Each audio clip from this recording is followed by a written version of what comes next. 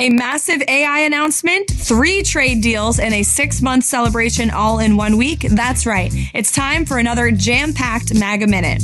The administration began the week celebrating the most successful first 6 months in history. President Trump hosted the President of the Republic of the Philippines, and he delivered remarks at the Winning the AI Race AI Summit, outlining the administration's AI action plan to secure American AI dominance. The president then visited the Federal Reserve to assess potential wasteful spending in the central bank's $2.5 billion taxpayer-funded renovation. And the president continues to prove he is the deal maker in chief, inking trade deals with Japan, Indonesia, and the Philippines in what will go down as one of the most historic trade deals in American history. Real median earnings are now at their highest level since the last time Trump was in office. That means more money in your pocket. Columbia University agreed to pay the Trump administration a $200 million settlement for their violations of federal law, and they have vowed to protect Jewish Americans and all students on their campus. This week, the Director of National Intelligence, Tulsi Gabbard, declassified a report revealing former President Barack Obama wrongfully directed the intelligence community to publish implausible intel suggesting that President Putin colluded with President Trump in the 2016 election. This was a lie and one of the greatest political scandals in our nation's history. So following this, the Department of Justice has announced a strike force to investigate next steps. President Trump is off to Scotland. We will return to Washington on Tuesday, so we'll see you for next week's MAGA Minute. You guys know what this represents?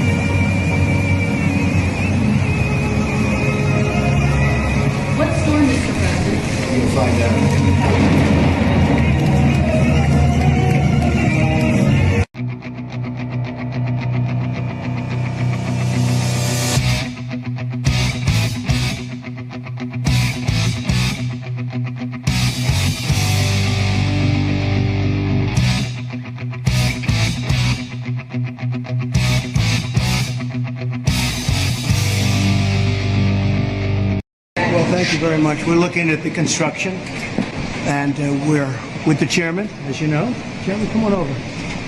And we're just taking a look at what's happening. And it's a tough construction job. They're building basements where they didn't exist or expanding them, and a lot of very expensive work. There's no question about it.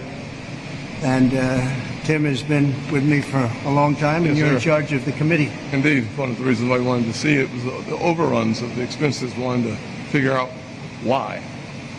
Yeah. So we're taking a look, and it looks like it's about 3.1 billion. It went up a little bit, or a lot.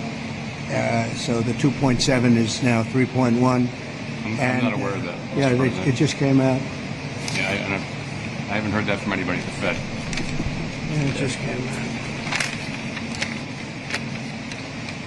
Our notes had it about 3.1 as well. 3.1, 3.2. This came from us?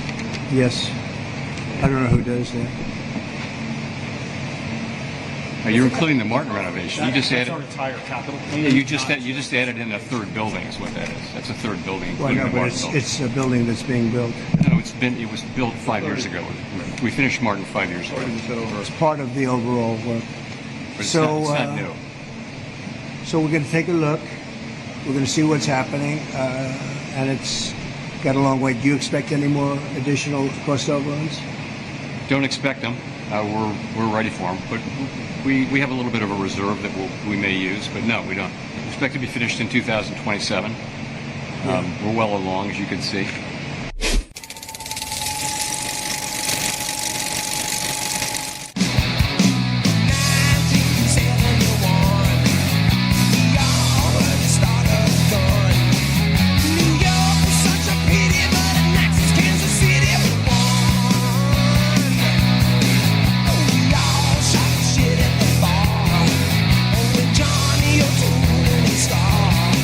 And then no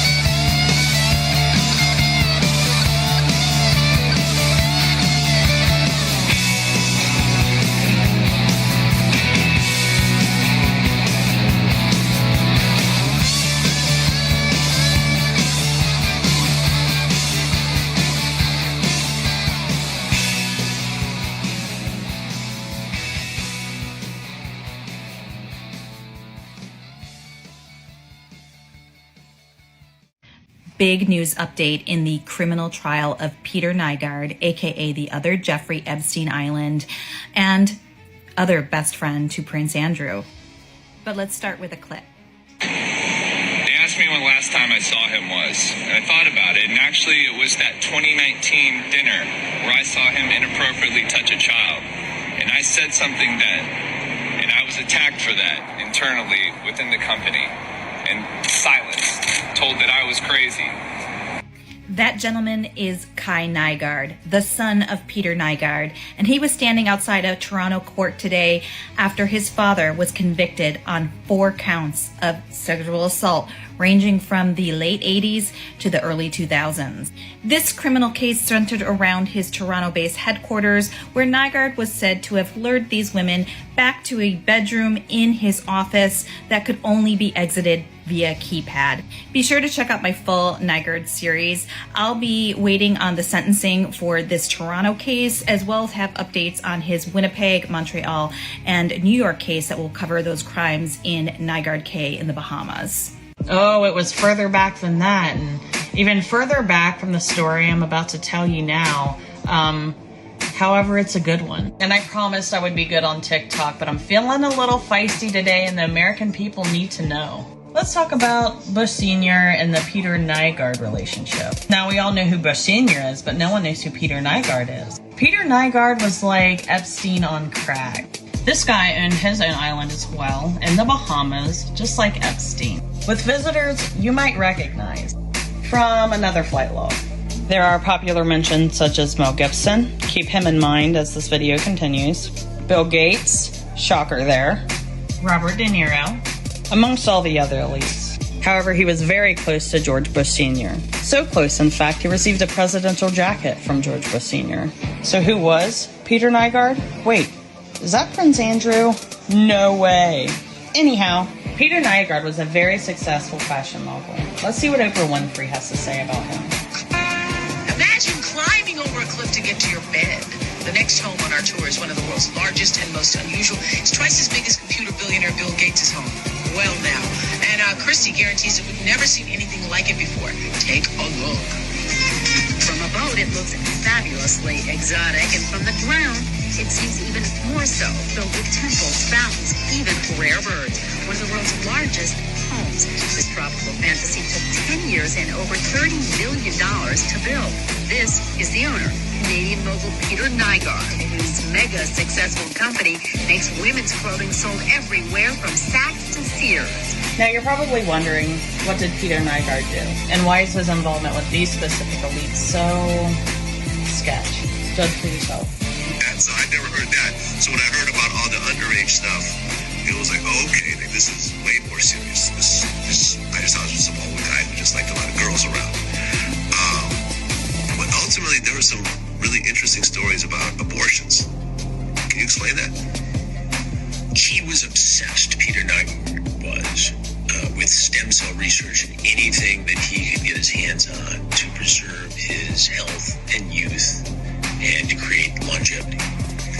And according to many people involved in the investigation, he actually would impregnate underage girls, have them get abortions, and then harvest the stem cells of the fetuses to inject in himself on to be more beneficial than random stem cells from another source.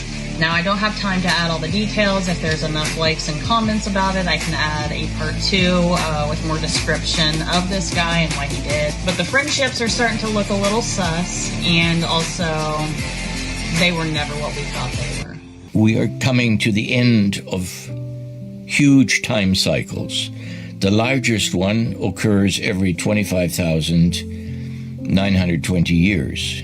All of us who are living right now and experiencing this should look at that as a positive, not as a negative, not as a fearful thing. We have reincarnated at this time to experience this huge, tremendous shift of ages. Only happens once every 25,920 years.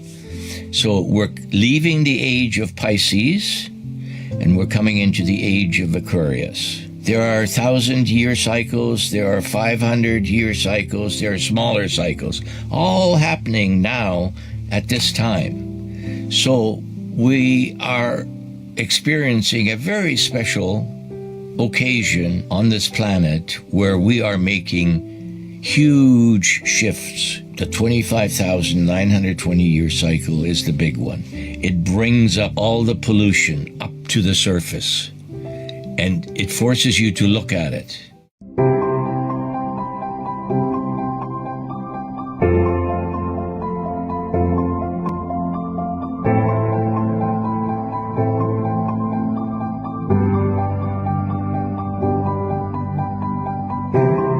Stop the windmills. And there's a couple of things I could say, but on immigration, you better get your act together.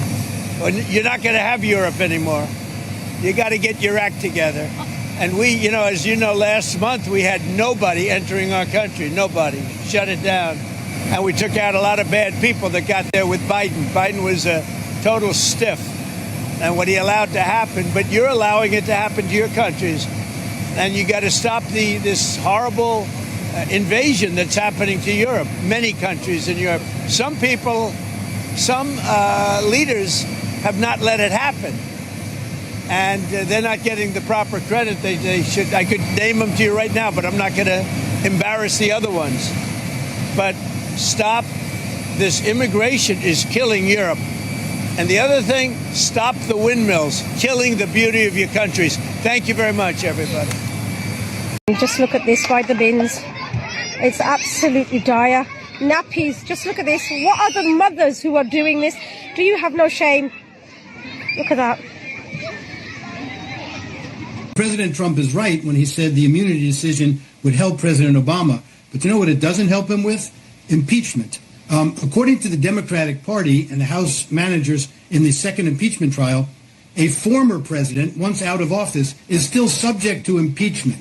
In other words, they've argued Lincoln could be impeached, George Washington impeached, and certainly, as I predicted at the time, this would come back, they would rue the day, because President Obama could be impeached if this evidence really says what it says. And that it could also strip him of the immunity, because under Article 1, Section 3, Clause 7 of the Constitution, the Democrats argued it bars one from holding further office, and the language itself says you're still subject to criminal prosecution or indictment. So we'll see how that plays out. The whole celebrity idea is eroding. The whole fame idea is eroding. That shit was sold to us, y'all. You got people out here that are human, that are acting every day of their life. They're not even real. They just on NPC shit. Every day they acting. They don't even know. The world is a stage, dog. And it's a lot of terrible actors. It's a lot of terrible actors out here. The world is a stage. There's a lot of terrible fucking actors, dog. You know what I'm saying? I'm just going to say it. I'm just going to say it, dog. I'm just going to say it. I tried to tell Spice beforehand I said it, but the whole idea of celebrity, bro, if you're not a real person and you can't stand on your morals and principles out here, move out the way. You can't stand on any principles and morals out here as a person that's trying to see this world become better, move out the way for the time being. I'm not paying attention to all the beefs going on or, Tell you what, we are bullish about the future because America is back. This first 6 months, we just celebrated the first 6 months of the Trump administration. Brian, we've delivered more between this Congress and this administration than any Congress and administrative team in the history of the United States. There's so much to sell, so much to talk about, so many great things. The polls are lagging, but they are going to improve. We know that for a certainty because, for example, with the big, beautiful law, the big, beautiful bill, the reason the approval rating is so low is because the Democrats and the mainstream media have spent so much time on their misinformation campaign. They have told people about this, that things that are just simply not true, and they're demonstrably untrue. So what that means is we've now sent all the members of Congress home for the annual August district work period. Our House Republicans, Brian, are blitzing across the country. They're going to go out and tell people the truth about all the extraordinary things that we've delivered, all the things in the big, beautiful law, and all the things coming down the pike. In the Epstein files. But doesn't the AG have to tell you if your name is in the files? I haven't been overly interested in it. It's a hoax that's been built up way beyond proportion. I can say this, those files were run by the worst scum on earth. They were run by Comey, they were run by Garland, they were run by Biden and all of the people that actually ran the government, including the auto pen. Those files were run for 4 years by those people. If they had anything, I assume they would have released it. The whole thing is a hoax. They ran the files. I was running against somebody that ran the files. If they had something, they would have released. Now, they can easily put something in the files that's a phony. Like, as an example, Christopher Steele, a person you know well, happens to be from your country. But Christopher Steele, as an example, wrote a book, a dossier. We call it the fake news dossier. And the whole thing was a fake. The whole thing was a fake. They could put things in the file that are fake. But those files were run by bad, sick people. If they had anything, why didn't they use it when I was killing Joe and then he gave out because he was 25 points down? And then I got somebody new. Nobody even knew anything about it. She was a horrible vice president. She was our border czar, but she never went to the border. She never once called a border patrol agent to find out how we do. But she was the border czar. Her name was Kamala. Nobody knows her last name. It was Harris. But nobody knew her last name. So I ended up, how would you like to end up in a race where you're killing somebody, you're beating him, and then they say, all right, we'll take him out. He's not working. Let's put somebody else. And then she had a 6-week honeymoon. It was amazing. They predicted she would have a 6-week honeymoon, and she did. And then she got slaughtered. Do you feel that? But think of it. Those files were run by these people. They were run by my enemy. If there was anything in there, they would have used them for the election. Do you feel that? That drawing I think I heard you say something the other day, that the drawing that was the subject of the Wall Street Journal report. I don't do drawings. I'm not a drawing person. Do you think it was fraudulent? I don't do drawings. Sometimes people say, "Would you draw a building?" And I'll draw 4 lines and a little roof, for a charity stuff. But I'm not a drawing person. I don't do drawings of women. That I can tell you. They say there's a drawing of a woman, and I don't do drawings of women. And also, Epstein was always a very controversial guy. I was at a very high position, pretty much all my life. In all fairness, I've been doing this for a long time. I had the top show on television. I had the #1 bestsellers. I had everything, right? And I was a very successful business guy. He was a very controversial. Who would do a controversial drawing? Now, with that being said, they say there were many letters done by many people, and in many big people, big successful people. But I just don't. When you talk about files, I just keep going back, and other people too. Even the enemy says this thing is not correct, because if we had it, we would have used it on the guy. It's a bad issue. They say it's a good issue for Trump. Do you know that my poll numbers are up 4.5 points since this ridiculous Epstein stuff? My poll numbers have gone up 4.5 points because people don't buy it. Okay, people don't buy it. And he's gone, and we want to focus on trade deals. I want to focus on the deal we just made with the European Union, which is the biggest trade deal in history. So if they would have had something, they would have used it. And people keep writing stories at the time you threw him out of Mar-a-Lago. Can you settle that? What was it about? What caused the breach with him? That's such old history. Very easy to explain, but I don't want to waste your time by explaining it. But for years, I wouldn't talk to Jeffrey Epstein. I wouldn't talk because he did something that was inappropriate. He hired help. And I said, don't ever do that again. He stole people that worked for me. I said, don't ever do that again. He did it again. And I threw him out of the place, persona non grata. I threw him out, and that was it. I'm glad I did, if you want to know the truth. Mr. President, and by the way, I never went to the island, and Bill Clinton went there supposedly 28 times. I never went to the island, but Larry Summers, I hear, went there. He was the head of Harvard. And many other people that are very big people. Nobody ever talks about them. I never had the privilege of going to his island. And I did turn it down, but a lot of people in Palm Beach were invited to his island. In one of my very good moments, I turned it down. I didn't want to go to his island. Yeah. Well, I don't want to talk about that. What I do want to say is that Todd is a great attorney. But you ought to be speaking about Larry Summers. You ought to be speaking about some of his friends that are hedge fund guys. They're all over the place. You ought to be speaking about Bill Clinton, who went to the island 28 times. I never went to the island. Do you maintain you did not write a letter for Jeffrey Epstein's birthday? I don't even know what they're talking about. Now, somebody could have written a letter and used my name, but that's happened a lot. All you have to do is take a look at the dossier, the fake dossier. Everything's fake with that administration. Everything's fake with the Democrats. Take a look at what they just found about the dossier. Everything is fake. They're a bunch of sick people. Where did you see the people laying outside? But, you should focus on Clinton. You should focus on the president of Harvard, the former president of Harvard. You should focus on some of the hedge fund guys. I'll give you a list. These guys lived with Jeffrey Epstein. I sure as hell didn't.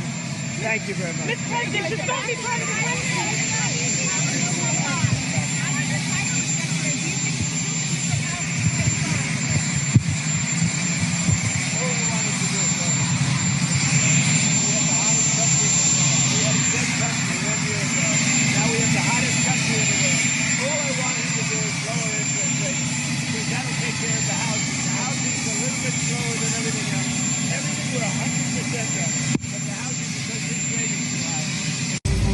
All the drama that you've been seeing on TikTok lately is not drama.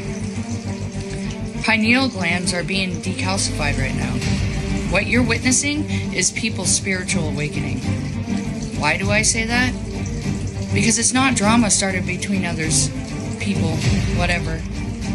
It's people starting to see others for who they truly are. That is a spiritual awakening. Seeing the truth. And not only what goes on around you, but people as well. Notice how they're dropping them, blocking them, deleting them, not talking to them. Yes, they're talking about them. I've already been through it. It's hard at first, but then you get used to it. You're gonna be alone, and it's gonna suck. But that's part of the spiritual awakening. Stop putting your trust in everybody. They're not there for you. What do you mean exactly when you say this is the end of the end? This is the final phase of the operation. For those of you who think the Q movement is a tinfoil hat wearing conspiracy, switch off now if you're still here. I doubt you are. It's real. I've explained it's real. It's been going for 60 years, at least since Kennedy's death. It's been going well before that, in fact, this pushback, but in its latest phase. And this last counter-offensive started the year before Trump was elected. He was elected and he moved it forward. And the top level of filth that's been running the planet's been taken out. The middle order are now panicking and running. By middle order, I mean presidents and prime ministers. They're just middle order schmucks. Heads of departments in public service, for example, they are now panicking and running. They're all ratting on each other because there's been the knock at the door. And when they open the door, there's a man with a gun pointing at their face, an MP4 right here. And the reason they aim there is because it goes straight through to the back of the brain. You're dead before you hit the ground. And they get made an offer. And the offer is cooperate. And most of them do. So they're running and they're squealing on each other. The Masonic filth is now collapsing. All that's left, quote, are the useful idiots at the bottom. And the best they can come up with is late night calls, 3 a.m, heavy breathing, 70s style. So they're actually showing their age as well. But that's the best they can come up with. False allegations about candidates tearing down core flutes. They're the last ones to go. And middle of next year, people say, what's happening next? Well, we got a month of discomfort until the end of the year. Discomfort in the sense of, discomfort. In the first quarter, things will start to pick up. A lot of revelations will be made. Truth will start to come out. And by the middle of the year, there'll be the military tribunals are going to kick off. They've already been done. Many have already been done and been effected. People have been charged, found guilty and executed. People in overseas, people in Australia have been arrested. And they're on a holiday spa somewhere. Middle of the year, you'll start to see it and you'll understand exactly why I don't care about my language and what effect it has upon the pinheads in this country, because the pinheads are going to get awakening like wouldn't believe. But it's the end of the end because this is it. This is it. Make sure you've got your food and water and your gas bottles fired up. Be ready for a few weeks of not much to do. and then watch the truth be revealed, and you'll understand exactly why we are as exercisers we are about all of these issues, and why when you look in the mirror, you're going to say, what an idiot. I cannot believe I was so stupid, because the evidence will be so overwhelming, and it's coming in the next 6 months. The evidence will be so overwhelming. You will hang your head in shame. Thanks very much for that, Ricardo. We'll wrap it up there. Do you have any other final comments?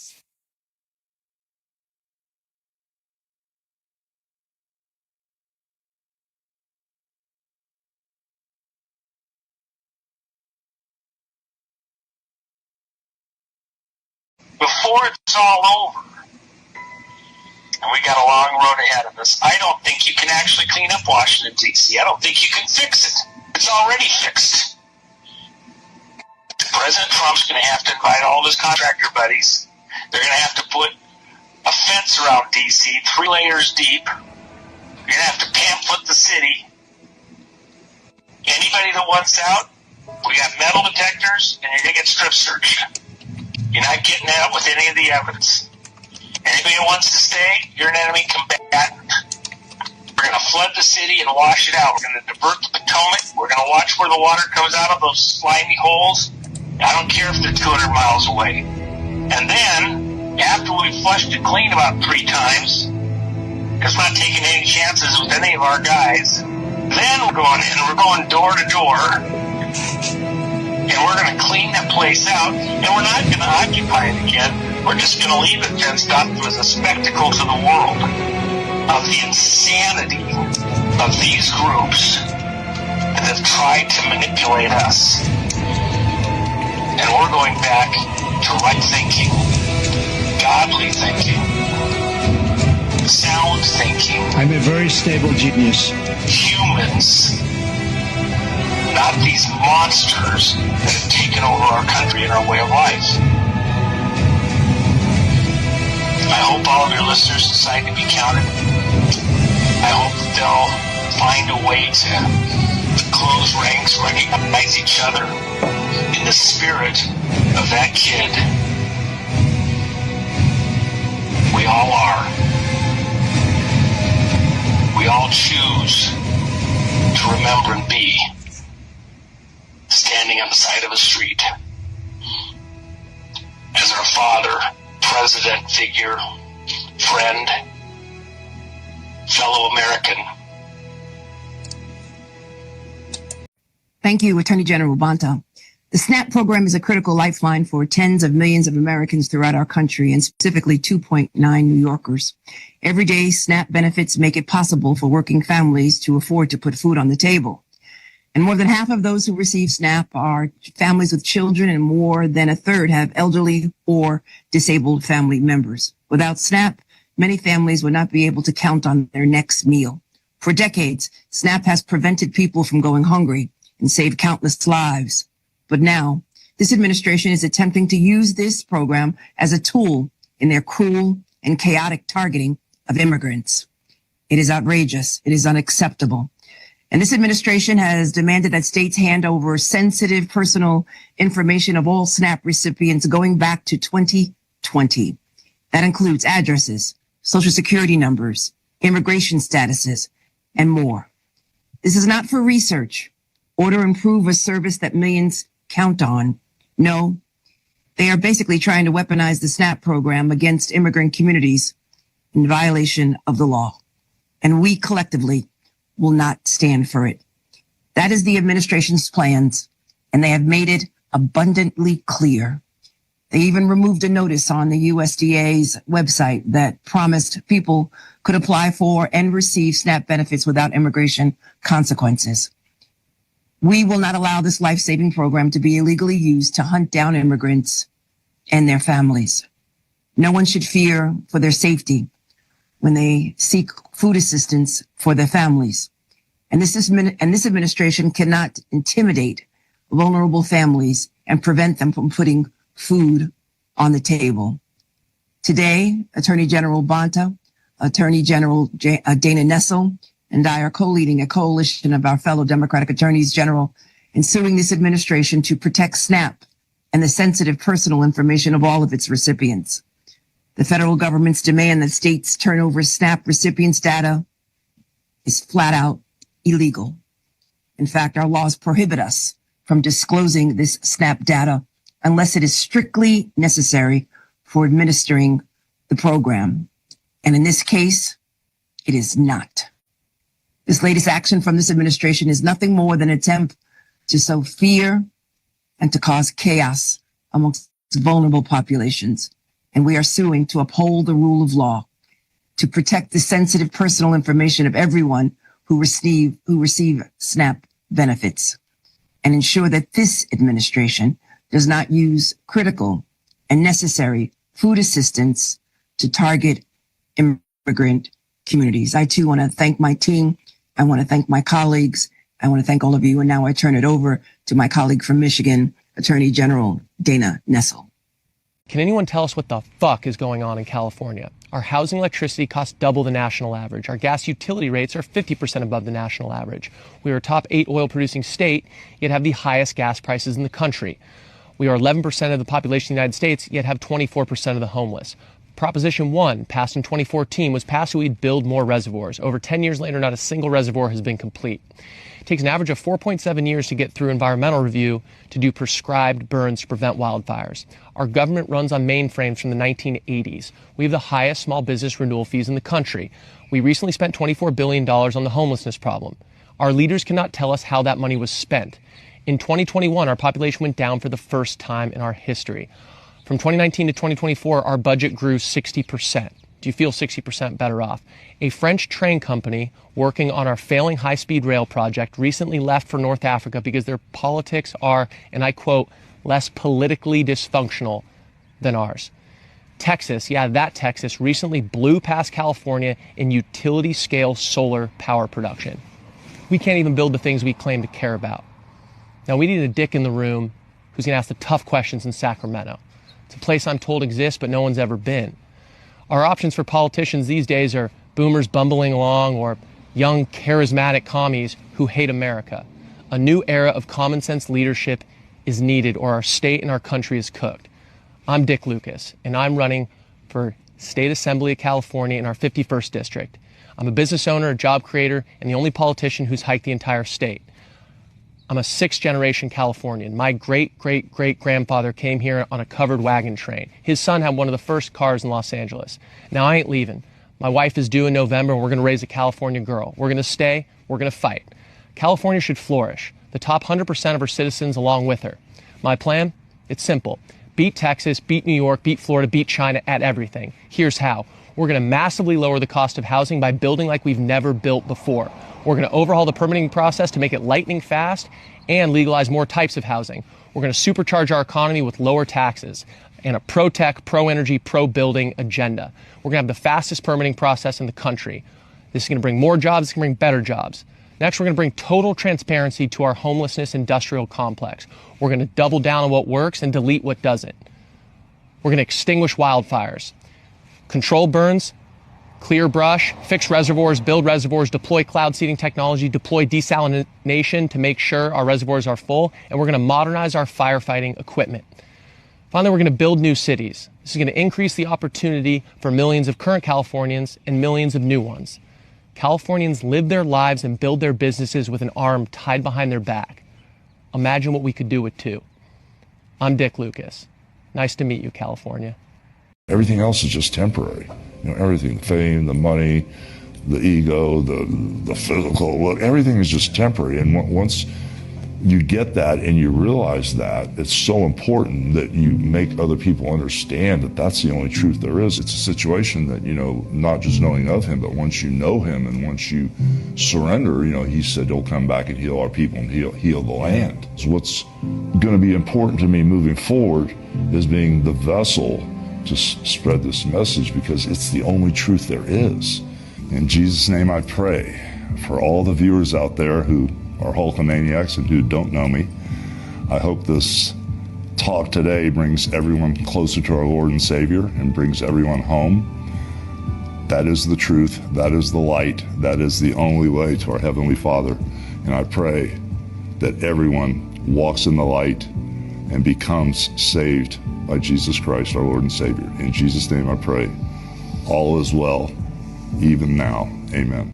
Now, I remember along with probably most people, were saying at the beginning, oh, by the 4th of July, somebody had to think how the country the economy was going to be tanked by then. And I was kind of like, well, that seems right to me, but that didn't happen. Now, it could happen tomorrow. I'm just saying that's reality. So let's work first from the reality of that, not from I just hate Donald Trump. Because that's boring and doesn't get us anywhere and leads you to dishonesty. Because the truth is, I don't know what his strategy is. But look, the stock market is at record highs. I know not everybody lives by the stock market, but I also drive around. I don't see a country in a depression at all. I see people out there just living their lives. And I would have thought, and I got to own it, that these tariffs were going to fucking sink this economy by this time, and they didn't. Well, you remember before the funeral, they had taken off the Corona satellites from 1967. 67 is 13, 1 and 9 is 10, 10 and 13 is 23, which is I am. I am Corona. I am King. Satellites. And that's why George W. I am 23. Get serious. George Bush 50, Nazi 50. Gave Michael Obama, Big Mike, Floppy Mike, Michelle, Brock's boyfriend, piece of candy. No, a thumb drive, because they couldn't communicate. But see, Q always said these people are stupid. Well, they are, because they were so stupid that they rented the same rooms they always rent when they go to Dallas. So, of course, we bugged them. And we bugged inside their SCIF, their secret compartment information facility. It wasn't so secret. And then Q was trolling the crap out of them, talking about how their view, wasn't so beautiful without, with those curtains they put up, let them know that we knew they were going to have a SCIF. And of course, we found out that they were going to blackmail Trump over the perfect phone call to Ukraine. And so Trump made sure it was perfect. See, perfect 73, children 73. It was a children phone call. See, when Trump was asked by Oprah, hey, you think you're ever going to run for president? Probably not. 91, 49. Let's ask him again. Hey, Trump, this is 33 years ago, folks. So 29 years before he actually became president, 28, whatever. Hey, you think you're ever going to run for president? POTUS, yes, 91, 49. Well, 91 and 49 is 140, child trafficking 140. That phone call, the perfect phone call, perfect 73, children 73, was all about child trafficking. And so it was perfect because we knew they were going to listen in on it. And so he already had an agreement with the guy that, hey, we're going to post it. So when Adam Schiff came out and tried to lie about it and spew all kinds of crap, well, that was just a trap. Donald Trump plays chess. That's about building traps. And trap is 55, I win 55. And so they were trapped. So we have everything. Trump, decided he was going to open the country, on his initials on 4/10/20, 2 days before Easter, Resurrection Weekend, on April 10th, 20. It was a Friday. And he said he had the toughest decision of his life to make, because he wasn't opening up the country for COVID people. He was literally opening up the country and going after the children. We had funneled them into the right spot. We figured that this was the best spot to take down these guys and save as many children as possible. So Donald Trump made the decision to go in right here, right now, Resurrection Weekend. And he knew some were going to die because they were using them for human shields. So they just kept taking the kids back with them. We funneled them into the right spot, just the perfect spot. And then on Resurrection Weekend, he pulled the trigger and went for it. And you could see him get emotional. If you're watching Trump close, like I was, that's the only time I've ever seen Trump emotional. It is so slight. He is such a man of steel. Superman 107. He is so rock solid. President 110. American badass 110. Dude, I don't know how he said it without breaking down. He was going after the kids. Most people don't know this, but the largest swimming pool in America isn't in California.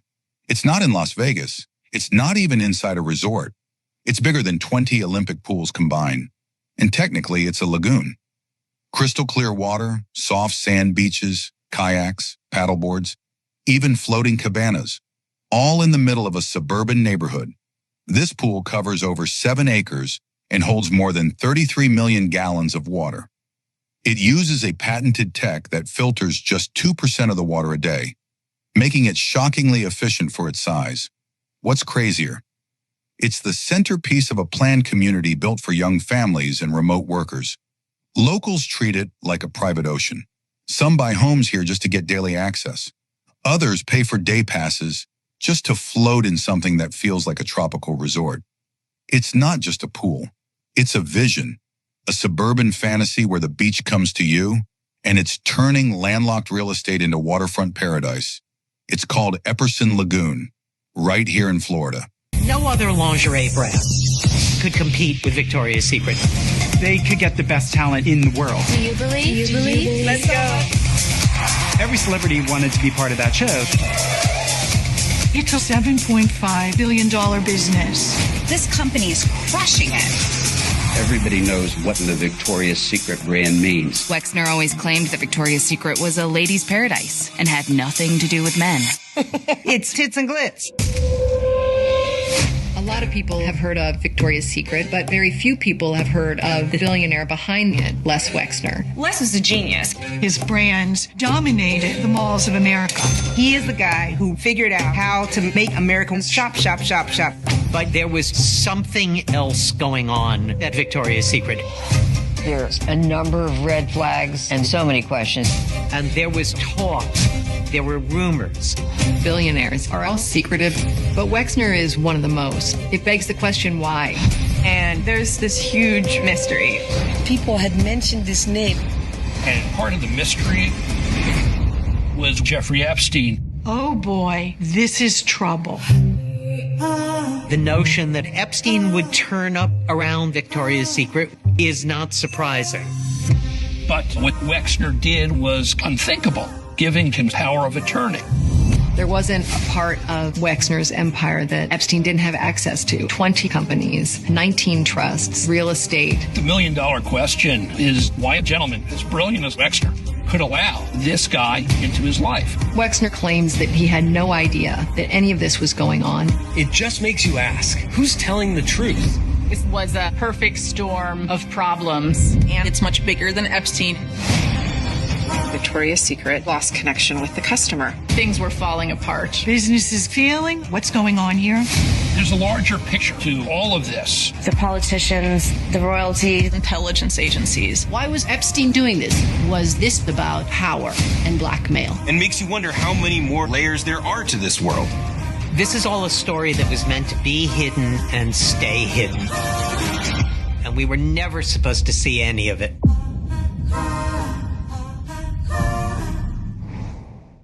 If you thought the Epstein files were bad, wait until you hear this. 21 children were just rescued from a $4 million mansion in California. Not from a cartel, not overseas, but right here in the sunny California. The couple behind it, Sylvia Zhang and Guhan Sheng.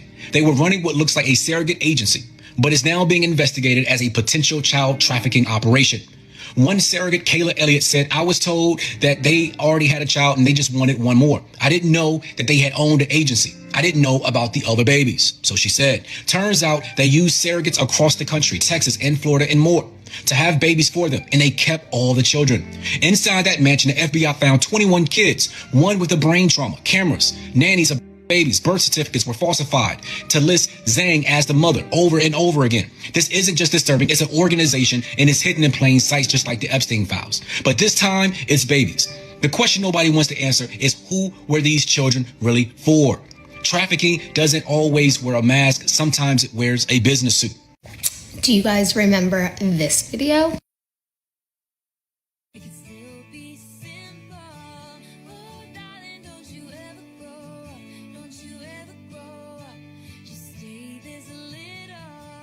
Well, the one father that was given adopted rights in Pennsylvania, his name's Brandon Keith Riley Mitchell.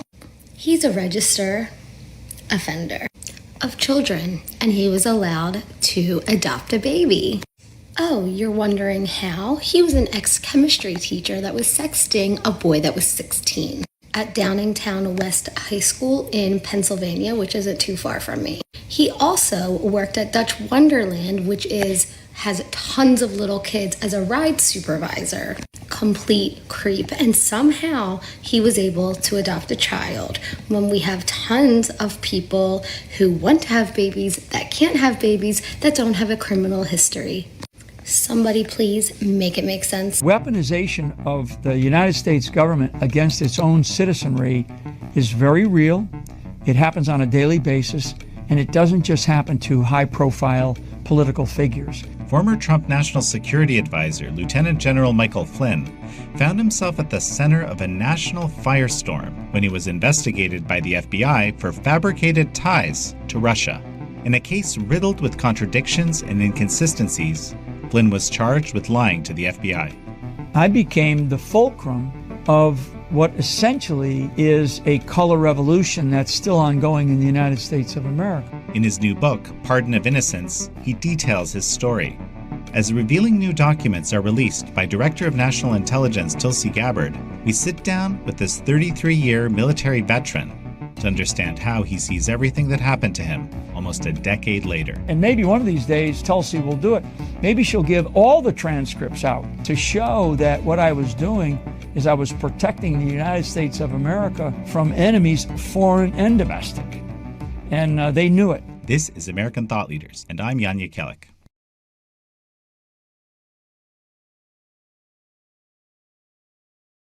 Each time a man stands up for an ideal, or acts to improve the lot of others, or strikes out against injustice, he sends forth a tiny ripple of hope, and crossing each other from a million different centers of energy and daring, those ripples build a current which can sweep down the mightiest walls of oppression and resistance.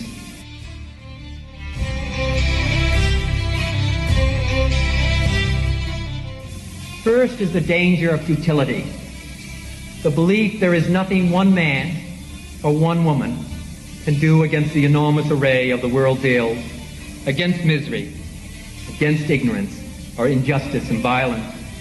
Yet many of the world's great movements of thought and action have flowed from the work of a single man. Give me a place to stand, said Archimedes, and I will move the world. These men move the world, and so can we all.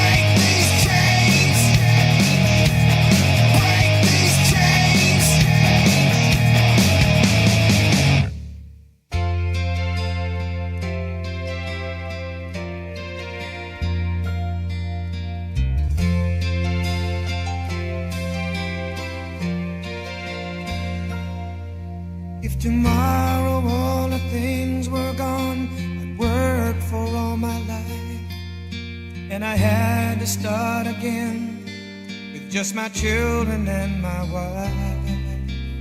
I thank my lucky stars to be living here today, 'cause the flag still stands for freedom, and they can't take that away. And I'm proud to be an American, where at least I know I'm free. And I won't forget the men who died, who gave that right to me. And I gladly stand up next to you and defend her still today, 'cause there ain't no doubt I love this land. Friends, delegates, and fellow Americans, I humbly and gratefully accept your nomination for the presidency of the United States. From the lakes of Minnesota to the hills of Tennessee, across the plains of Texas, from sea to shining sea, from Detroit down to Houston and New York to LA, where there's pride in every American heart, and it's time we stand and say, I am officially running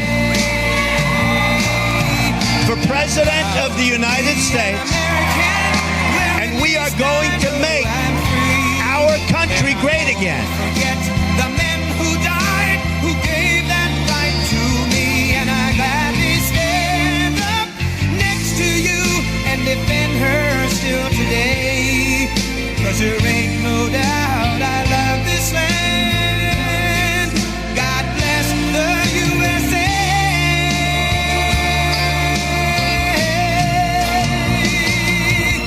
And I'm proud to be an American, where at least I know I'm free.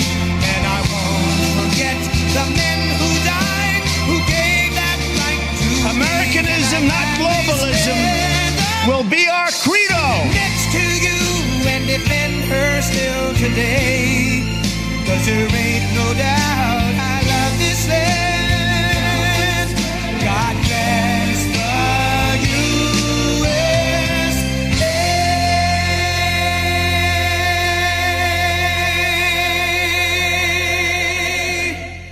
Good evening and welcome to Patriot News Broadcasting. I'm your host, Jack. It's good to see you, folks. You know, we watch a lot of videos here and check out a lot of different patriots. And as I've been thinking about it lately, the way I see it, there's two types of patriots out there. There are patriots, and then there are selfless patriots. Patriots weigh their wins in gains. How much money they gain from what they're doing, how many views they gain from what they're doing, how much attention, how many posts, etc., etc. Selfless patriots weigh their wins and losses. How much have I given of my own money to make this happen? How much of my own time? How many of my family members have I alienated doing this? Those are the selfless patriots, and feel like it's time we start asking ourselves about some of these people. And you know, I'm not trying to pick at anybody, and I'm not going to talk about this much longer, but you know, I see a lot of people on Telegram sharing news videos, and then they'll post their own name and logo over the news video. I'm pretty sure that's illegal, by the way. You don't take somebody else's news story and put your stamp on it. And it drives me up the wall seeing that. I could do that. I could take all these videos, share them on Telegram, put a logo and stamp on there. It's ridiculous. And so, you know, I just wonder about some of these patriots, if they weren't gaining anything off of what they're doing if they would still do what they're doing. That being said, let's take a look at some news and such. In the intro, you saw the new Gulf Force One, additional security measures being deployed to protect Trump, even on the golf course. It's a bulletproof, golf cart. Pretty cool, huh? I bet Trump digs that one. And of course, you saw that in the intro there. Wouldn't you like to ride around in that thing? Armor-plated Gulf Force One. All right. Moving on from Gulf Force One. What else did we see in the intro? We saw Attorney General Letitia James suing President Trump and his administration in an effort to keep illegal migrants or immigrants eligible for SNAP benefits. In other words, your money. She wants to keep giving them your money. I don't think people are going to go for that. We got Americans to worry about first.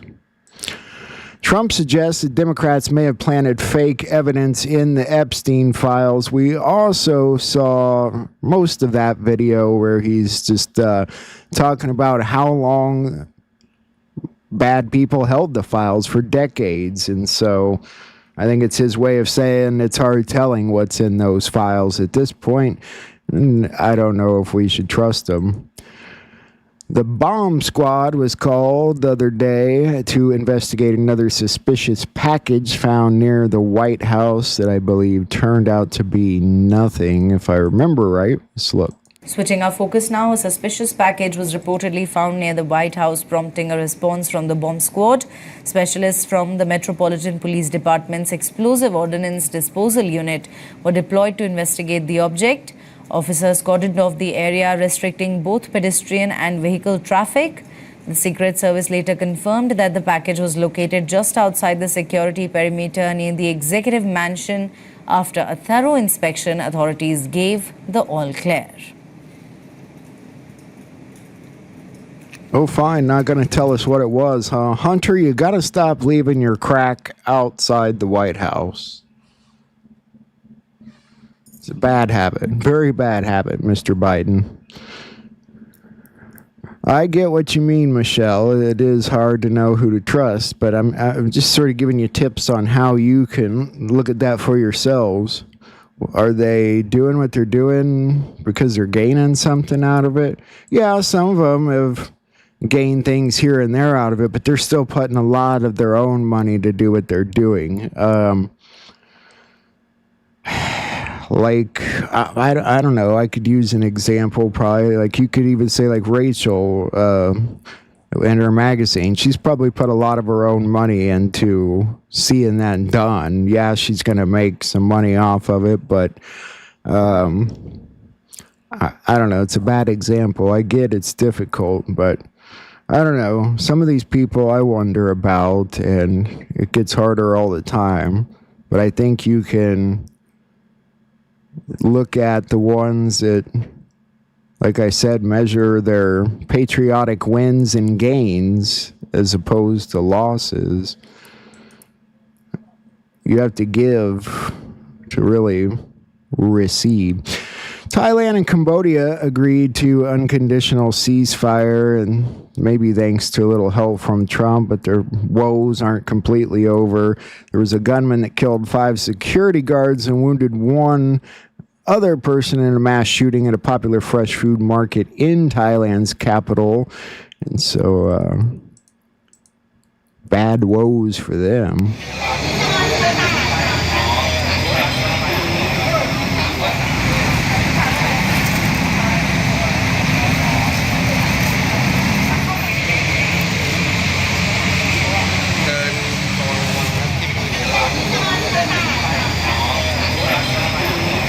I think it's safe to say tensions are running a little bit high in Thailand, probably thanks to this recent stuff with Cambodia.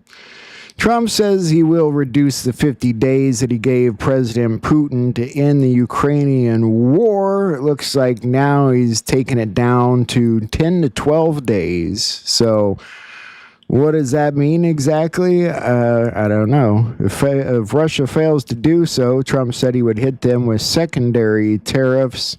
Let's take a look at some of this. I would have said 5 times we would have had a deal. I've spoken to President Putin a lot, and then President Putin goes out and starts launching rockets into some city like Kiev and kills a lot of people in a nursing home or whatever. You have bodies lying all over the street. I'm disappointed in President Putin, very disappointed in him. So we're going to have to look, and I'm going to reduce that 50 days that I gave him to a lesser number because I think I already know the answer what's going to happen. I'm going to make a new deadline of about 10 or 12 days from today. There's no reason in waiting. We just don't see any progress being made.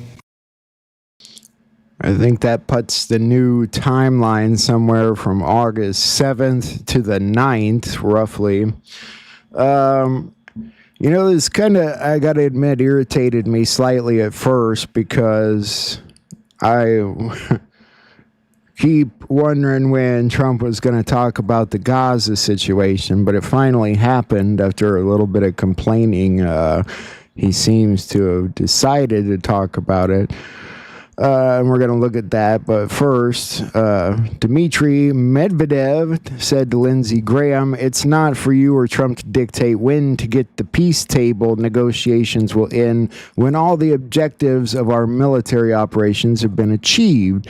Work on America first." He might just be right there.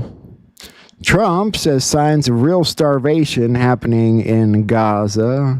Absolutely right. The French foreign minister says there's no alternative to a two-state solution for Israel and the Palestinians. The U.S. dismisses the UN-Israel-Palestinian conference as nothing more than a publicity stunt. We're going to take a look further into this. Some of those kids that's real starvation stuff. I see it. And you can't fake that.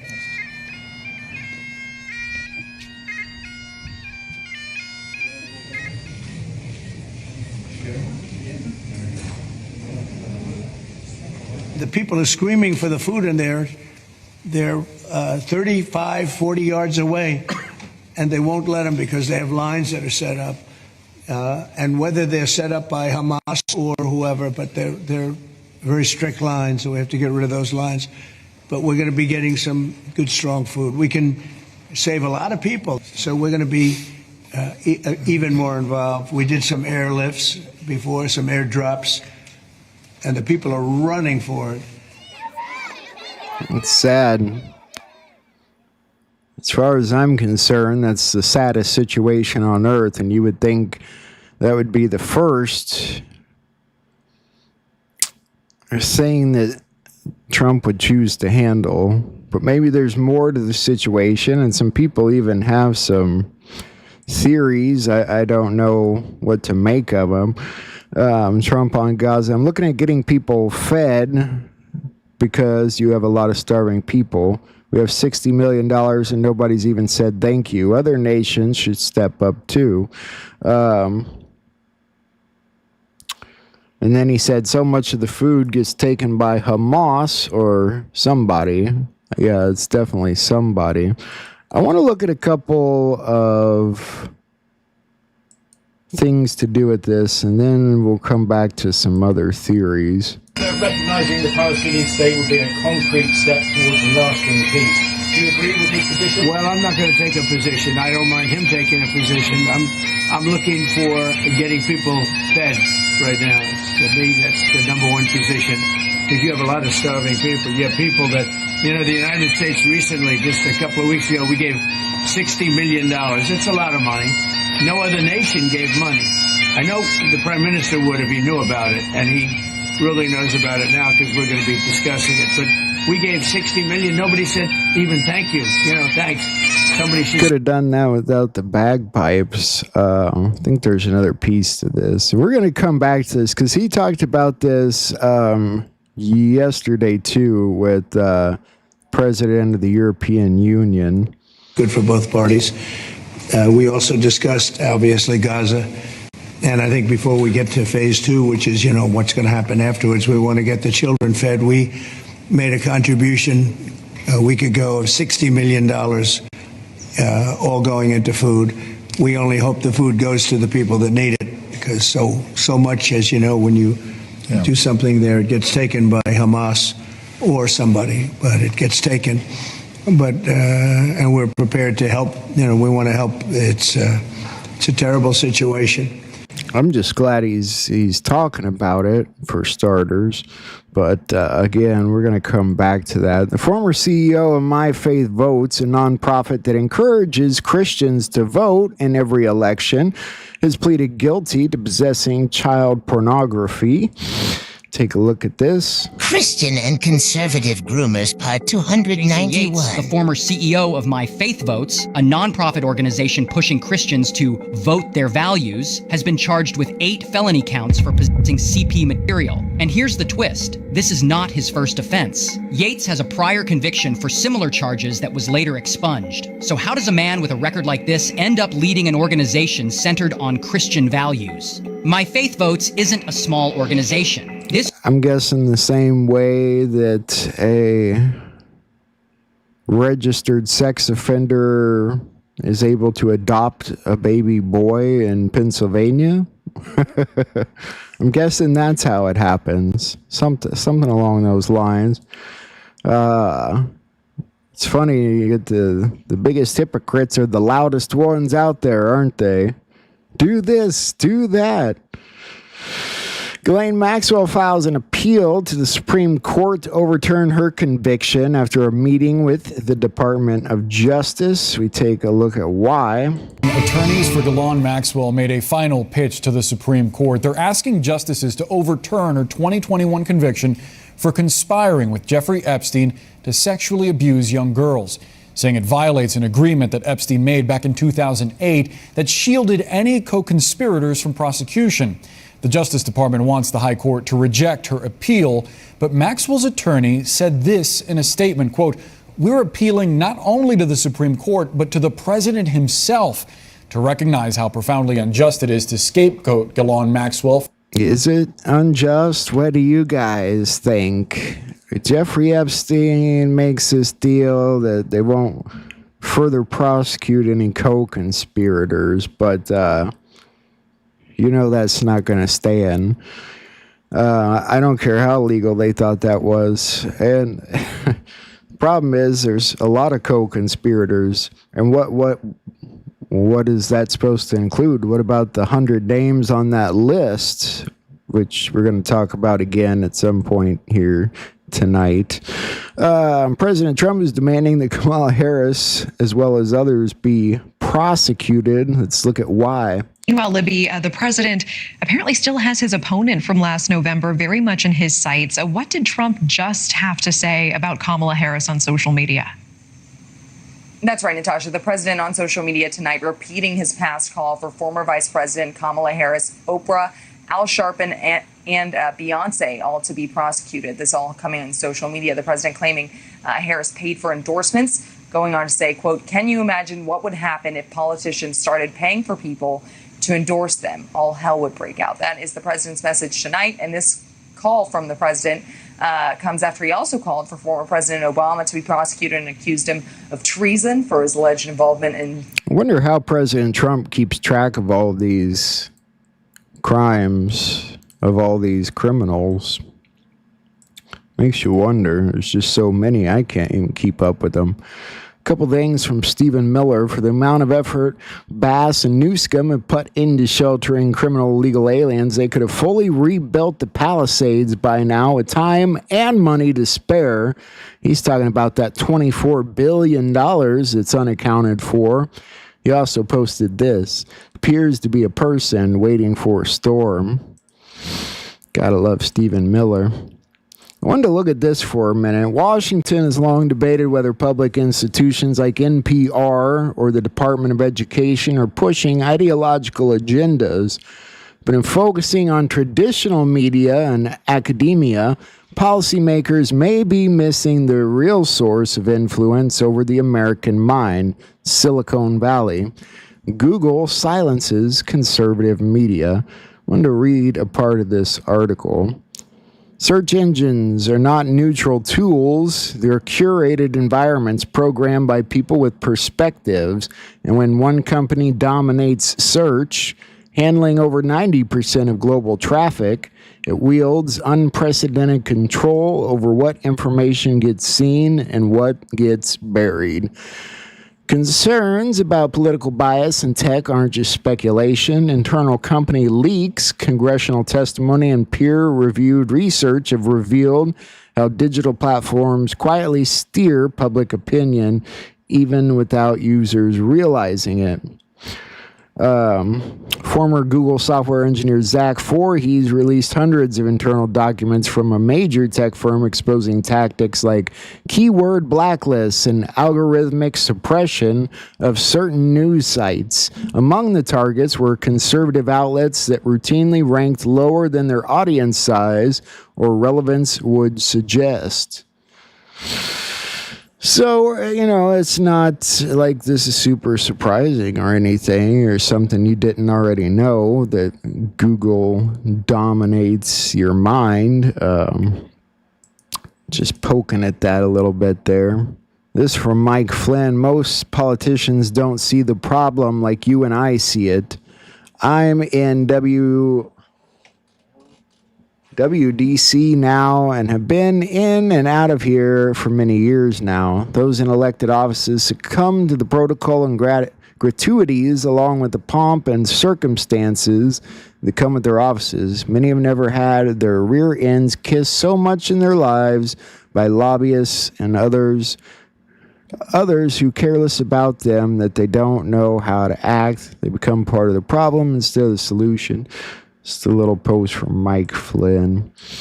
Michigan is calling for a new law for ICE officers to be jailed for wearing masks. I'm sure you can see the hypocrisy and irony in that one.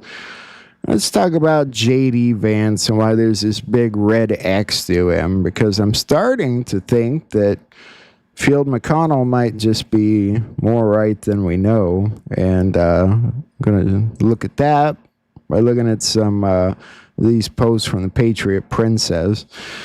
On the left here, she's talking about a particular post, not at the very top left, but right below it, that Trump posted, where you see Barack Obama in a truck taking off. Trump's in a police car behind him, and then this sort of chubby J.D. Vance with a perm there's in the other car.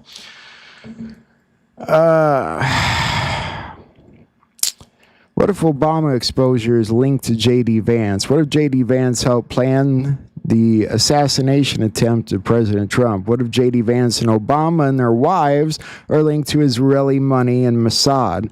Look closely at Q-Post 101, graphic confirmed. What if the graphic confirms the weird fat JD memes Trump keeps posting? Look deep into his background and look deep into his wife's background. Who really is J.D. Vance's wife? Who really is Bill Clinton's wife? Who really is Barack Obama's wife? Follow the wives. Company, J.D. Vance's company, Ambrosia. Ambrosia is a street name for adrenochrome. Ambrosia is a company using young blood for anti-aging. And then she talks about a post. Well, actually, I should at least show you some of these Q posts. Company, follow the wives. How many Dems and Republicans will not seek re-election? Do you not understand? The government is being gutted publicly. Bombs away. Company, wife, how do they stack the deck? How do they wait inside the government or want inside the government? What are puppets? How do you control a puppet? The wife connection. Follow the wives. And then she talks about a post she got from Phil Godleski, I can't say that, where it talks about his wife, and it's kind of a hint. Follow the wives. And then it asks if Michelle Obama will turn on Barack Obama. And I'm going to show you, she put some videos up with these. QPost 247, wife. How do they stack the deck? Who do they want inside the government? What are puppets? How do you control a puppet? Wife connection? What is a pattern? Follow the wives. Keep watching the news this week. Future proofs past. Who is their new handler? Handler. Who is J.D. Vance's handler?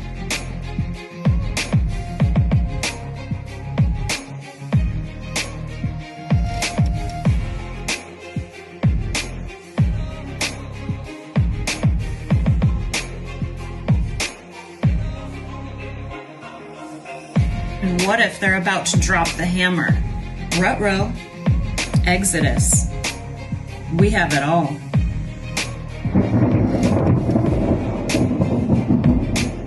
Patriot Princess. Patriot Princess.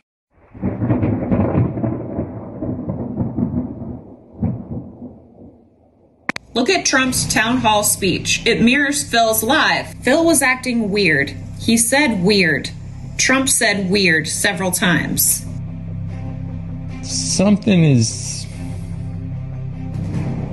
doesn't spash the. Something's weird. Doesn't pass the smell test. JD is not weird. He's a solid rock. I happen to be a very solid rock. We're not weird. Weird 59, JD Vance 59, Double 59, Thelma 59. Everything is a com.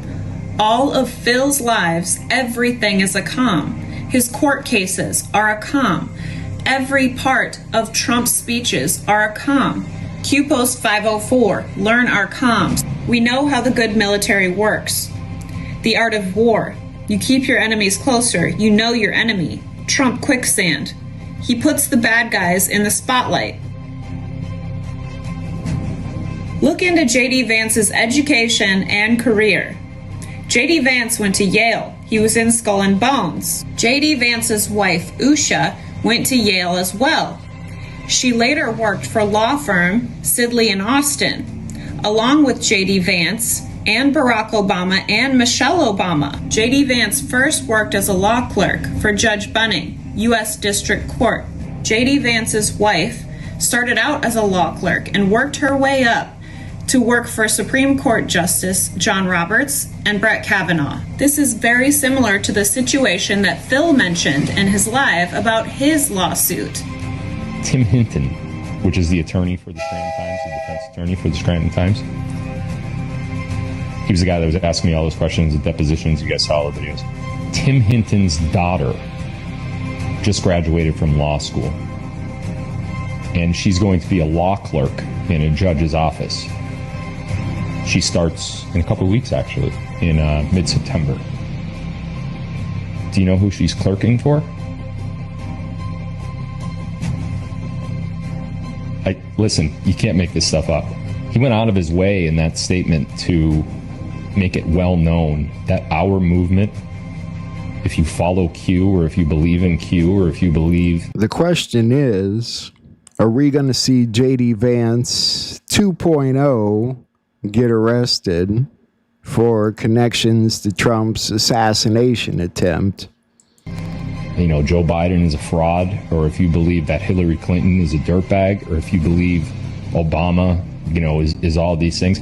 He made it very apparent in that motion to dismiss that I am a psychopath. And because I believe all of those things, I am a bad person. That's what he said.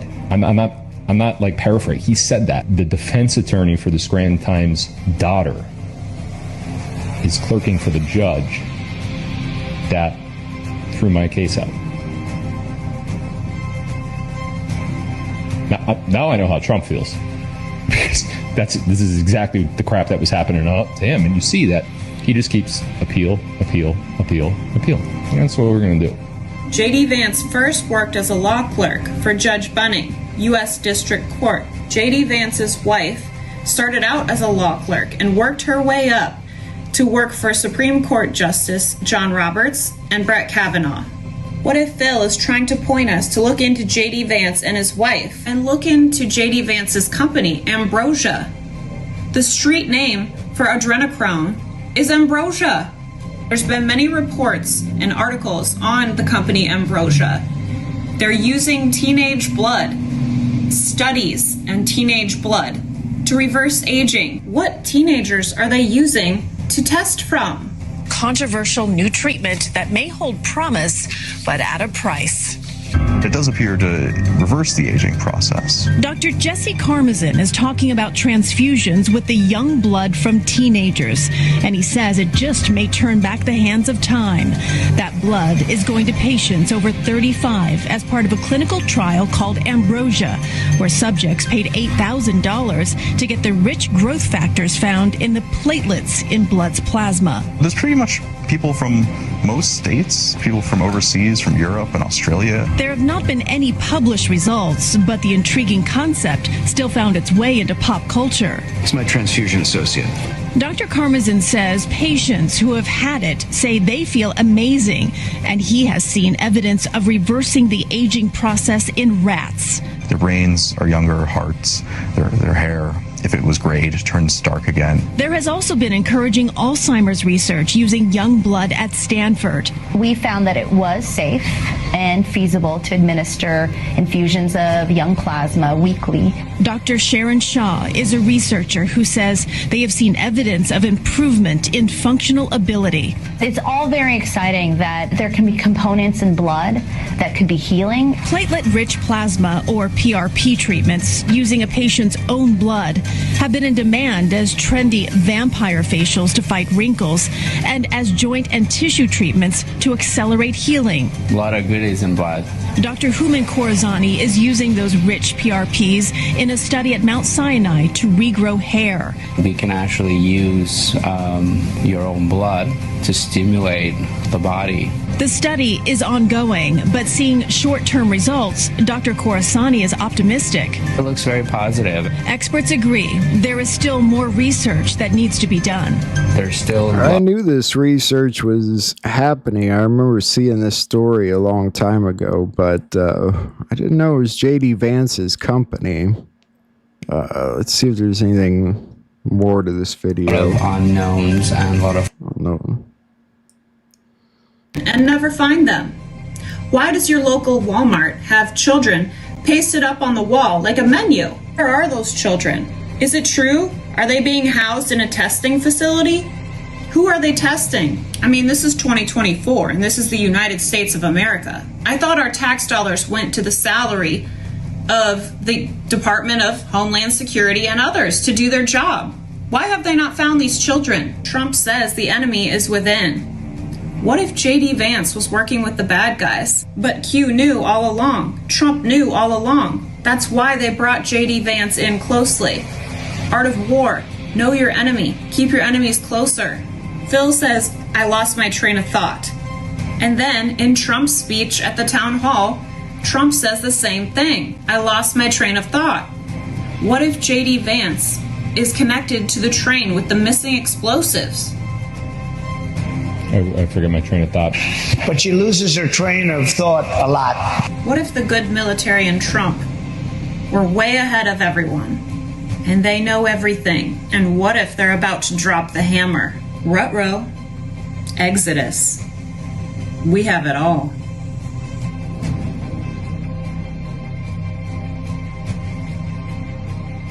What to do? We have to strengthen our country from within. And we have a lot of bad people from within, but... So what do you guys think? The funny thing is, Phil McConnell told us about that, and a lot of people thought he had lost his mind, and 107 seemed like he refused to agree, but again, everything's about timing. Maybe the timing is now to find out. Just like Mike Pence, the J.D. Vance is nothing but a treasonous traitor. I think it might be. Moving forward, this post I thought was cool from Ezra Cohen. July was just the smoke. August ignites the fire. Ruh-roh. This was yesterday's Delta, where we go one, we go all. The clip there. Today's nothing can stop what is coming. One of them, at least. This is another. No matter what happens, the media will not push the truth. The mainstream media is implicated in the highest level of treason event in the U.S. modern day history. I think you guys understand that as well. And they've inundated social media just as equally, which is what we were talking about at the beginning of the show. This is part of what happened with the meeting between Trump and the European Union leader. President Trump just unlocked one of the biggest economies in the world. The European Union is going to open its $20 trillion market and completely accept our auto and industrial standards for the first time ever. In addition, it will purchase $750 billion in energy from us and will invest $600 billion into America. Our tariffs will be set at 15% across the board. It was definitely a historic day. The European Union's capitulation to Trump's tariff framework proves the big, beautiful bill's strategic leverage works, forcing global competitors to align with the United States standards or face economic consequences. A 15% baseline tariff recalibrates trade dynamics, prioritizing American industrial dominance while unlocking European Union markets. The $750 billion energy deal and $600 billion investment surge reflect Trump's America First blueprint. Foreign capital fuels domestic growth. Good work, Mr. President. We're going to take a quick look at his meeting yesterday. Just because I had mentioned he also talked about Gaza again with Ursula von der Leyen. Let's take a look at these real fast. Your assessment of what you feel the chances are of deal. The president just talked about a 50-50 chance, and the biggest obstacle being fairness. What would you say are those things for you? I think the president is right. We have a 50 to 50% chance to strike a deal. And indeed, it is about rebalancing. So you can call it fairness, you can call it rebalancing. We have a surplus, the United States has a deficit, and we have to rebalance it. We have an excellent trade relation. It's a huge volume of trade that we have together. So we will make it more sustainable. Mr. Trump, can you do better than 15% tariff rate with the EU? Better meaning lower? Yeah. No. Mr. President, return to Gaza. Should Israel be doing more to allow food into Gaza? Say it. Should Israel be doing more to allow food into Gaza? What did you say? Should Israel be doing more to allow food into Gaza? Well, you know, we gave $60 million 2 weeks ago, and nobody even acknowledged it for food. And it's terrible. You know, you really at least want to have somebody say thank you. No other country gave anything. We gave $60 million 2 weeks ago for food for Gaza. And nobody acknowledged it. Nobody talks about it. And it makes you feel a little bad when you do that and, you know, you have other countries not giving anything. You know, I got to admit, I dig through news every single day, and I did not see anything 2 weeks ago about us giving $60 million to Gaza for food. So you could see how bad things really do get buried. The CIA Director John Ratcliffe will be declassifying the classified annex of the Durham report over the next few weeks. He also verified that the statute of limitations will not apply to John Brennan, James Clapper, Hillary Clinton, or others because in a conspiracy case, it's 5 years from the last act of the conspiracy. He added the people behind this are still furthering the conspiracy. So let's hear what Director Ratcliffe says. Look, our audience knows this, thanks to you and thanks to Devin Nunes. Our audience is well aware of what took place here, but we want to see accountability. Many of the statute of limitations have expired. It's been almost 10 years for many of these folks who did this. But John Brennan testified to Congress, and so did Hillary Clinton, within 5 years. I think it was in 2020, right, and then again in 2021. Are those statute of limitations still live? Tell me if, in fact, we could see a criminal prosecution here, as you just the other day, 3 weeks ago, have, in fact, referred criminal referrals to the DOJ. Well, Maria, so part of what came out last week was about how John Brennan, Clapper, Comey, they all pushed the known fake Steele dossier into intelligence community assessments and as the basis for Crossfire Hurricane and all that.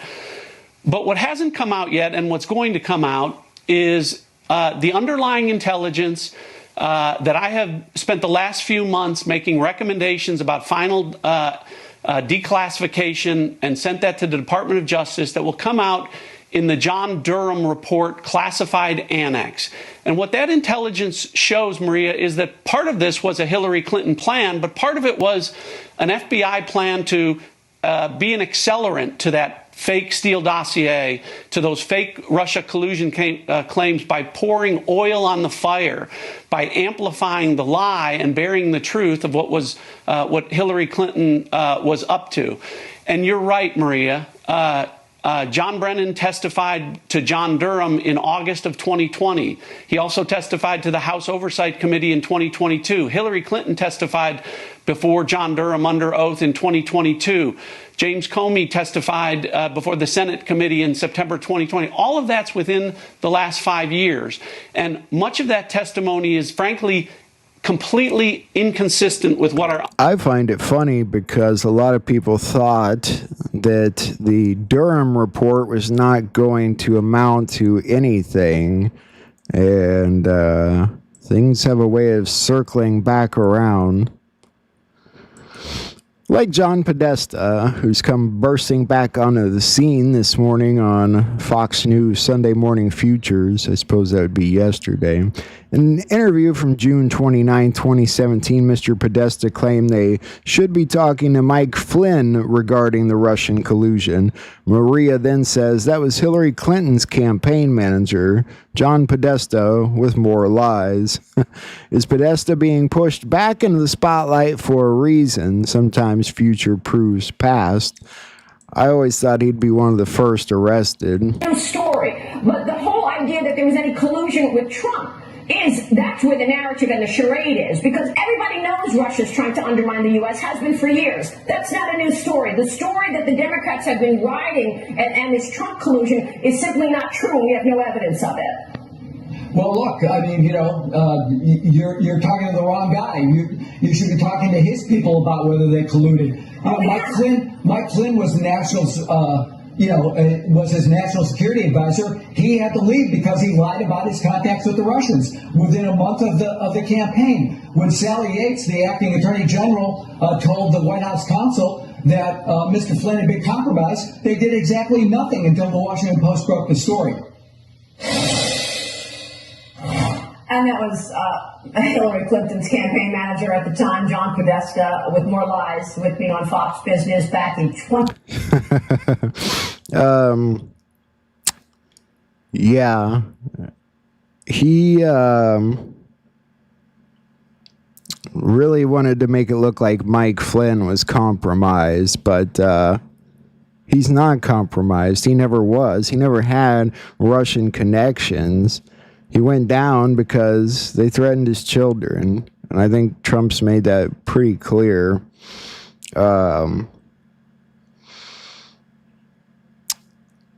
I don't get a bad feeling about Mike Flynn when I hear him speak. I've never once felt concerned about Mike Flynn. I get why people have their concerns, but I think you got to look deeper back into why he was actually put in prison and who put him in prison and why. And lest we all forget that the White Hat operation's been going on a lot longer than we remember, and there's all kinds of players that play roles. Some of them have had to creep into some negative roles for reasons of gathering evidence, etc., spying.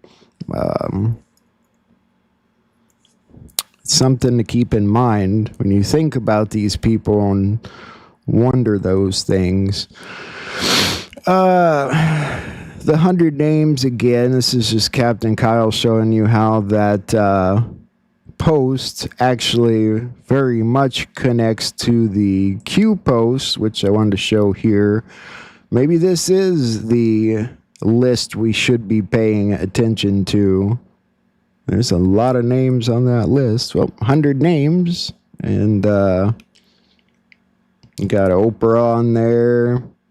Got Will Ferrell, Will Smith, Steven Tyler, Seth Green, James Franco, I warned you about, Jim Carrey. These guys are pedophiles.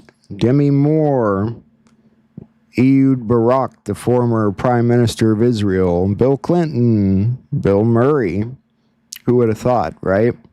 Charlie Sheen, Kathy Griffin, John Legend, John Cusack, Jeffrey Epstein, Jeffrey Jones, Adam Lang, Alec Baldwin, Ben Affleck, goes on and on and on. So, yeah, Meryl Streep, God, I swear. Anyway, we've looked at these before. If anyone's super interested, we can always look at them again, but this is an interesting development, sadly, today. This man who developed technology that turns plastic waste into fuel is now missing and has not been seen in 2 weeks. 21-year-old Julian Brown, inventor from Metro Atlanta, developed Plastiline, a technology that converts plastic waste into fuel like gasoline, diesel, and jet fuel. This guy was highly intelligent, and he's sadly fucking missing. I've created my own gas station that makes fuel from plastic waste. Let's go.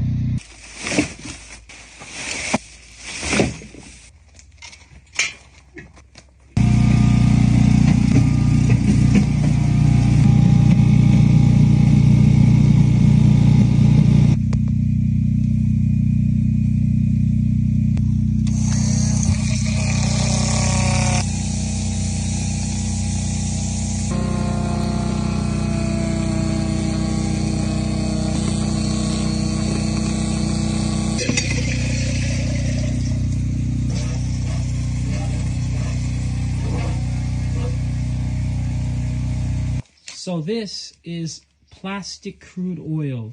And as you can see, we have quite a bit of this plastic crude oil. Well, it can be fuel, but we need to refine it and clean it up. So let's do that.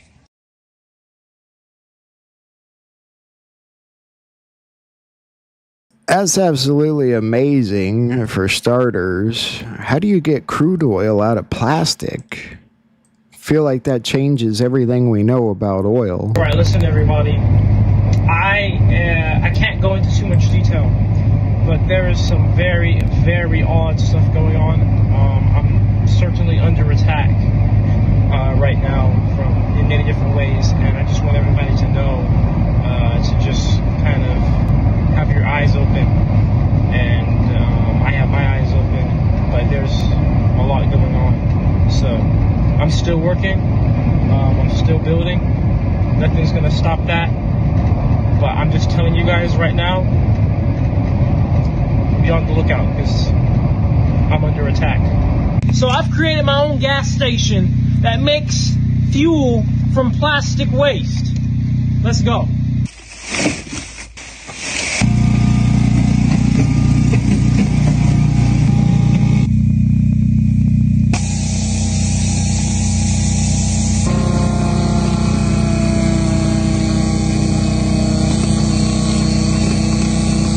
So we start to see some golden droplets coming over. And how do we know what type of liquid this is? Is it gasoline, diesel, jet fuel? Well, it's all based on temperature.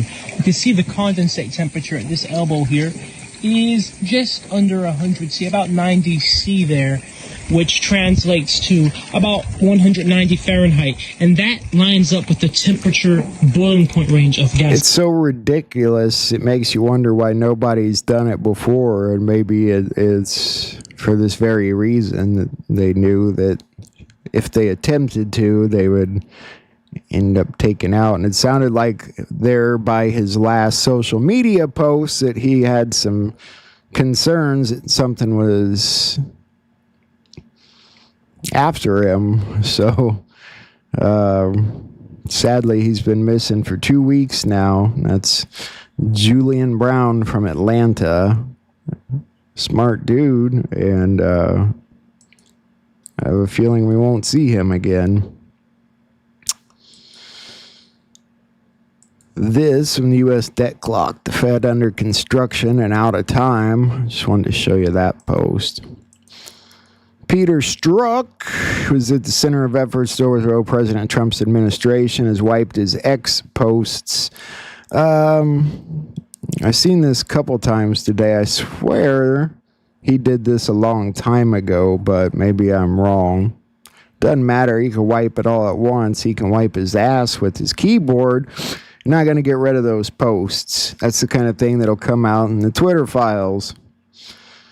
This one kind of shocked me. Skip deportation, go directly to the death penalty, says Representative Anna Paulina Luna over this post from Houston and Galveston that ICE has arrested over 200 illegal alien child sex offenders in the Houston area over the past 6 months. That's crazy. 214 criminals. Who was it I talking to last night on here, or the night before, told me how bad Houston was. You were right.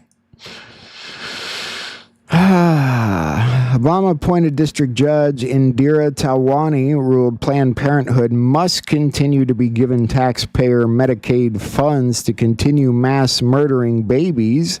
The new order replaced a previous edict last week. What happens now? It's likely to be appealed to the U.S. Court of Appeals First Circuit.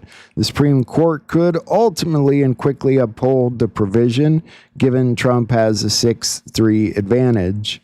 Also, something just occurred, a major precedent that I think may come into play, the South Carolina precedent, and it states, Planned Parenthood Supreme Court ruling June 26th of this year held that Medicaid patients cannot sue to enforce the free choice of provider clause, allowing states to exclude Planned Parenthood from Medicaid programs and potentially weakening its legal standing to challenge the federal defunding efforts.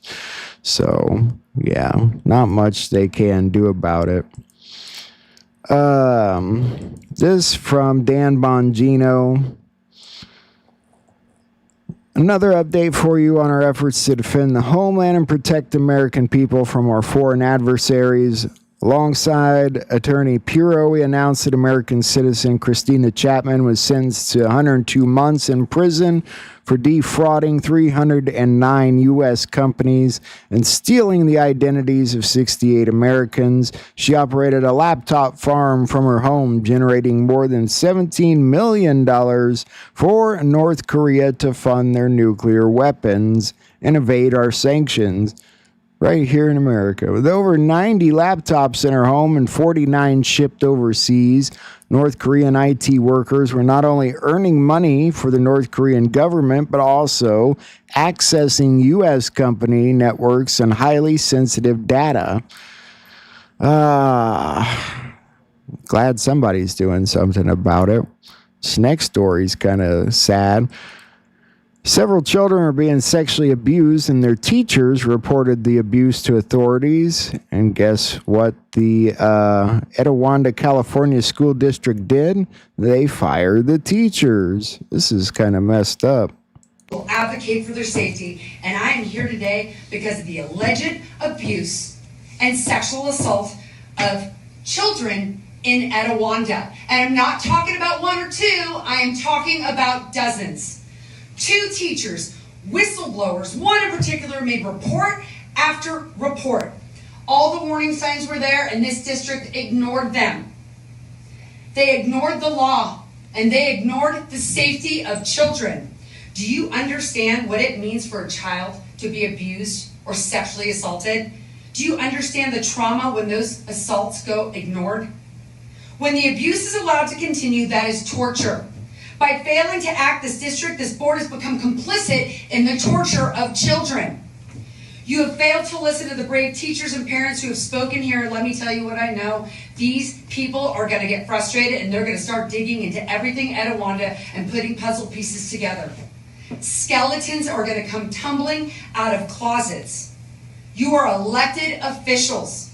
Your skeletons in your closets are not immune to the public scrutiny. You are the face of this district. So let me ask you, how do you want to be remembered? As champions of excellence, protecting the safety and education of children?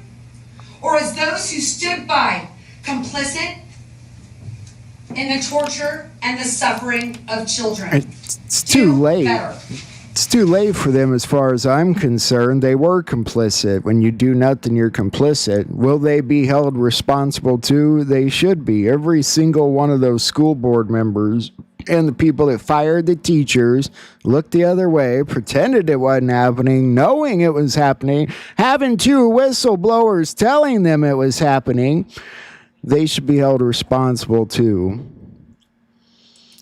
What are you going to do, Etiwanda, California? This was an interesting post from Wano Savin's page. The dark web is over. That was the last place for an industry that built the internet. We're now clear and hooked to lightwave communications. Just want to ask you guys what you thought about that post. Kind of interesting. This from Mike Flynn. At some point, real Donald Trump will need to declare a national emergency. This may simply be required to run a free and fair election, but an emergency nonetheless. If he's not able to do so, we may not make it through this crisis. Pray I'm wrong. Are you guys thinking what I'm thinking about the midterms, you know? Declaring a national emergency to run a fair and free election? Maybe that's what he's going to have to do come midterm time, which is approaching. Bank of America issues warning about a potential collapse of the U.S. dollar. You all know that's coming. The probability that DJT showed JFK Jr. the Tesla documents is high. This is from Doc. The probability that the Tesla documents reveal the Rockefellers and Rothschilds as a threat is high. The probability that JFK Jr. faked his own death is high. The probability that JFK Jr. investigated the state of New York over the past 20 years is high. The probability that both Donald J. Trump and JFK Jr. wanted to inform the masses about all of this corruption in an anonymous way is high. The probability that all truth will be revealed is high.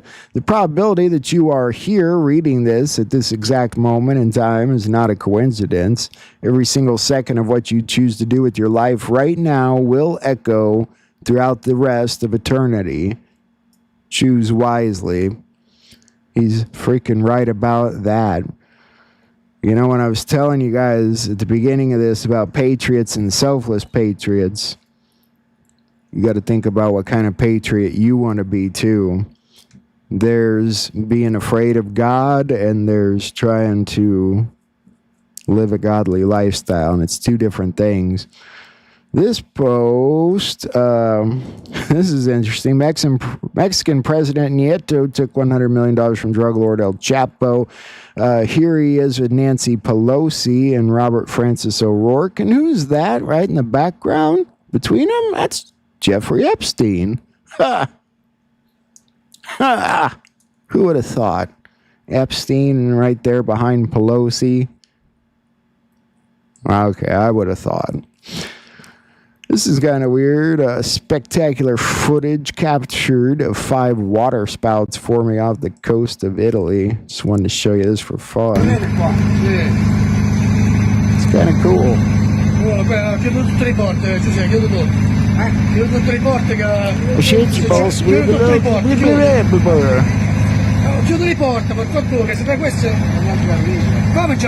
I thought it was cool. And interestingly, there's people that think the Comey that's out there now is a 2.0. This is from Derek Johnson saying it's not the same dude. Look at the chin, the nose, the defined cheeks, the hairline, the hair in general, the teeth, and the skinnier head. Womp, womp, womp, womp. It's because justice has already happened. You know it. I know it. Trump and the hacks who lead the Department of Justice are hammering at the dam day after day, trying to turn it into just another gold leaf covered Trump subsidiary. Our best hope is that good people will stay and do what Maureen asked. Have the courage to do the right thing always. You may get fired for acting that way, but there's honor in that, and nothing but disgrace for those who don't stand up. There are going to be hard weeks in the Trump era, and this was one for my family. But there are plenty of good people still in the department committed to doing things the right way, committed to the rule of law. For them, because of them, keep the faith. He's a little angry that his daughter got fired. Womp, womp, womp. So sad. Can't wait to see him locked up. In Delaware, election interference, perhaps. Only the Democratic candidate, Alana Berry, was listed on the Delaware election website. Republican Nikki Miller was nowhere to be found.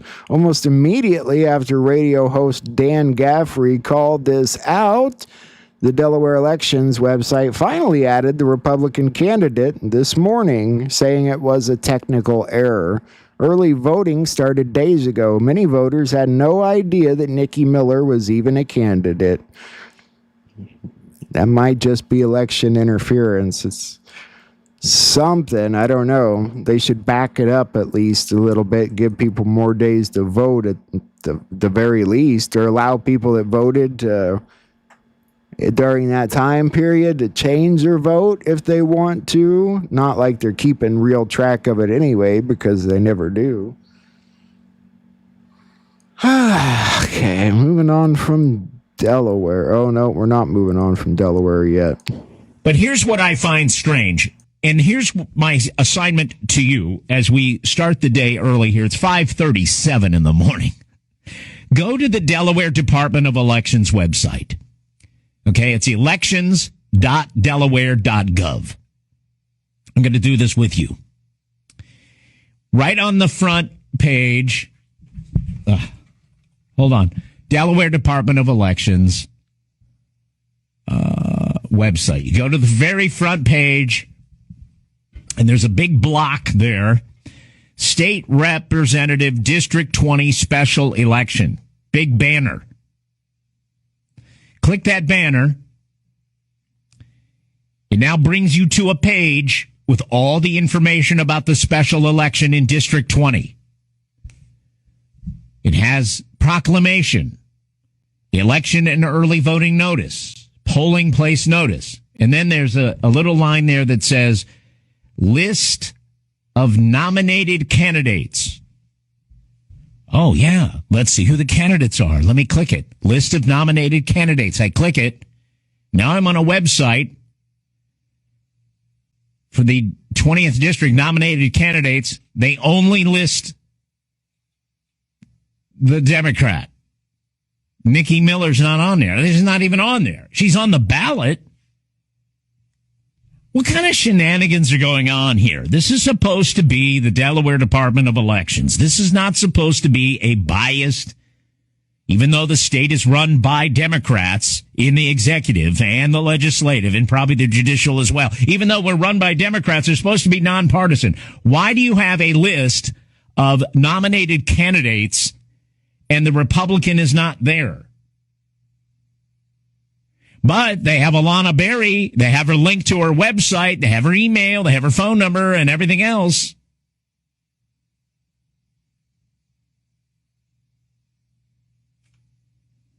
Andy, good morning. Monday roll call. I can't stand that. I can't stand politics. All right, we're going to move on from the radio show there in Delaware. I think you get the idea.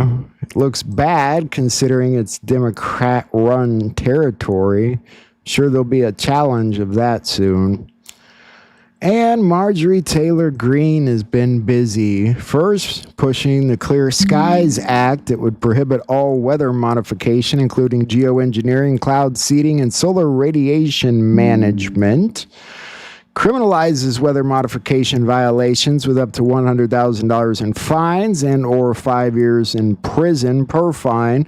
Directs the EPA and DOJ to investigate and prosecute violations. Repeals all existing federal authorities and executive orders that permit weather modification, and creates a public reporting system to allow Americans to report suspicious activity, and requires the EPA to investigate. Marjorie Taylor Greene kicking ass. That's not the only thing she's proposed lately. She introduces the English Language Unity Act, a bill that would make English the official language of the United States. And first look at high-tech drone system to protect schools. What could go wrong? High-tech attack drones to respond to school shooters with the goal to buy time for law enforcement to arrive. Texas and Florida are looking to be the trial states. MJ says, why not just hire our veterans? Most would probably do it for free. They probably would. You could probably get a veteran to stand at the front of your school with the gun. I'll protect the kids. I bet they would do it, but let's take a look at this new system. Our job is if somebody comes in a school with a gun, we respond in 5 seconds. This is how it would work. Silent alarms in the school alert the company, then drones strategically placed on campus get deployed, and these drone pilots would navigate remotely from their headquarters in Austin, working in tandem with the school and police, inflicting non-lethal damage to the suspect, or dummy in this demo, with pepper rounds and direct impact. All these markings, that's from the drone? Yeah, so the little holes are from drones, and then these different marks here, these are from the pepper rounds bouncing off the guy's chest. All of it an effort to buy time. We want to make sure that person is as degraded as we can in a non-lethal manner so that they're unable to continue murdering children. The program is not active in any schools yet, but the company says it expects to start training programs in 4 Texas schools this year. And Florida Governor Ron DeSantis just approved state funding to bring it to 3 of their school districts. Do you want these drones in your school? Absolutely. John Lux, father and principal of this charter school in Miami, hopes to have the peace of mind. As a father, you ask me, what am I willing to give up in my child's school for protection? Everything. The fear is in the data. Since the Columbine High School shooting in 1999, nearly 400,000 students across the U.S. have experienced school gun violence of some kind.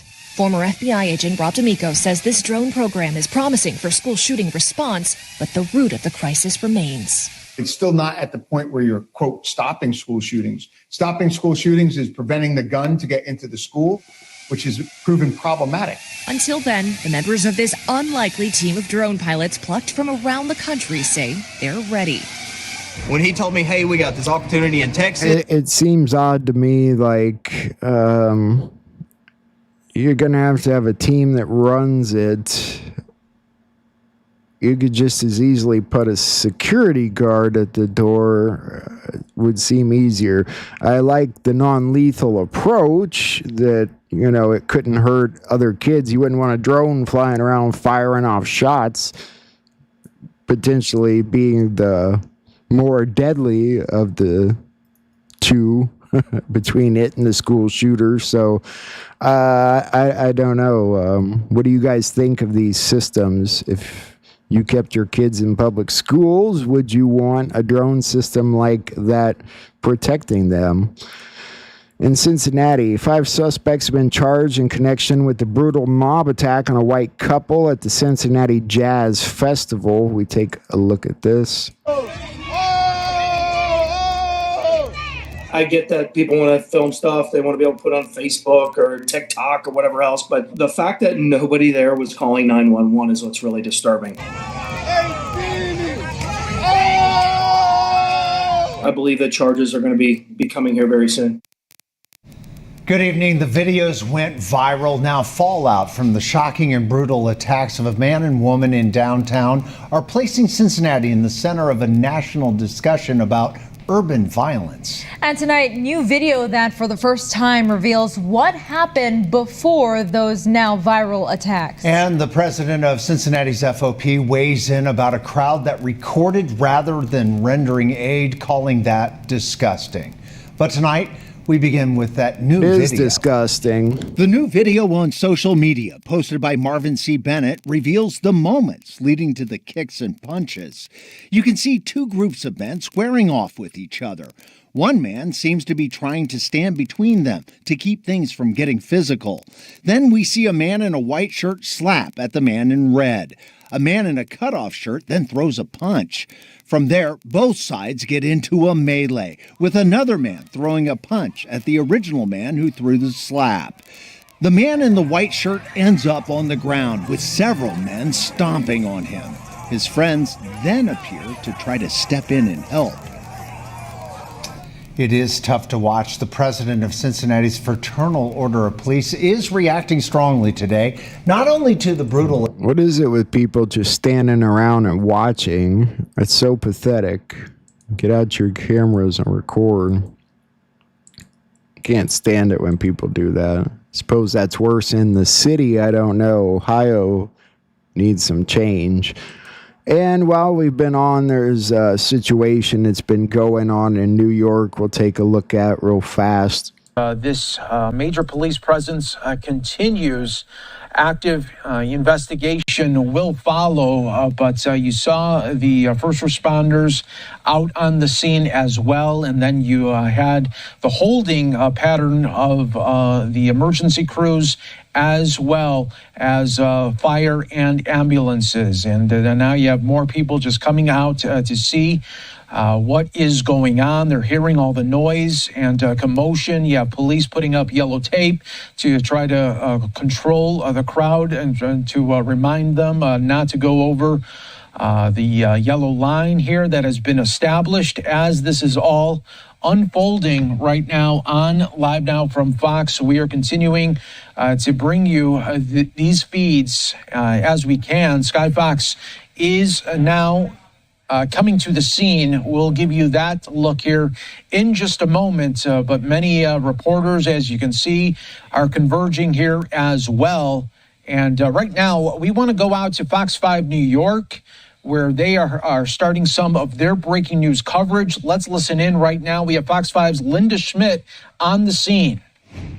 For more than 20 years, he happened to be walking by. How long ago was it, Matthew? About an hour ago. I was walking home, going to Grand Central, and then I saw a rush of people come from behind me. I had my headphones on so I couldn't hear, and then somebody said, gunshots, gunshots, and then I turned around, and more people were running, and then it kind of quieted down. So I walked back towards the Bank of America to check it out, and then I saw a bunch of cops, guns drawn, going into the side entrance, not Bank of America, but the side entrance on park of a park, going in there, guns drawn. And then a few minutes later, a rush of people came out, and then 4 police officers were bringing out another officer who was looked injured. He was being carried by his arms and his legs off, and I don't know the status of him or what happened. Right, and at this point, we don't know. It's important to point out. I mean, I know you saw them carrying him out, but we don't know if it's a police officer. We don't know if it's a security guard. We don't know if it's somebody in some other type of uniform. It was somebody in uniform, but you're right. It looked like a police. So we'll come back to that situation a little later and see what the updates are and what's going on. Before we get to our Patriot videos tonight, there's one more thing I wanted to look at from People's Voice. They've had a lot of videos lately. wanted to look at and missed. I just want to look at this one for a second and see if it holds water at all, because there's a lot more being said about what's happening on these islands rather than them just being pedophile islands. There's rumors of genetic experiments, testing of pharmaceuticals, cloning experiments and such. And that's what this story ties into. So I wanted to look at it real fast, and then we'll move on. Ever since the Epstein case roared back into the headlines, Bill Gates has been unusually quiet, keeping his head down while the world scrambles to catch up on what we've been reporting for years. Epstein's network wasn't just about trafficking, it was about eugenics, depopulation, and the enslavement of the human race. Last week, Ghislaine Maxwell broke her silence from prison. She told her she was burnt by the elite, who promised her a sweetheart deal. She also said she remembers every name on the client list, and now she wants to testify before Congress. Then came the real bombshell: Bill Gates and the Butterfly Trust. Barely known until now, this shadowy group, forced to settle with victims, was heavily funded by Bill Gates. According to Maxwell, it was the beating heart of the Epstein and Gates' eugenics project. A covert breeding operation to clone babies born into slavery and seed the earth with elite DNA. Sick? Absolutely. But it gets worse. This wasn't fringe science, this was industrial-scale eugenics. And the files Epstein left behind, his so-called insurance, allegedly show children used as raw material for experiments to make Dr. Joseph Mengele look restrained. The scale is massive. The evidence is coming. And Gates? He's scrambling, because he knows what's in those files. Before we dive in, a quick word about our partner, VP.net, the next generation of private browsers. Good thing Bill Gates is already dead. I just wanted to peek at that. They're saying that it's in some of the files from Ghislaine Maxwell's testimony.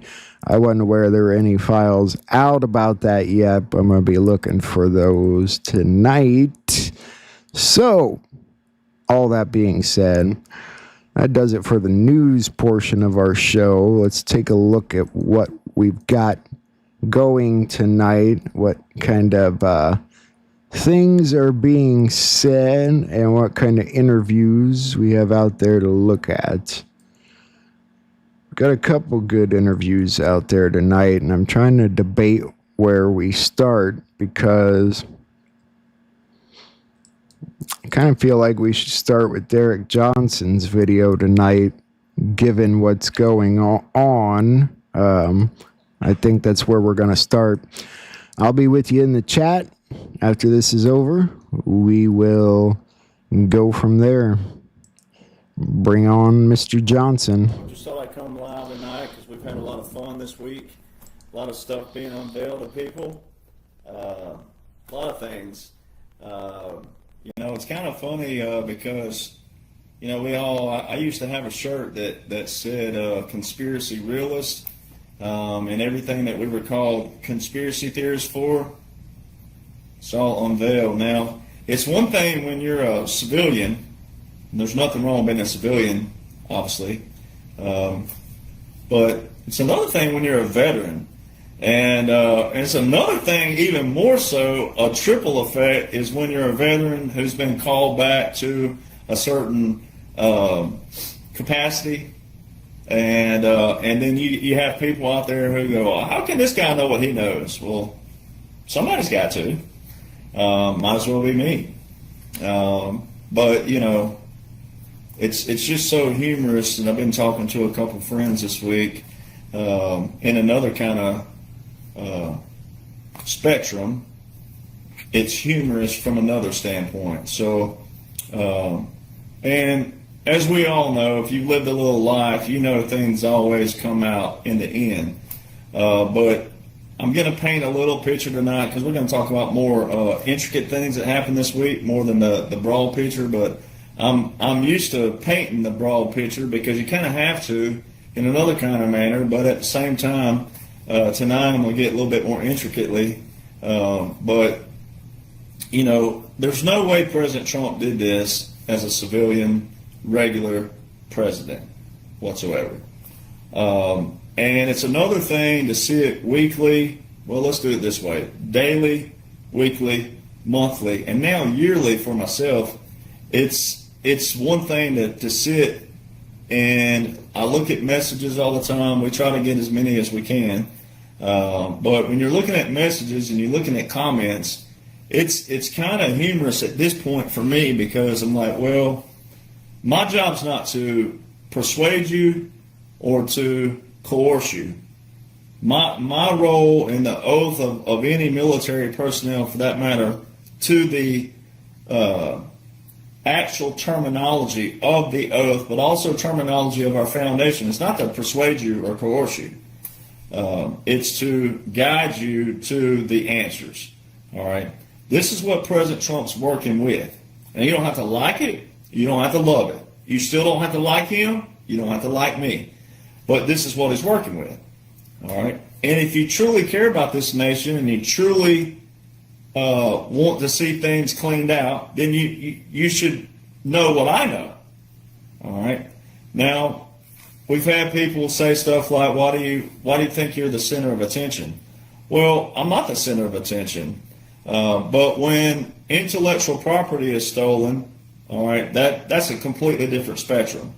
All right. Everything that I talk about are public laws and orders, but I have a unique thing that became a thing called the documents first, which are now 4.5 years old. All right. So everything that you see influencers out there doing now, the clickbait material, the drama, the propaganda, they're just misleading people. Every person walking, breathing right now, especially if you're an American, can know exactly what I know. The documents have been out, the documents.info, they're still there. Now, some links don't work because, like President Trump said, MSDNC and all these other liberal organizations, what do? They deleted some stuff. All right. And then you have my books. I'm going to write something down real quick. Remind myself from something. Even though the pen ain't working. I write so much. So then you have these books right here. You know, these are straight off the top of the dome. I wrote these straight from my brain. All right. I drew a little outline. But these are #1 bestsellers. It's part 1, part 2. All right, see the difference in them. This gets your feet wet. This gets you more into special operations. All right, and how they pulled it off lawfully. All right, but the Midnight Rider rides again. This one shows you your Bill of Rights, your Articles of Confederation, the Constitution, your 3 branches of government. It gets you back into that.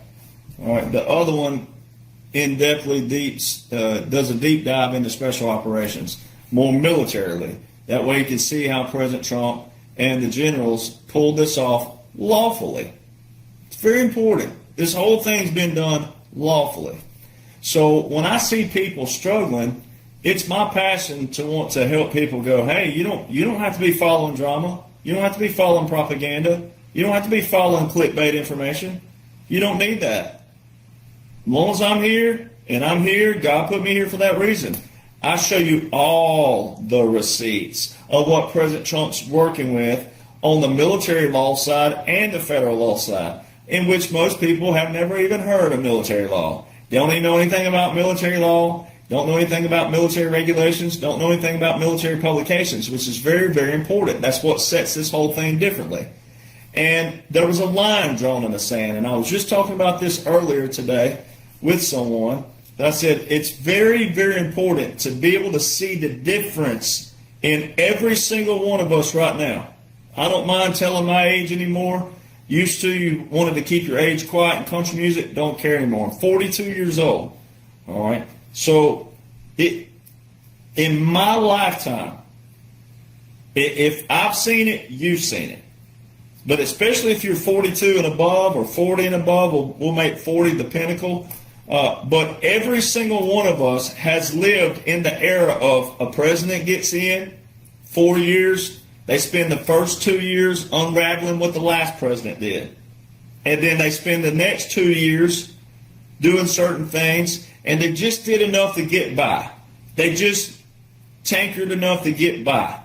All right. They do a little bit here to appease this group here. And when this group over here starts getting restless, then they leave this group over here and they go to this group. And they just did that. They had their own checks and balances, their own, for themselves, not for we the people. No matter what you believe, it was never for us. And it was ass backwards, because we the people are the government. That's what the Declaration of Independence is so important for. We the people are the government. That's our role and duty, to keep them in check. They represent us. So when people say, why did it look like this? And if President Trump never left, why would he crash the economy? Or people are dying and all. You look just as atrocious. When were people not dying before 2016? Please enlighten me that. When were people not struggling? When was the economy perfect? When did we have a balanced budget? When did we have surplus? When you can answer that in the positive, not the red, and you're never going to be able to, because every president before, 4 years, first 2 years unraveled. Next 2 years, if they even got a second term, then same thing. And they'd add on to it. And then another president would get in and unravel. That is not cohesive for we the people. But people couldn't combat that because people forgot the very simple core basics of being an American. Knowing your three branches of government.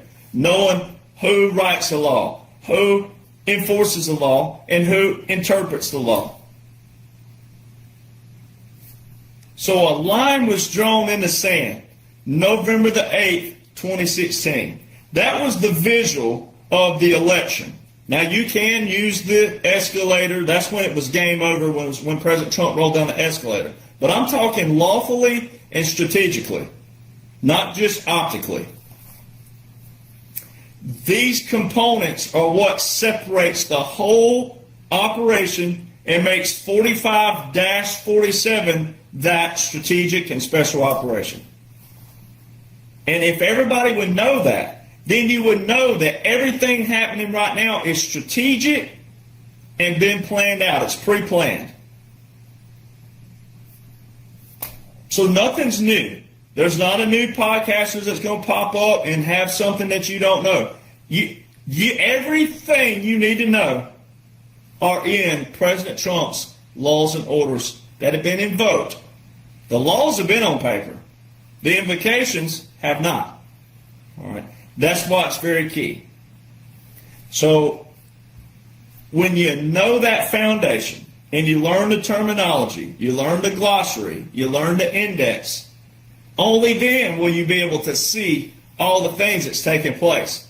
Because I shouldn't have any single person on my inbox and on my comment boxes saying, when are we going to see something? If you ain't seen something by now, this ain't for you, boo-boo. You need to pick up crocheting, knitting, golfing, hiking, traveling, walking, something. Because this ain't for you. All right, we got everything under control. Everything's good. It's all been pre-planned.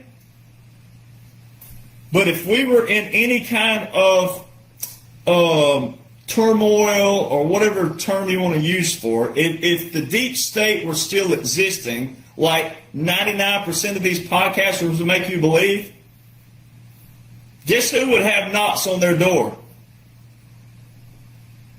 Me. I'm the one who's shown every single law and order, every single receipt in droves of information. If there were still deep state out there, live in real time, old boy right here, old veteran, would have people on my doorstep. And even in a good kind of way, they could say, hey, you way ahead of the step here. You're way ahead of everything. That special operations is 2 and 3, 4, 5 years. You pipe it down a little bit. Let them catch up. You hear other podcasters out there. You've heard them. I'm not going to name them tonight because all it does is give them credibility from the standpoint of out of my mouth. All right, but you've heard them say the FBI's been at their door. They've been heckled by the FBI. All their accounts have been frozen. Oh, yeah. Well, who else froze accounts President Donald John Trump with Executive Order 13959 with a national emergency, November the 12th, 2020. All right, funding the Chinese Communist military. They don't just freeze accounts just because you're saying something out of your freedom of expression. Go ahead and tell you right now. Because I'm going to go ahead and tell you right now, the FBI and all them, they got bigger fish to fry enough on that level from the past. They wouldn't have to get down to some little bitty podcaster who thinks their poo-poo don't stink. All right? Nah, it don't work like that. All right? It just don't. And it's time every American starts applying knowledge. Knowledge is not power. It's the application of knowledge that's power.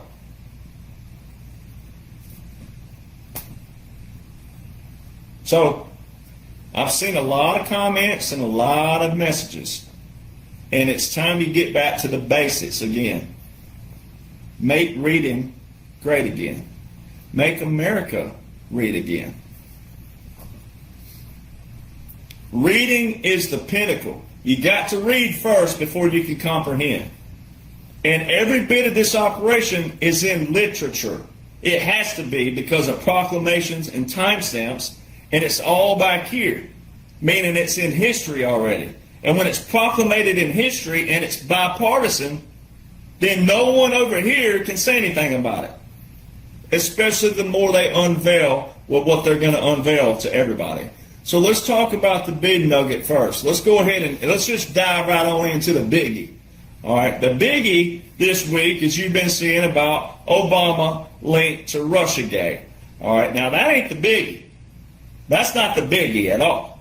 That's the tip of the iceberg of this closure rolling into what's going to roll into, and we're going to talk about that again tonight if they don't freeze my accounts. Because I'm about to go into the big words that got me banned about 5 or 10 minutes on Truth Social a month ago. Because I'm ahead of the game and I have all those receipts for you. All right, so let's hope that nothing happens. All right, but this immunity thing and Obama, that's what we're going to talk about right now. So, one, if you think all this is happening in real time, again, you need to catch up. Obama has not posted on his X account since July the 10th, so 17 days. All right. If you hate somebody, now hate's a strong word. I don't like using hate. I don't hate anybody. I don't hate anything. I dislike certain people and I dislike certain things is a proper term. But if you hated somebody, or thought you hated them, or despised them, or just absolutely loathed someone, but especially that you've seen visual evidence of how much they hate President Donald John Trump, and they hate Donald Trump even before he was a visual wartime president. If you hated somebody, and you felt like your legacy was about to be destroyed, or tarnished, or just drugged through the mud, but at this kind of scale, we're talking about, this ain't just, some photo popped up of your college years ago and you're with another female when you were supposed to be married or something like that. No, this ain't that. We're talking about murder. Murder, which I'm about to read again in a minute. We're talking links to murder that have solid proof, and world has seen visual evidence of this, and some don't realize that they've seen it. So if you thought that your whole legacy was about to be drugged through the mud and tarnished but really destroyed, you'd be defending yourself. You got to apply it this way. Obama has 130.3 million followers on X alone. That's 37.5% of the current population right now.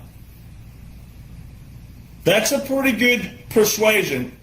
In another manner, if he was free to roam, if he was free to travel anywhere, if he was free to just pick up his phone, just like this simple, my extra phone here, my Gitmo phone, if it was that simple, just to pick up the phone and go to your account like I do daily, posting,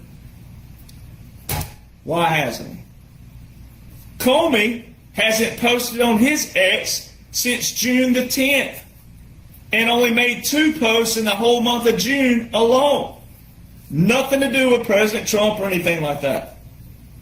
Michelle, Big Mike, as some like to call her, right?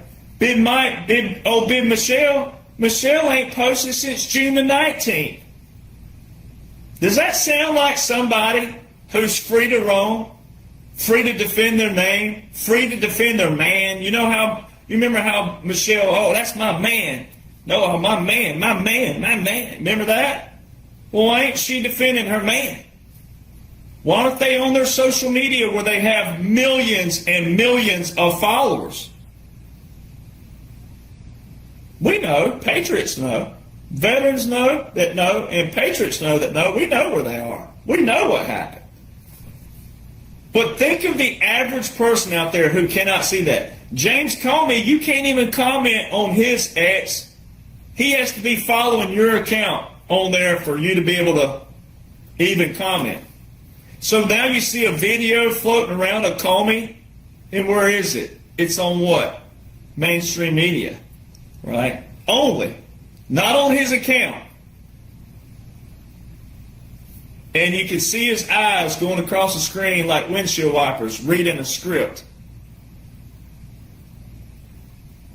And we're going to show you what that is for the people that may be new. I'm going to show you exactly what that is. It's all under wartime code, baby. It's all scripted. Everything. All right, so the line was drawn in the sand. November the 8th, 2016. January the 20th, 2017. And all these laws and orders got invoked. Your continuity of government. And as long as the law shows we're in a continuity of government, we're in a continuity of government. Because you cannot revoke something that wasn't already what? Invoked. You wouldn't need a revocation if it wasn't invoked. So, Executive Order 13961, which is actually titled the Federal Mission Resilience Strategy, was signed December the 7th, 2020. It was partially revoked on January the 19th, 2025. So why would quote-unquote Joe Biden wait until the very last 24-hour day of a presidency to revoke a continuity of government? Partially revoke. If he was president, he would have had every power that every other president would have had. And if President Donald John Trump was a threat to democracy, which we're not a democracy, but if he's a threat, and if he's a dictator and violating the Constitution, wouldn't you want to abolish every single thing that President Donald John Trump did? Especially wartime orders? I mean, that's common sense. If you hate somebody, you would do everything you could lawfully to prevent them from getting back into a seat.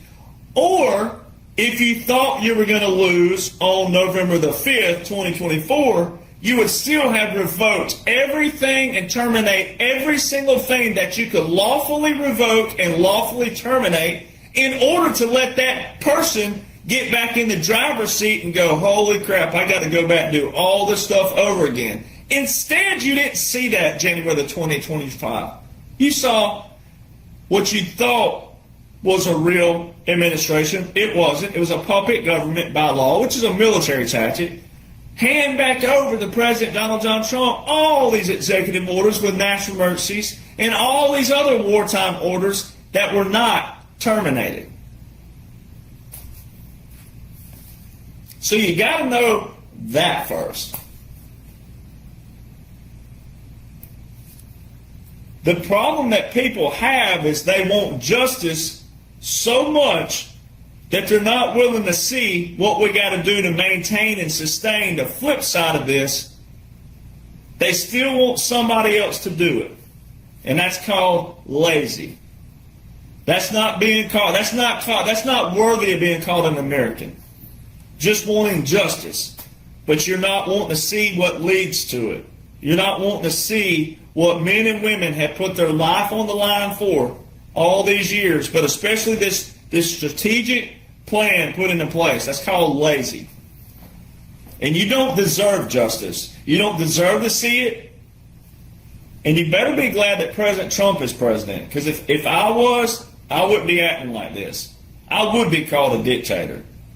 You would be deported for making dumb comments. You'd be put in a spot where you'd have to earn your keep, as the saying is. All right, you would be deported. And if you were a liberal, every time you went to the gas station, it would register. It would say, "Oh, registered Democrat, leans very left, $9.99 a gallon." You'd get the highest cost gas has ever been in the state of California, which I believe that's where that's been the most. You would pull up to the pump. You'd be in the grocery store. You'd look over at a Republican. It goes, "Registered Republican, very, very conservative, ultra President Trump supporter. Gallon of milk, $2, or eggs, carton of eggs, $2.99. And then yours, registered Democrat, leans very left, we go $12.99. That's what you'd get with Derek Johnson as president. So you better be glad that Donald John Trump is your commander-in-chief, because that's what you get with me. And people who kept making dumb comments and hateful comments, you'd have a punishment too. You'd have community service of reading and studying and having to pass a test. That's what I would do. I just came up with that just then. You would have community service, mandatory community service, where you would read, study, comprehend, and the way you prove that is taking a test. Now, you may walk on out there and never repeat that material, but it would be branded in those brains by the time you got done with community service with Derek Johnson. So people can't appreciate what's going on because they don't want to read and study and put in the time of what's going on. Because President Trump has to say certain things where it don't look like he's a dictator. So like on his one of his interviews, he was asked about immunity with Obama and said that, well, Obama should thank me because the immunity ruling will actually help him. No, it does not. Now, that ain't me turning on President Trump. That is not me defying President Trump. That's President Trump setting aside that it's not going to be him that's going to what's going to take place to Obama in the future. Because I can assure you right now that immunity does not exempt a president from murder and treason. And if you want to believe President Trump over law, then you're missing the point of the whole operation. Because President Trump is going by the law, but he has to separate himself from looking like he is the dictator over the law versus the law. It's all terminology. You got to listen. And that's where Americans are struggling, is because they don't want to listen and they don't want to comprehend. You don't want to hear the difference. And hearing the difference requires listening to the difference. There's a huge difference in listening and hearing. But there's already a Supreme Court docket case that got me banned and got back up. But because I deep dived it a little too far, and we're going to see if I get to stay on tonight. We'll see. But immunity. So you'll hear stuff like Congress. You'll hear they made Bernie Sanders recently say something. They made Jasmine Crockett say something recently. They made them say, "Oh, it's Congress's job to declare the war." Thank you for putting that on record. People like me already know that. But they put that on record even more for what? Because of the disclosure that's coming. All right? When you go over to the War Powers Act, Title 50, Chapter 33, guess who doesn't have an entry in there? Obama. See where we're going here? So if you're going to scream, if you want to be the one who screams the loudest, right, like liberals do, they scream loud. they bark big. They might want to know what's in law. And here's Congress people. Now, they're under a continuity of government. That's the one thing people struggle with still. Any congressman or woman, they're still in a continuity of government. As long as Executive Order 13961 is partially invoked, we are still in a continuity of government. And a continuity of government is, it's kind of like this, but a continuity of government here, and this Presidential Emergency Action Document accompanies it. This is still kind of the umbrella, but it accompanies that. Established by President Eisenhower, who was also a 5-star general. We've only had 8 5-stars, admirals and generals, since the Civil War. 5 stars are rare rank. Rare. So you got to know the origin of them. Now, I'm going to deviate. I'm going to do what President Trump calls the weave. I'm going to deviate a little bit, but I'm going to weave it back together. Going back to President Eisenhower and that generation, those generations were the ones warning everybody what was coming, and they didn't like where everything was going.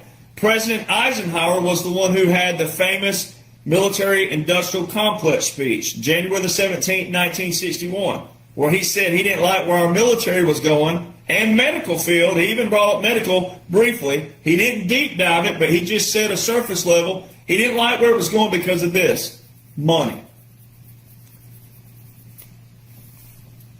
That's why we have so many veterans, not a lot. I mean, it depends. I don't know the number. I don't know if there is any data out there about that. But we have a lot of veterans who don't know laws and orders, the very laws and orders they served under: military laws, military orders, military regulations, military publications, layers of publication. That's why we have so many veterans that don't know what's going on, because they went in for the wrong motivation. Now, they can still be a good person, but somebody has to call a spade a spade. Not every veteran knows what's going on because they don't even know the laws and orders they served under. That's not me trashing veterans. They're still mainly good people. But you could be a full bird colonel, you could be a lieutenant colonel, you could be a captain, you could be a sergeant major, you could be a pretty high-ranking veteran. But if you don't know the current laws and orders and the layers that are invoked right now that outline a strategic operation, then you'd have to also know that a puppet government, government in exile, those are strategic operations, but they're special operations. They're not something you want to do all the time, no. But they're special and strategic. And there's a blueprint for that. Well, that blueprint is how Eisenhower established, prescribed. Now, from setback, you can say from before him, because Congress put term limits on the president, but not themselves in 51. You could say there, but there's nowhere to really say that you could start. You could use 1871, the Organic Acts, but then you could flip up and say, well, Roosevelt and them, they were doing some things good and some things whatever. You could go however you want to spin it. We were still under a corporation, because that started. You can look that up. United States Corporation, 28 U.S. Code, Section 3002. Go look up. United States Federal Corporation. That's in our codifications under Title 28. All right, tells you straight up the United States is a federal corporation. So you can start with any date you want, but I always start with 73 because that's when they changed the War Powers Act. And they put limitations on the president to use the military, the National Guard. Had to declare a national emergency. Well, a lot of presidents declared a lot of national emergencies, starting with the Iranian national emergency in 1979. That executive order is 46 years old and still active. Now, President Trump just hammered Iran, and you're going to see a revocation of that somewhere in the future, but it's still active until then. But President Trump's the first to show action with Iran. What were they doing from 1979 to 2016 with Iran? Why is there an executive order with a national emergency running for 37 years? Make that make sense. That makes no sense whatsoever. Whatsoever. So see, when you know the laws, and then you know where Congress kind of really went deeper and deeper with their bullcrap games, then it'll make more sense where there's a line in the sand. And they didn't do the law as prescribed by the law. They didn't enforce the law as prescribed by the law. That's why that word prescribe, prescription, is so key. What Congress did from those years, especially the 70s, the 80s, the 90s, and 2000s, what they were doing was their prescription. What they wanted, what they were doing with their monetary wars, their fiat wars. Not what was good for we the people. But we the people, not me, not some of you patriots, but most Americans forgot what? They forgot what we the people means. And that's why 68% of America can't even name the three branches of government. Just name the three branches of government. If someone came up to people on the street and said, hey, I'm going to build you a house if you can name the three branches of government. Just think about that. Just think if there was someone out there that says, you know what, I'm going to build you a house if you can name the three branches of government. Think about something that's life-changing. And you say, name the three branches of government. 68% of America can't even just name them. Don't even get to who writes the law, who interprets the law, who enforces the law. Let's just name them. Let's just start with the names of the three branches of government. 68% of America can't do it. I don't know whether to laugh or to hide my face. Every time I say that and repeat myself, I'm like, and they want to argue with me? And they want to debate me? You don't want to debate me. You need to start a little bit lower down here. Way lower. All right. So when you hear people say that President Trump's a threat to democracy, look at that. How's he a threat to democracy? We're not even a democracy. Oh, he's a threat to democracy, all right, because it was their democracy. That's what they call their government. All right. They went against the principles of our foundation. They went against the literature of our founders. James Madison, titled the Father of the Constitution. James Madison now, the Father of the Constitution.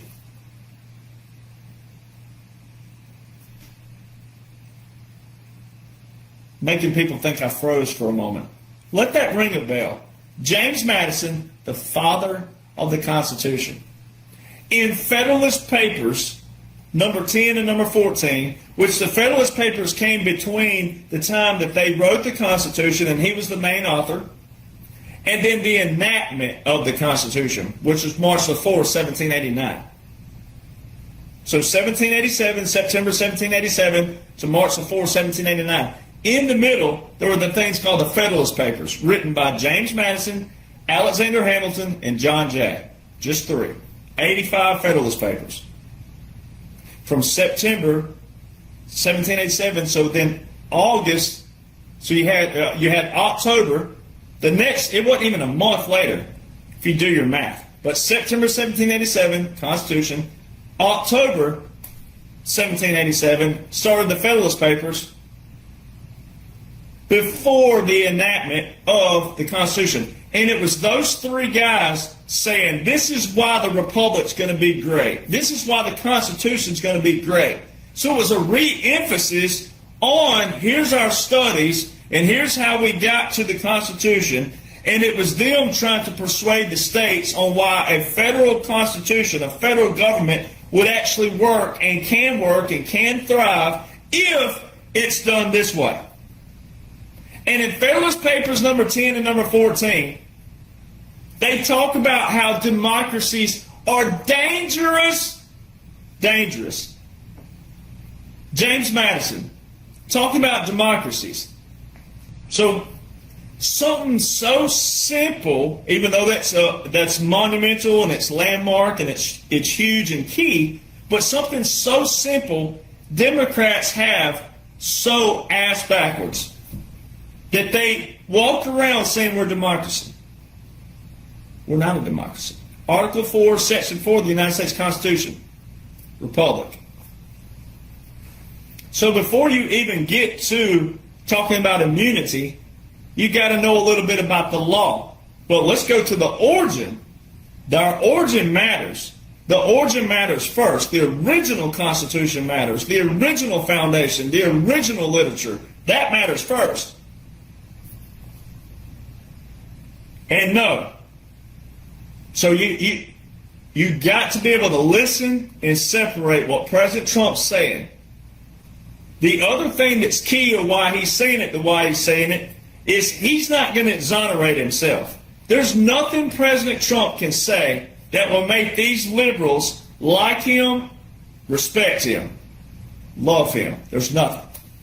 It's like he said multiple times before. He can have the cure to cancer, and they'll find a way to hate him and the cure. So there's nothing he can say or do that's going to exonerate him in this operation. There's nothing a veteran can say. There's not a general out there. There's not. It's going to have to come from the other side. So what you're watching right now is a bunch of people telling on themselves, and we're going to get to that. So Obama and Russiagate, all right, all that stuff's hitting the fan now. Now it's hitting the fan to what your average person thinks is too late. Well, it's not too late, but because there's so much corruption and the swamp was so deep and all the stuff they had to fix between trafficking, and we're talking about full enforcement, not the old enforcement. So like guys from the Navy and guys from the Coast Guard, they've always had drug busts, but guess what they did under Obama and Bush and all the way back? They'd take the drugs that they busted and take it right back to where? The countries of where it came from. They never destroyed it, all right? So you got to know those things. President Trump, they're destroying this stuff, everything. He launched wars against trafficking. He's launched all these other different wars against big pharma. All right, all these things, it's all in executive orders. That's why it matters. And then the executive order is no good unless there's a what? Enforcement of it. There's visuals of all these enforcements everywhere. All right, so now you get to the good stuff. Everybody was hanging up on Epstein last week, jumping ship with President Trump. Oh, you're splitting your base up and this, that. No, you're splitting your base up because you are splitting yourself up. You did that to yourself. If you jumped ship with President Trump, you did that because you're not seeing the bigger picture. And if you're a follower of me, you're not reading and studying anything I've provided for the last 3 years because it's all outlined there. If it wasn't, I wouldn't have fans make shirts like this for me. I wouldn't have people who buy my books if it wasn't explained out there. So you're not a part of the tribe. You can be a part of the tribe if you'll read, study, comprehend. You have to make it applicable to your brain, all right? Because the answers are there. It's as clear as what's the most clearest thing out there? Is the sky clear? Is water clear? It depends on what water you're looking at, right? So whatever you're looking at that's clear, it's as clear as that. And you can know everything without following drama or clickbait. So I'm going to read this again. I'm going to show you something because you have to interweave and come back to the immunity stuff. Watch this. So President Trump, on December the 20th, 2019, that's when it was 2020. So the 2020 National Defense Authorization Act was passed. All right. And that's when I've been talking about Title 50, Chapter 33, Section 1550. All right. So there's an entry there. All right. And I've read it many times. It's very key because Title 50 is your Secretary of Defense and Congress. Title 50 is called War and National Defense. National. Very key. Very key. Chapter 33 is your War Powers Resolution of 1973, which is the last amendment to the overall War Powers Act of 1941, 1942. They amended those and made the War Powers Resolution of 1973. In here is the entry that I talk about. It don't have any names in it, but it shows a date in here. It says not later than 180 days after December the 20th, 2019, and every 180 days thereafter. So it's covered. The first 100 and every 180 after that. The president shall submit to the Congressional Defense Committees a report of regular and irregular forces. Well, irregular is your special operations. Clandestine, covert, secretive, secret military. Until they want you to what? Know about it.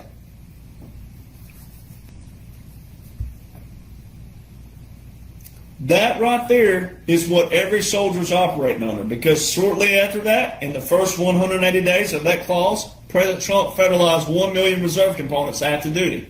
That Executive Order 13912 on March 27, 2020 has not been revoked. It's still active. Shortly after, April the 30th, 2020, Executive Order 13919, so 7 orders later, Executive Order 13919, President Trump gave a direct order to the Secretary of Defense to have equal authority to federalize the selective reserves to active duty. The second 180 days, that's when your invocation of continuity of government, Executive Order 13961. 3 days later, Executive Order 13963 is the last and most recent order of succession within the Department of Defense. Every president has had an order of succession in every military domain except for one, because he wasn't president. Every president has had an order of succession in a military domain except for, quote unquote, Joe Biden. Make that make sense. Oh, I can make it make sense. It's called a puppet government. My grandpa served during the most popular puppet government in history, 1943 to 1945. That's how I learned about puppet governments first, long before I ever went in military, long before I ever studied any of the military laws and orders. When I was a young fellow, my grandfather and his buddies talked about what happened in World War II. Puppet governments, government in exile. It's all strategic. It's not something that's common because you don't want it to be common. If you're having to use such tactic, then you have some serious issues in the world. All right? That's why they call it a world war. But in this right here, it says this right here. It's kind of funny. It's kind of awesome in another way.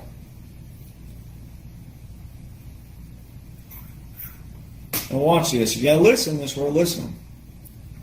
In tiny writing under that, it says codification. Section, meaning the section 1550, section was enacted as a part of the National Defense Authorization Act for the fiscal year of 2020 and not as a part of the War Powers Resolution, which comprises this chapter. Now, that was saved for just such a time as this. That's always been there. It wasn't added recently. I saved it just for this moment because what you're about to witness now, kicking into gear as they amped and ramped this thing up with Obama, all right, because for a while there you didn't hear about Obama. You didn't hear anything. You thought, most people thought they were living their life and doing their thing and hating President Trump behind closed doors or whatever they were doing. You didn't hear about Obama. You didn't hear about Michelle. You didn't hear about Hillary. You didn't hear about Bill. And all of a sudden, they're the hot topic again. All of a sudden, there's a strike force, all right, that most people think is happening in real time. It's not. So I saved this codification for a reason, because this puts even more of the little cherries. This is the sprinkles on the icing. So it's like you bake a cake, you put your icing on it, you do the little frillies on there, little flowers or whatever it is, you put a deer on it if you're a guy, or whatever it is, you know, put a boat on there, you get the designer to do that, and then you put whatever the other little icing, maybe a cherry on top of it. This is like the sprinkles now. Because this, if you're a patriot, this is even more of your life. Whoo, whoo, you know. But it also shows people maybe the most biggest patriot of all, but they didn't read this. it says again, section was enacted as a part of the National Defense Authorization Act for fiscal year 2020 and not as a part of the War Powers Resolution, which comprises this chapter. That line right there is telling you that section 1550, it had to be placed in the War Powers Act because of what Bernie Sanders and Jasmine Crockett and all of them are saying. Oh, it's Congress who declares the war, right? Well, section 1550 is not an amendment to the overall War Powers Resolution. It's saying that this is an operation, a strategic operation, a special operation. Because once you know what all was invoked after December the 20th, 2019, which is military laws, reserve components, 1 million of them. All right, President Trump called up the National Guard as well with Title 10, Section 12406, which was what California was in the Marine Corps. All right, but the Marine Corps showed even more of wartime powers. All right, that showed you everything you need to know. This puts the sprinkles on it, or if you think the cherry is the last part, then that's the cherry on top. Because it's telling you this is not an amendment that a president's going to use in 20 years, 30 years, 40 years. It's not an overall amendment. It's a temporary placement in the War Powers Act because that's where it needs to be what? Wartime power for whom? The Commander-in-Chief. That's what it says. That's what that's saying. It just says it in law terms, not layman's, which is what I do for you. All right? So it's all there, right? So when you amp this up back to get to the immunity, all right? No, treason and murder is not a part of immunity. You could also go to President Trump way back yonder when he was saying that Obama, he said, well, I'm just saying. When he was just saying about Obama's birth certificate being from Kenya, not Hawaii. Right? So President Trump already knows everything. We have it all. We've caught them all. Right? So now let's skip over, and I'm going to read section, I'm going to go to the number 23-939. So this is what got me temporarily blocked the other day, which quickly got back up. Is this. So watch this. This is Supreme Court docket 23-939. Now, if you were to Google it, it might pull up. I'm pretty sure it will. But what's funny about it is they also have a number on like the PDF where it reads here in the top left corner. It wasn't made to be easily searched right out the gate. You had to know it was there. Because when you go to the Supreme Court like website, .gov site, and you go to the docket search, it's got a little box there. If you don't know what to type in there, then you could get lucky. You could type in something like a name or a first name or a last name and it pulls something up. But like President Trump, the last I checked, there were, I think, 24 tabs, meaning 1, 2, 3 tabs with 10 entries per page. Well, some of these, when you click on them, when you actually click on the one of, let's say, 10, and there's 24 tabs, well, when you get in some of them, it's like you can't even see it. Entry, petition. You wouldn't even know what to click on. All right, so I've gone through most of them. There's still some that I'm reading because they're long. Some of them are 10, 15, 20 pages. Some of them are a page. It just depends on what it is. But depends on what kind of petition it is as well. All right, so this is from March 19th, 2024. So when you go to SupremeCourt.gov, this is the cheat code for you. When you go there and you can find a little box of docket search, just type in Donald J. Trump. That's how he, that's how they I just drew a blank on the word, but that's how they logged it, basically. All right, so Donald J. Trump. Now, you're going to find those tabs, and you're going to find those entries. And most of the time, it starts with the most recent entry, and it works to the least. All right, but you're going to go to 23-939. When you click on that, it's going to have a lot of petitions in there. So then you got to scroll to the date, March 19, 2024. And there's a few entries from March 19, 2024. There's a few of them. Then you got to find the one that says the 3 amici curiae. All right, it's going to look like amici. That's what it looks like, but that's how you pronounce it, amici curiae. All right, and it'll say something about 3 military officers. It may say something like that. Got to get some octane in me. That's my sweet tea. All right, Milo sweet tea, best sweet tea on the planet.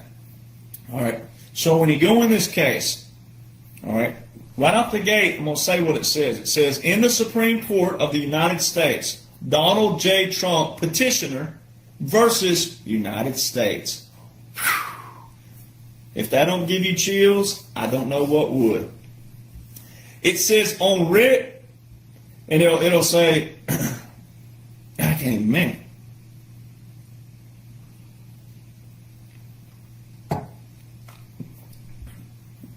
I'm going to tell you what it reads. I'm going to go over and just cheat code it.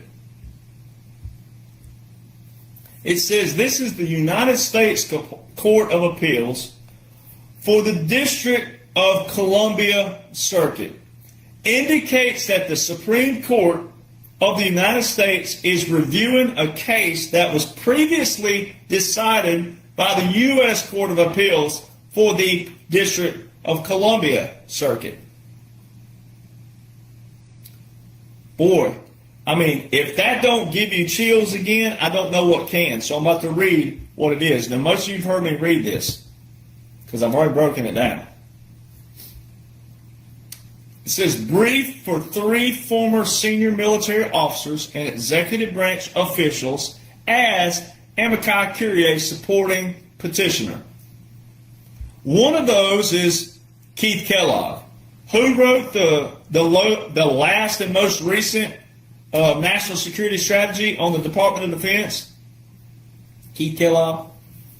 Who did President Trump thank multiple times on his platforms and speeches? I want to thank a general who's been with me before all of this. What is this, Mr. President? What is this? Can you tell the people what this is? Can you define what this is? This operation. All right. So it asks this question. Let me scroll down here. I'm going to read the whole thing this time. Introduction and interest of amici curiae. Could a president order SEAL Team 6 to assassinate a political rival? That question was posed by a member of the panel at an oral argument in the court below. Amici curiae, who have served as military combat generals and senior officials at the Pentagon and have held other senior executive branch positions, submit that the answer to the panel member's question is a resounding no. A president of the United States enjoys broad authority to direct the military with very few limitations. But one such limitation is that the president's orders may not contravene the Constitution or the laws of the United States. Accordingly, the president has no authority to order the military to assassinate a political rival. Furthermore, the military is required not to carry out such an unlawful non-military order if given. Indeed, any military officer who carried out or issued such an order would be committing the gravest of crimes. Murder.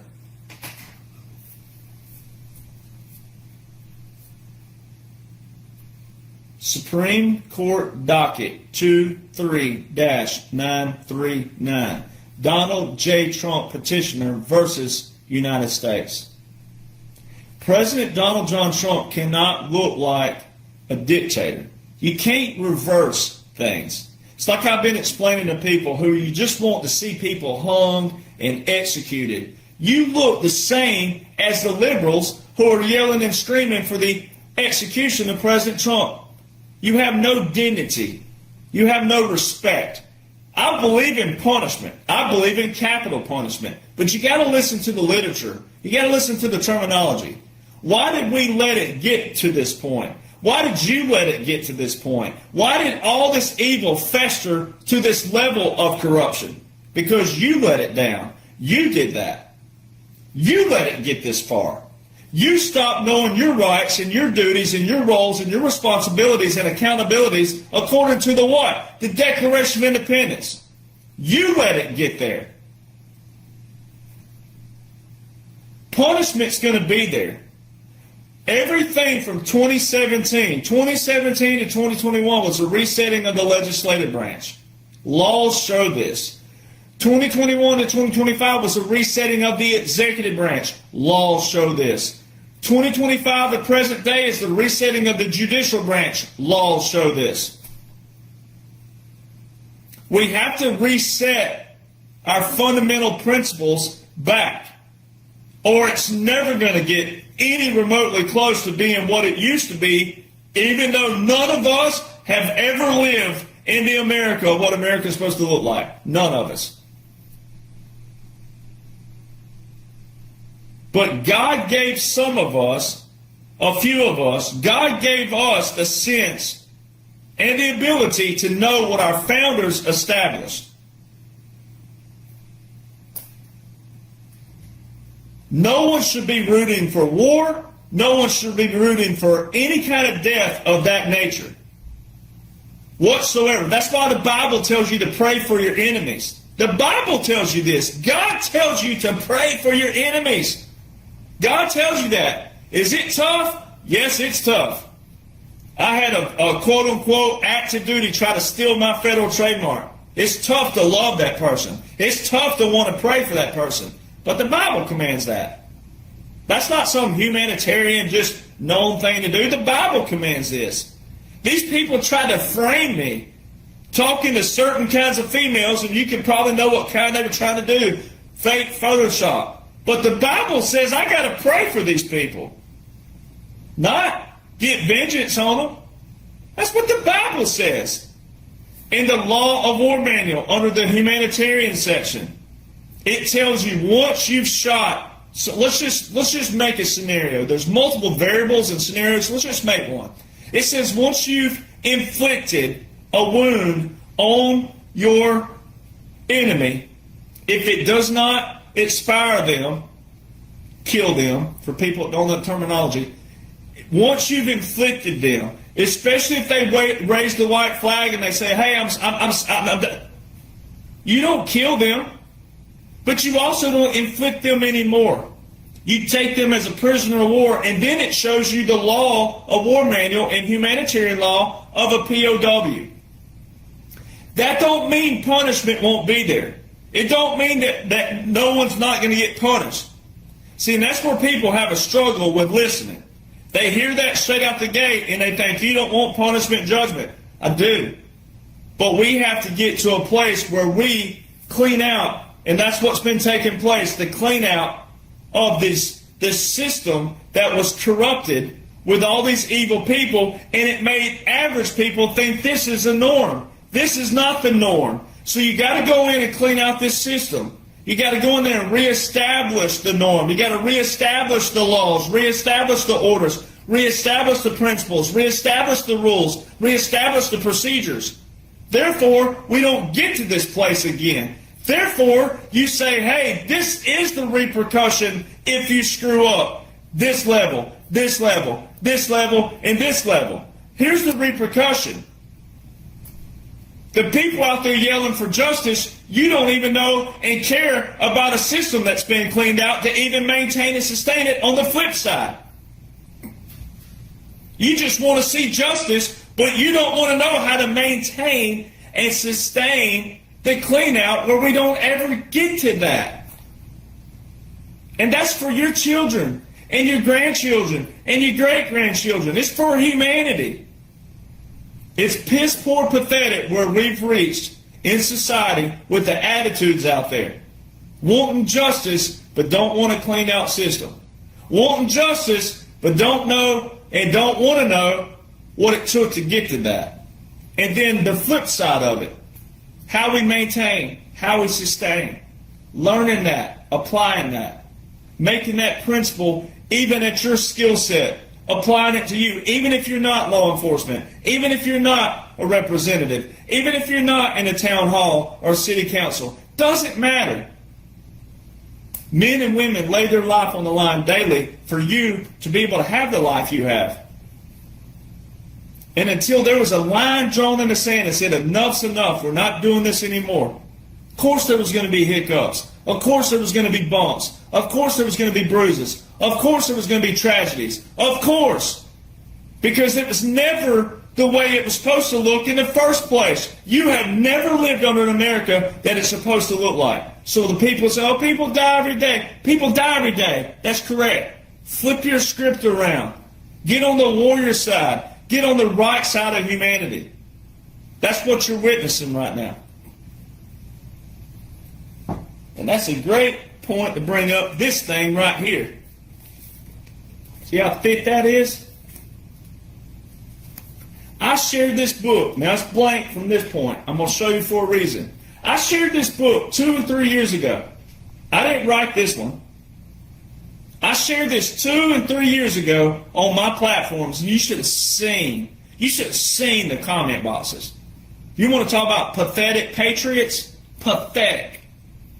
All right? The book isn't about, the filth from the standpoint of that you want to see it, but you should be able to look at it to see the filth of what Joe Biden, the real Joe Biden, got to. Joe, Hunter, everything. This is the Biden laptop report book by Marco Polo that just got validated July 21st, 2025, just this past Monday. Got validated on the new quote-unquote Hunter interview, which is not real Hunter. But this is because so many people don't appreciate what's been cleaned out. All this stuff has to be drug out because there's so much monumental, historical filth and trash that had to be sorted through. But also for people to see, okay, we can't dump all this on one day with them. You can't dump all this on 1 week. You got to hit them one at a time. This right here shows the linkage in the very back. If I can find it really fast. And you heard it in the video. You heard them say about where the laptop, how it got passed down. I'm not going to be able to find it. There's so much stuff in here. But I shared it on my pages. How Rudy Giuliani got the laptop to this group of people. There's so much filth in here, but anyway, the link is in there. I mean, we're talking about details. Even the Midnight Rider don't do this. They have wire transfers. You'll see stuff like that. Let me find something that don't have a filthy image on it. They got all everything. Phone numbers, phone records, wire transfers, everything. Text messages, emails. It's everything. All the filth, all the garbage. And yes, Joe Biden did know what Hunter was doing. All the text messages are in here. And then you heard the new interview with this dude in quote-unquote Hunter. In the very first 30 seconds or a minute of the interview, the guy goes, the host goes into an individual setting where he's sitting at his desk. We're going to discuss the laptop. And then he ties in and shows a photo of Rudy Giuliani. There's a link in this book that shows the tree of where when it left where it got dropped off with the tech guy and the FBI, and then it was given to Rudy Giuliani. And you think that the greatest mayor in a rigged setup of 9/11? You really think that Rudy Giuliani just stumbled on this on his own? All of it, everything links Joe to China. Everything, all of it. Shows all the pornography in here. Now they bleep out, they put little images, they put little blurs on the private spots, but they show everything. Old Hunter. See, criminals tell on themselves. Criminals actually leave traces. Dumb criminals. All right? And old Hunter's the one that brought them down. So it's all leveraged. All right? And you're watching the disclosure of that. So that one podcast, or whatever you want to call it, interview, Even though I know that's not really Hunter, but it linked everything together. It links it all. It validated this. Marco Polo. You can purchase it to this day. Marco Polo. All right, you can look this up. Purchase it. It's 636 pages right here. Everything. Links all of them together. Obama, Joe, Bill, Hillary, you name it. All right here. Everything.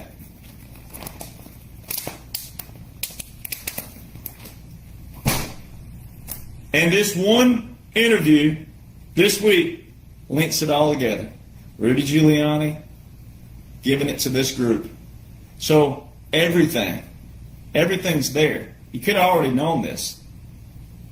So it validates even more so, even though I already knew it. And I'm not the only patriot on here that already knew it. There's a lot of patriots on here that already knew. In the comment boxes, I already knew. So what you're seeing is, you're seeing the plea bargains that were taken way back here.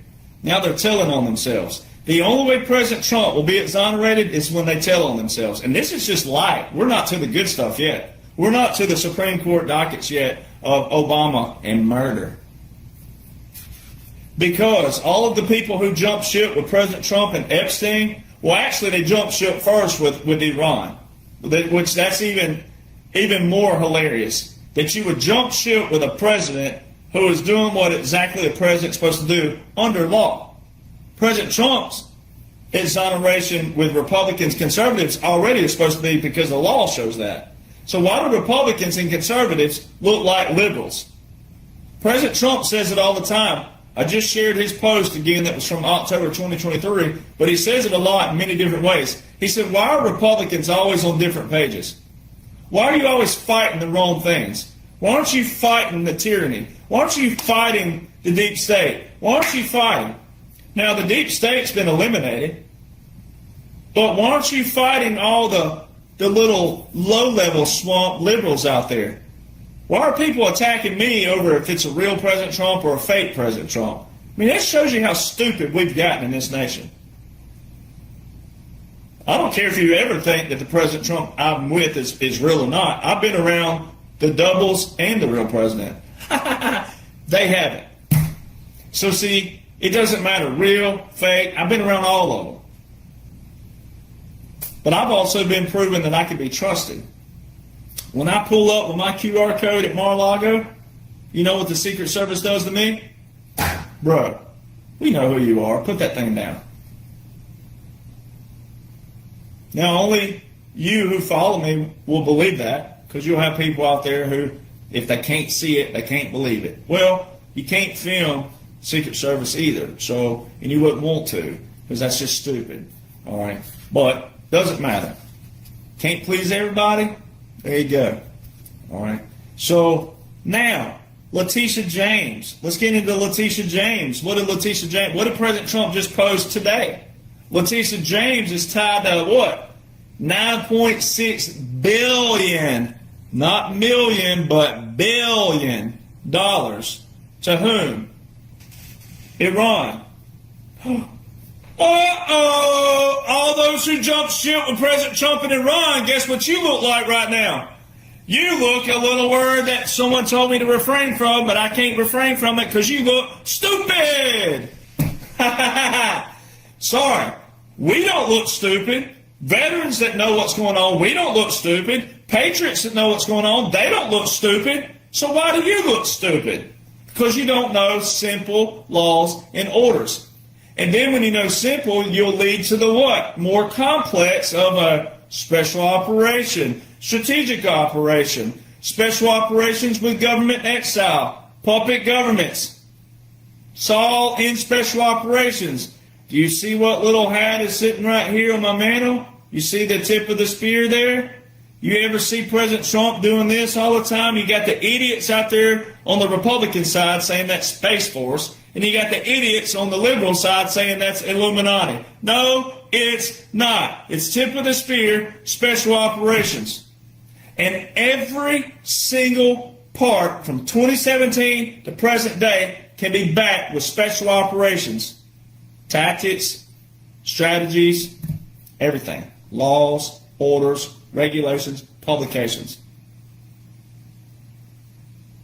You can't support the military without supporting military laws, military orders, military regulations, and military publications. Because the publications are your strategies, your procedures, etc., your tactics, etc., and there are layers of them. So Letitia James being linked to Iran, and then you had some low-level idiots out there. One of them was in the state of Nebraska. It was some little like Tribune, like some little newspaper out there saying that President Trump was false with saying Iran was tied to the what? Assassination attempts. So all this stuff, special operations. I won't break down the special operation part tonight of the quote-unquote assassination stuff because it's a whole different thing. All right, but the appeals court, you saw President Trump put up another post this week where he said about the AP was banned from entering where? The White House. The Associated Press has not even been at the White House for months. So if they're writing any pieces on President Trump, if they're writing any pieces on anything to do with anything, with the government, military, etc., then they're doing what? They're violating what they're supposed to be doing. They're probably writing off of what? What they hear somewhere else. So when you have an appeals court, this is what's cool about it. When you have an appeals court who upholds a ban, that means it was already in what? An injunction. It means it was already put in place before it was upheld. Same thing with the invocation and the revocation. You can't revoke something that wasn't invoked. You can't uphold something that wasn't what? Put into place already. So that's another cherry on the cake for the Midnight Rider Rides Again, because all this stuff, so I've had all this stuff in print for over 4.5 years now, almost 5 years, like publicly for my friends and family. All right, so it's all there. So it's been a military occupation. It's been a continuity government. All right, if you're new here, welcome. But, don't say anything until you learn it. But you can't argue with this stuff. So 47 U.S. Code, Section 606, is actually titled War Powers of the President. It's from the Telecommunications Act in 1934. Were you alive in 1934? Anybody? If you are, you're really cool and really hip to be on Instagram. If you were alive or born, even born in 1934, you pretty doggone cool and hip, even on Facebook. Telecommunications Act of 1934. The president can suspend, he can pull, he can terminate anything with telecommunications, which could be radio, TV, internet, broadcasting, any sort. And it's titled War Powers of the President. So if you went to Google right now and you typed in Title 47, or if you want to type it, you can type it that way, Title 47, Section 606, or you can put in 47 United States Code, Section 606. War Powers of the President. And you're having another article put up about the Associated Press being banned from Mar-a-Lago, the White House, and President Trump. The only way President Trump could do that is being a wartime president, with wartime orders from what? Wartime laws, which are what? Unique laws, strategic laws, special operations. Just like the whole California thing recently, the Marine Corps, and then also your National Guard.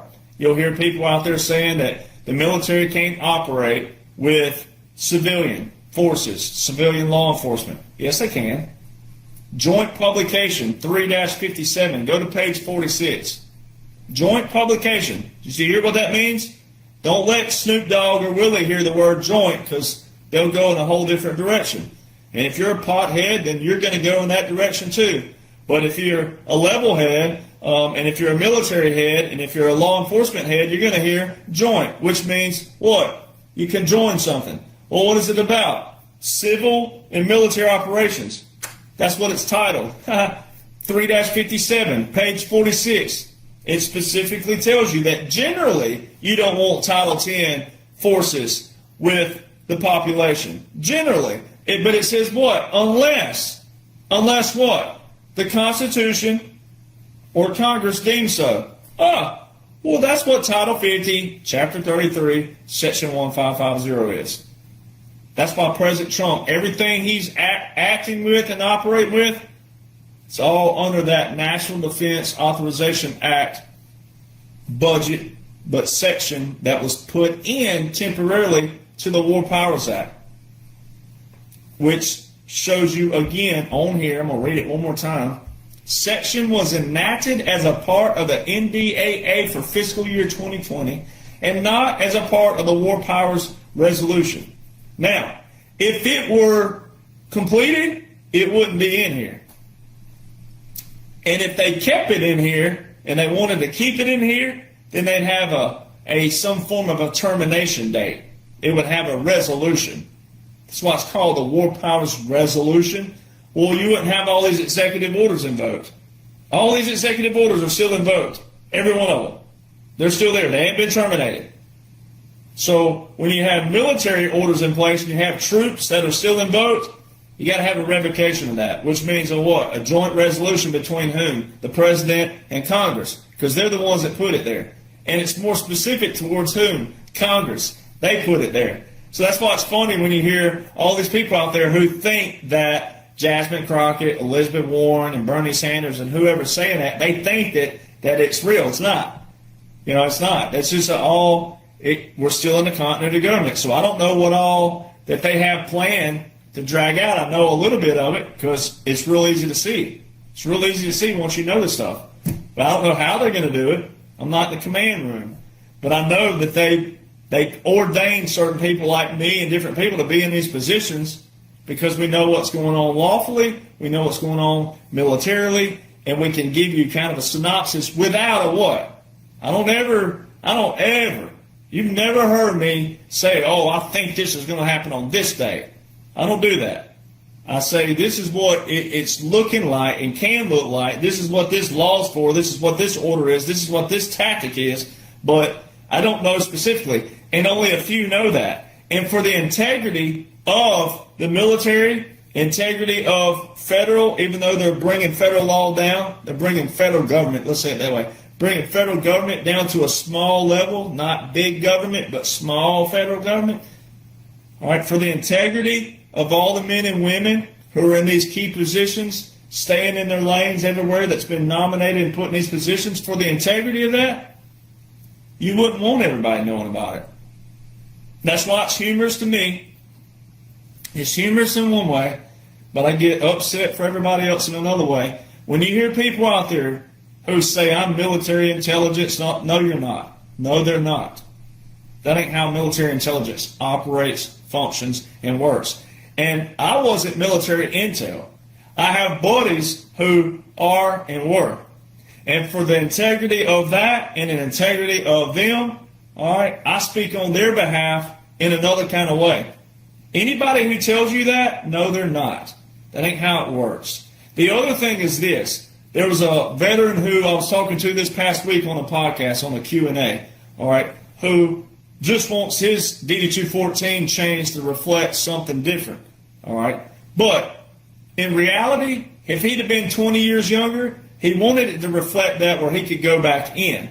There's a lot of good men and women who left the military because of what Obama had done to it organically.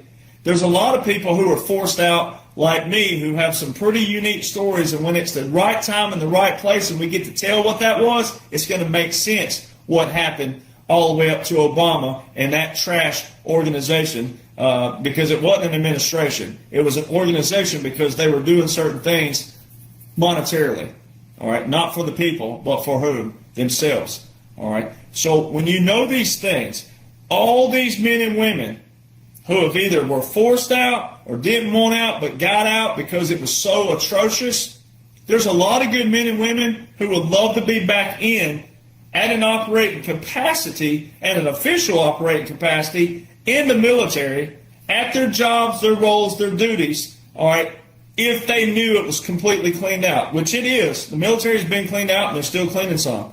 All right, they're still getting some of the rats out. All right, but they got to let the rats be exposed. All right, so little things like that. That's what people need to know. That's exactly what people need to know. That everything that's taking place. So a lot of good men and women will love to be back in. So for the sake, but also the integrity of those men and women, even the ones I don't even know, when you hear podcasters out there making it sound like they got intel or someone gave them intel and they ain't ever been in the military, don't work like that. Sorry, it just doesn't. And I'm not going to sit here and pretend it does, because it doesn't. That would be me violating my oath if I made people think that. That ain't how it works. And that is not how President Donald John Trump works whatsoever. Whatsoever. So you can probably know, a lot of patriots probably know some people that I'm talking about out there in the quote-unquote podcasting world. So be it. Ain't nothing they can do to me. All right. And if they tried, then it would be very, very bad day for them in court. All right. They think that's some kind of defamation or whatever. It's not defamation. That's calling a spade a spade. There's nobody out there operating with some kind of fake name and a hidden profile. That ain't how it works. All right. If you're secret military, your name's either shown and you're not talking about that, or you wouldn't be shown, period. That's just how that works. So now, when you tie all these in, when you take immunity with quote-unquote Obama, no, immunity does not cover treason. It does not cover murder whatsoever. President Donald John Trump cannot look like he's tied to a vengeance towards Obama and only Obama. This is opening up the massive case. It separates President Trump. He's over here doing what he's supposed to be doing. We're under a military occupation, military operation, continuity government. Law shows that. It don't matter what anybody says. The law shows that. And when you know the law and you know how PEDs work, Presidential Emergency Action Documents, they're draft classified. You can't Google those. You can't Google what's in them. But when you have a continuity government and you have a man like President Trump, which the only thing that separates him from everybody else, the only thing that separates him from everybody else would have to be the very thing, again, that makes this whole operation different. Was to not start a foreign war. Was to not start any kind of war. It was not to start anything. All right, so the laws show he didn't. All these, Title 50, Chapter 33, Section 1550, the codification there. It's not a war. It's operations. They're bringing all these national emergencies to a halt, to an ending. Syria's one of them. He eliminated one executive order with a national emergency with Syria. We've opened our trade market up with Syria. We opened up with Vietnam. We've opened up with Iraq. All right, the market, U.S. market. Not military anything, U.S. markets. All these different places. You got to go look at what they said about him in 2015, the temperament of him. He was going to start nuclear wars and all this other stuff. No, he hasn't. The one thing that separates him was to not start any war. Nothing. These are operations. It's bringing all of these bureaucracies, the bureaucrats, executive orders with national emergencies to an end. That's why you got to know that. That's why it's key. So he has to separate himself in another kind of way. All of these people are going to tell on themselves. Hunter is just the tip of the iceberg. Because that one interview, Monday, July 21st, 2025, that one interview, it ties in Rudy Giuliani again, giving the laptop to this Marco Polo group here. All right. Marco. 636-page report, which ties, quote unquote, well, it ain't even quote unquote, it ties Real Joe to China, receiving millions of dollars from China just for making an introduction to someone. Hey, this is so and so, pay me. Receipts, all of it. Wire transfers, checkbooks, Venmo, PayPal, Zelle. Who's talking? Everything. It's all here. All of it. The pornography. It shows Ashley Biden. It shows Hunter's relationship with his brother that he, in the interview, the worst day of my life was my brother dying. Well, you were banging his wife right after that. All right. Sorry. If you don't like my slang terminology, sometimes you have to put it that way. He was banging his brother's widow. All right. Then, guess what? It shows in here. It specifically says it. Don't show it, but it says it. It's layers of messages where she turned on him because he was appearing. Somebody wind Derek back up. Naked, butt naked, watching pornographic films around her daughter, which would be his niece. And if you want to continue to be a lazy ass out there, this should be the thing this week that should flip your switch. Whoever you are, flip your script wherever you are. That should be the thing that should absolutely drive you to want to know what's currently in laws and orders that President Trump's working with that makes him different and unique than anybody. But especially the liberals right now. Liberals are atrocious right now. And when they are supporting, quote-unquote, Joe, even though they don't know he's real or not, doesn't matter. When they support Joe Biden, Kamala, and all this stuff, this is what they're supporting. This is what they're supporting right here. Child porn, sex trafficking, child trafficking, human trafficking, it's all in here. This is what liberals. So this should make you want to get tough and stand up and start fighting more and more. All right. Some of us knows what's been going on a long time. We didn't just get here. They didn't just put me here. I didn't just spring up overnight. All right. It was all God's timing. So you should want to do that. You should want to. Absolutely. You should be like fired up because now it's the tip of the iceberg. Hunter's telling on everything. They're going to tell on themselves. That's how President Trump will be exonerated. Now, you're going to see justice. Yes, you're going to see justice. You're going to see military tribunals. Yes, you're going to see all that. But you shouldn't just go, oh, well, Derek Johnson or so-and-so just said we're going to see military tribunals. And that don't mean sit in your recliner and twiddle your thumbs until it pops up on your phone or your TV. That's what that don't mean. In order for us not to replicate the swamp and let the swamp grow back, even if it took 50 years, 100 years, or 200, you should want to know all this stuff where you can pass it to your grandkids or your kids or your grandkids or your great-grandchildren. You should want to do that. That's why books are important. These kind of books. That's why these are important. These aren't just for me. These are for the future. Now, I'm not Elizabeth Warren. I don't have 1 and 1,024% of Native American in me. I have a lot more Native American blood in me by results, but I'm not 20 or 30% Native American. But Native Americans, we look at things 7 generations out. We live today as if the 7th generation can pick up what we've put together and live freely. So when you hear all the liberals out there talking about, oh, the Native Americans' land were taken from them, well, guess who can speak on behalf of Native Americans? I can. I can prove it on DNA. All right. Can prove it's there. You go right ahead and speak on behalf of the Native Americans, Derek. Derek froze up a little bit there. We're going to play another interview. Was a good interview. I mean, you know, you'd like to hear Derek speak backwards? I mean, I kind of thought he was already. Hello, everybody, and welcome to the Revival of America podcast. This is Jenny. I'm the owner and the host of the Revival of America. Today we have Field McConnell in the house, everybody. So please, if you have a question for Field, feel free to raise your hand, and at some point I will unmute your mic and you can ask Field your question. Or if you can't speak and you want to write a question, put it underneath his logo on the wall, underneath the comments. I will read those as well at some point in this podcast. Also, to everybody, please be careful who you listen to, who you follow, what you're putting into your mind. It's getting wackadoodle out there, everybody. I put a couple things on the wall this morning about a couple influencers over on X being called out.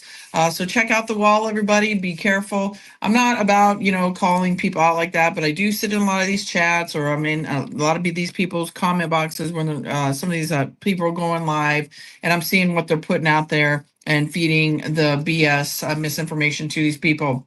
It's unfortunate. I feel bad for those people that are wanting to learn and they happen to step on these kinds of people. It's unfortunate because there's a lot of misleading going on, misinformation, disinformation. And again, who really truly knows anything, right? Nobody really knows shit. We're just trying to do the best that we can do to give you the information with the guests that we do here at the Revival of America. And I'm very confident that the ones that I'm bringing on are solid. So I don't have any issues with any of that. But I'm going to say there are a lot of people out there giving a lot of bad information. So if you guys are listening to the Revival of America, we are making a lot of noise, a lot of positive noise, getting a lot of great feedback in what we're doing over here. So if you're here, we're glad you're here. It's time to pick a side, everybody. It's tighten up that circle. If you have 3 to 5 people that haven't led you wrong through the course of your journey, they're more than likely going to get you over the hump. And we're coming into some stuff, everybody. So please be careful, head on a swivel, eyes on God, because at the end of the day, He has all of this. And we are being, like I said, we're being listened to in over 100 countries.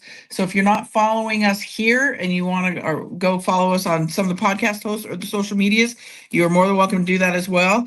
You'll get the latest updates on the podcast on the social medias because I post everything there, as well as obviously the podcast host. And they are iHeartRadio, Spotify, Anchor, Apple, Google, Breaker, Pocket Cast, Podbean, Riverside, Amazon Music. Social medias are, excuse me, everybody, Jenny Jareed Facebook, at Jenny_Jareed X, at J Jareed Rumble, at J Jareed True Social, at J Jareed Instagram, The Revival of America right here on Telegram, The Revival of America on YouTube, and the official J Jareed over on TikTok. Again, you guys know I'm not really good on TikTok, but I'm trying. So yes, follow any of those locations, everybody, and you will get the latest updates on the podcast, as well as if you go to the website at therevivalofamerica.com, you'll get the podcast over there as well. And sign up for the newsletter, everybody. You get the latest updates on the weekly shows. We put that out every Monday morning, very, very early. So hopefully when you guys wake up and check your email, you have a newsletter in there that tells you the weekly show lineup, the guests, the times, and if they're going to be here or if they're going to be over on my X space. So sign up for that, everybody. Also, too, if you get a random text message, DM, well, maybe not text message, but DM, email, whatever it is, saying that they're me and they're talking to you about crypto, finances, the scare vet, anything like that, know that that is not me.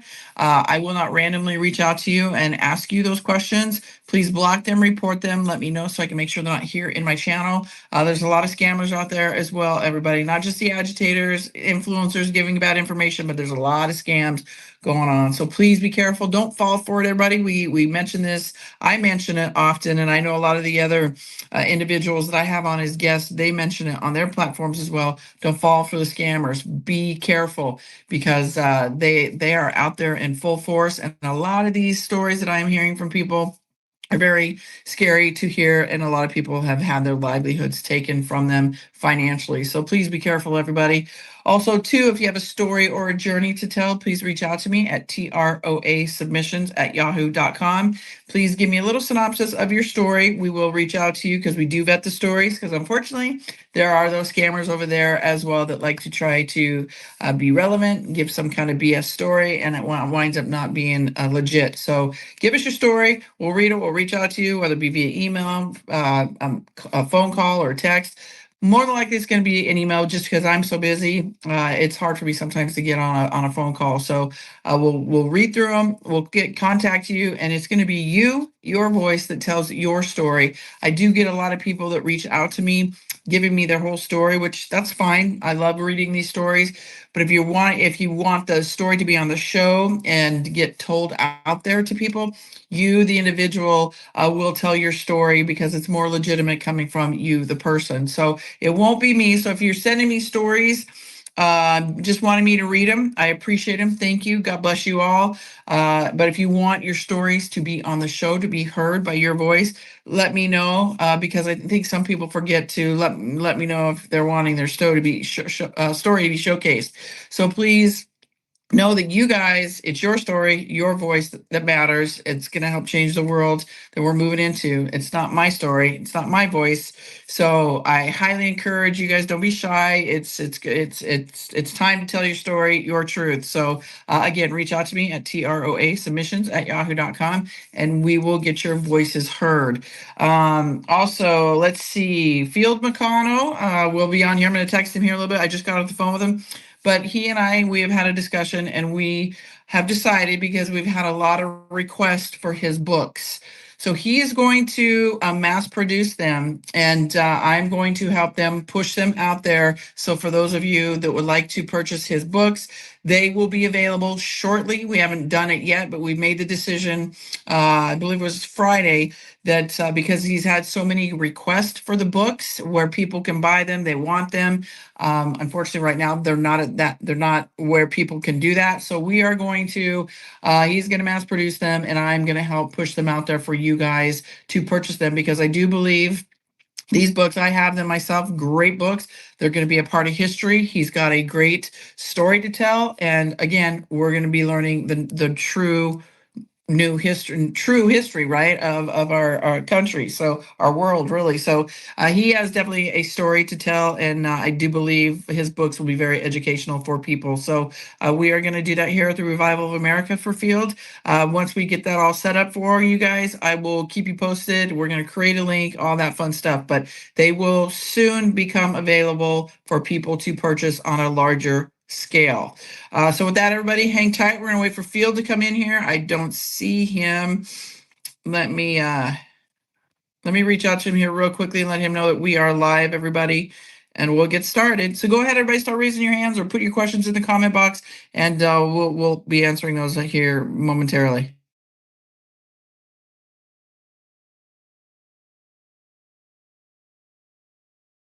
All right, everybody. I just sent him a message. I know when I spoke to him a little bit earlier, he was just waking up and grabbing his coffee. So hang in there, buddy. But in the meantime, as we wait for Field, if any of you guys have a question you want to ask myself, or you're just going to want to wait for Field, that's fine. I will unmute your mic. So yes, he just said he's coming. So he should be here very shortly.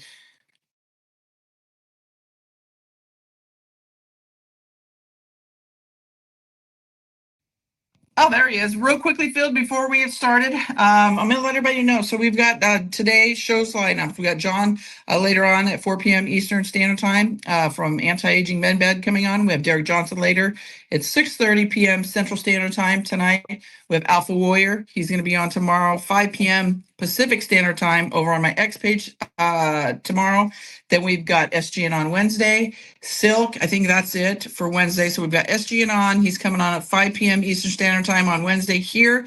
And then Silk are every 2 weeks over there on X. And she has sent me the link, actually, the movie Pardon Me that she's going to be in. I do have the link from Beverly, the actual person that the movie's about. So I will be posting that here on the wall, pushing that out for everybody to look out for. It's going to be in theaters August 15th. So let's give Silk some support. And of course, Beverly, the person that the movie is about, all the support in the world, because she was pardoned by Donald Trump, our president. And unfortunately, she was sentenced to 41 months by the Biden regime, but is out now, able to tell her story. So with that, everybody, we've got the wonderful Field in the house. How are you, my friend? I'm fine, Jenny. How are you today? I'm doing great. I was just letting the audience know that you and I made a decision regarding your books, that you're going to mass produce them for people to be able to purchase, and I'm going to help you get those out there for you, that we're going to create a link where people can order them and get them purchased. So I was excited to announce that. I told them that I would let them know when we get that all figured out. And but yeah, there will be a spot where people can now purchase Field McConnell's books. Okay. Well, first of all, thank you very much. And it's not about money, it's about truth. And unfortunately, I know a lot of truth about America, and I'm not happy about it. But I'm very happy that you, Jenny, are involved in the truth movement. And you're a major force, by the way. And I will send you a picture before this show is over, of all the books I have in my house, I've got a lot of books, and I'm not interested in money. I'm interested in truth, and I'm interested in holding the motherfuckers accountable who have tried to destroy my country and your country, Jenny. How do you feel about that? I am right there with you 100%. And yes, I agree, everybody. It's not about the money situation for Fields. It's about the truth. It's always been about the truth for Fields. So, but because there is such a high demand and request for Fields books, I think, and not only that, Fields' message is huge. People need to know about Fields' message and what he has uncovered through since the day of 9/11 and even before. So, what is that, 24 plus years, Field? Yeah, 24 years from 9/11. And as long as we're talking about 9/11, let's talk about Barack Obama, okay? Let's do it. He's a hot topic right now again. Oh, of course he is. He's a piece of shit. And if he doesn't like that, if Barack Obama does not like Field McConnell to say he's a piece of shit, come over here to Plum City, you motherfucker, and I will prove you're a piece of shit. His name is not Barack Obama. His name is Barry Soetoro, Soetoro, and his name has been in the middle of my hearse for the last 15 years. So am I hiding, Jenny? I don't think I'm hiding. I'm certainly not hiding Jenny. But I am an American, and I take that seriously. And I'm not proud to be an American. My parents were Americans. They consummated me. They raised me. And I am what I am. But I am not a coward, and I am not going to put up with Barry Soetoro. My own sister gave him his fake passport where he changed his name from Barry Soetoro to Barack Hussein Obama. He is not Barack Hussein Obama. He's Barry Soetoro. And if he doesn't like that, he can. Well, am I allowed to have a letter of dictatorship? Yeah, that. There you go. Go for it. He can kiss my ass. I've known him since he was a little boy, and I'm not homophobic. I am not. And I'm not judgmental. I am not. But I am not stupid either. And if he thinks he can get by with trying to fuck up America as a agent for a foreign government, he's wrong. And those days are over, Barry Soetoro. So if you want to sue me, then just use your own name, Barry Soetoro. Don't use that assumed name, Barack Hussein Obama, that my own sister, Christine Marcy, gave you in 1994. And my sister has been dealt with by I think it's called a military tribunal. And I believe my own sister, and her name is Christine Marcy, I think she's been dealt with. And all these other people that are trying to fuck with America, they're going to be dealt with too. How does that sound, Jenny? I love it, Field. I love it. So it's time, right? It's time. So since we're talking about Barry Soetoro's birth certificate and everything, a lot of talk is coming out about that right now. And for those that don't know, and I'm sure probably many of you do know, but Field, can you talk a little bit about that birth certificate and who actually is the person that gave Barry Soetoro? Because there's a lot of talk right now where he was born, the giving of his birth certificate and all that kind of stuff. So can you maybe touch on that a little more? I think this is important because it is being highly talked about right now, that you continue to reiterate it to people. Like your sister was a huge part of this. So if you could, again, just tell the audience. Yes, I can. Barry Soetoro was born at Peace Arch Hospital in White Rock, British Columbia, Canada. And it's my belief that he was the son of a black prostitute. Now let's stop let's stop right there. Do I dislike black people? No, I love them. I mean, how can anybody listen to Motown in the 60s and disrespect black people? Black Americans, in fact, everybody that's black in the world is my friend. Has any black person ever tried to harm me? No, they have not. Do I anticipate that any black person will try to harm me? No, I do not, because I love them. And I mean that as I'm 75, as you know, Jenny, so I'm getting sort of old, but I'm not out of gas. I love and respect black people. And when it comes to Motown, which is Motor City, which is Detroit, which is, soul music. Okay, here's my favorite group ever. And it doesn't matter who my favorite group is. Smokey Robins and the Miracles. I love them. And, I wish I could sing like they could sing, but I can't. But I can talk like I talk, and I'm going to right now. Let me tell you something you don't know as of right now, Jenny. Here's something you don't know. On August 8th, 9th, and 10th, I'm having a gathering at my house in Plum City, Wisconsin, and we may not change the world, but on the other hand, we might, because I've got a pair of legal experts coming here to explain to me in detail how I've been harmed by the United States of America. And am I afraid of the United States of America? No, of course not. Because which one are you talking about, the corporation or the republic? The corporation of the United States of America is defunct, and the restored republic of the United States of America is now intact. And I've got a couple of ladies that are legal experts coming to my house on August 8th, and they're going to talk to me about how I've been harmed.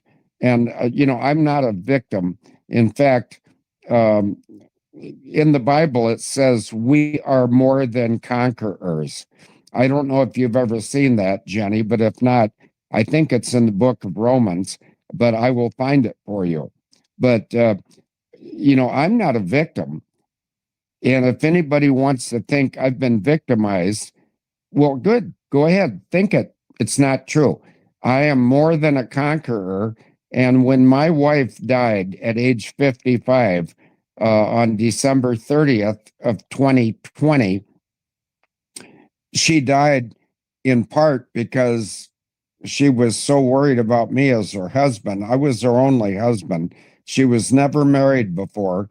And when I met her, she was 49 years old and had never been married. And I said, Denise, how can you explain to me that you're 49 years old and you've never been married, and yet you're, from a heterosexual male standpoint, you are a very delightful and attractive female?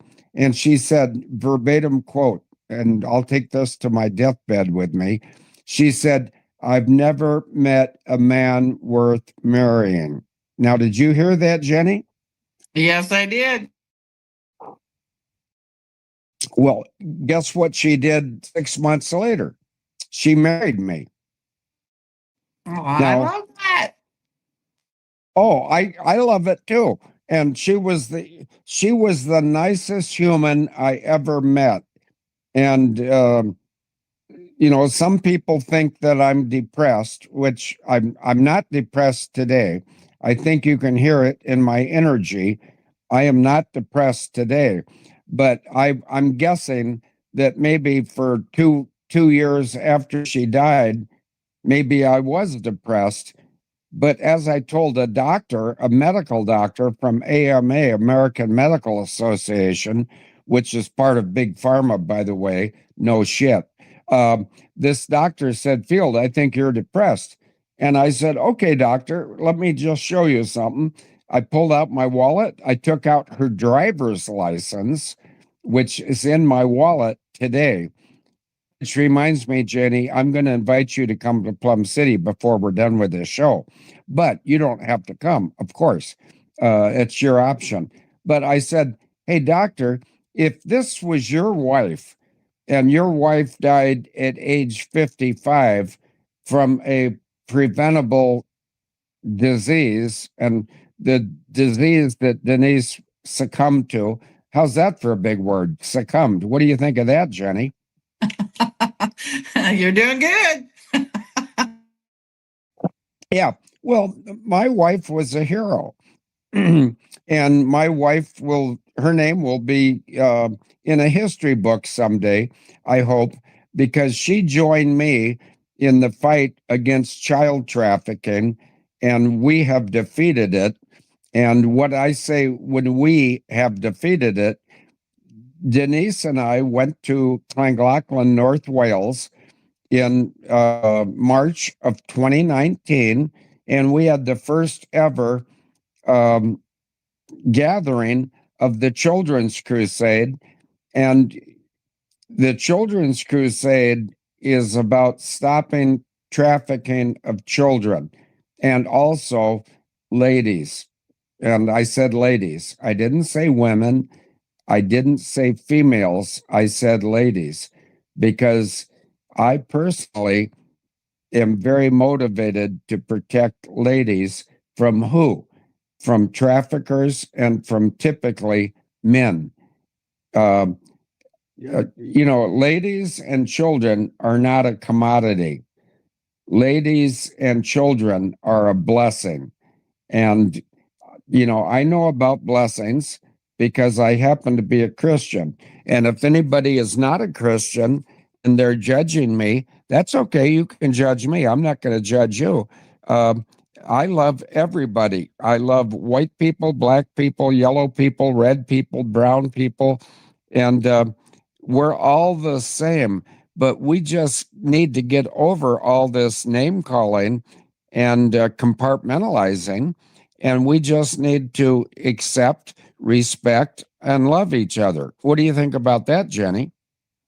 I agree 100%. The unity that's huge. That's what we need right now is the unity. But it just seems like it's just so opposite right now. But I think we got to go through this to get back to that unity. So hopefully we'll see that here on the very near horizon.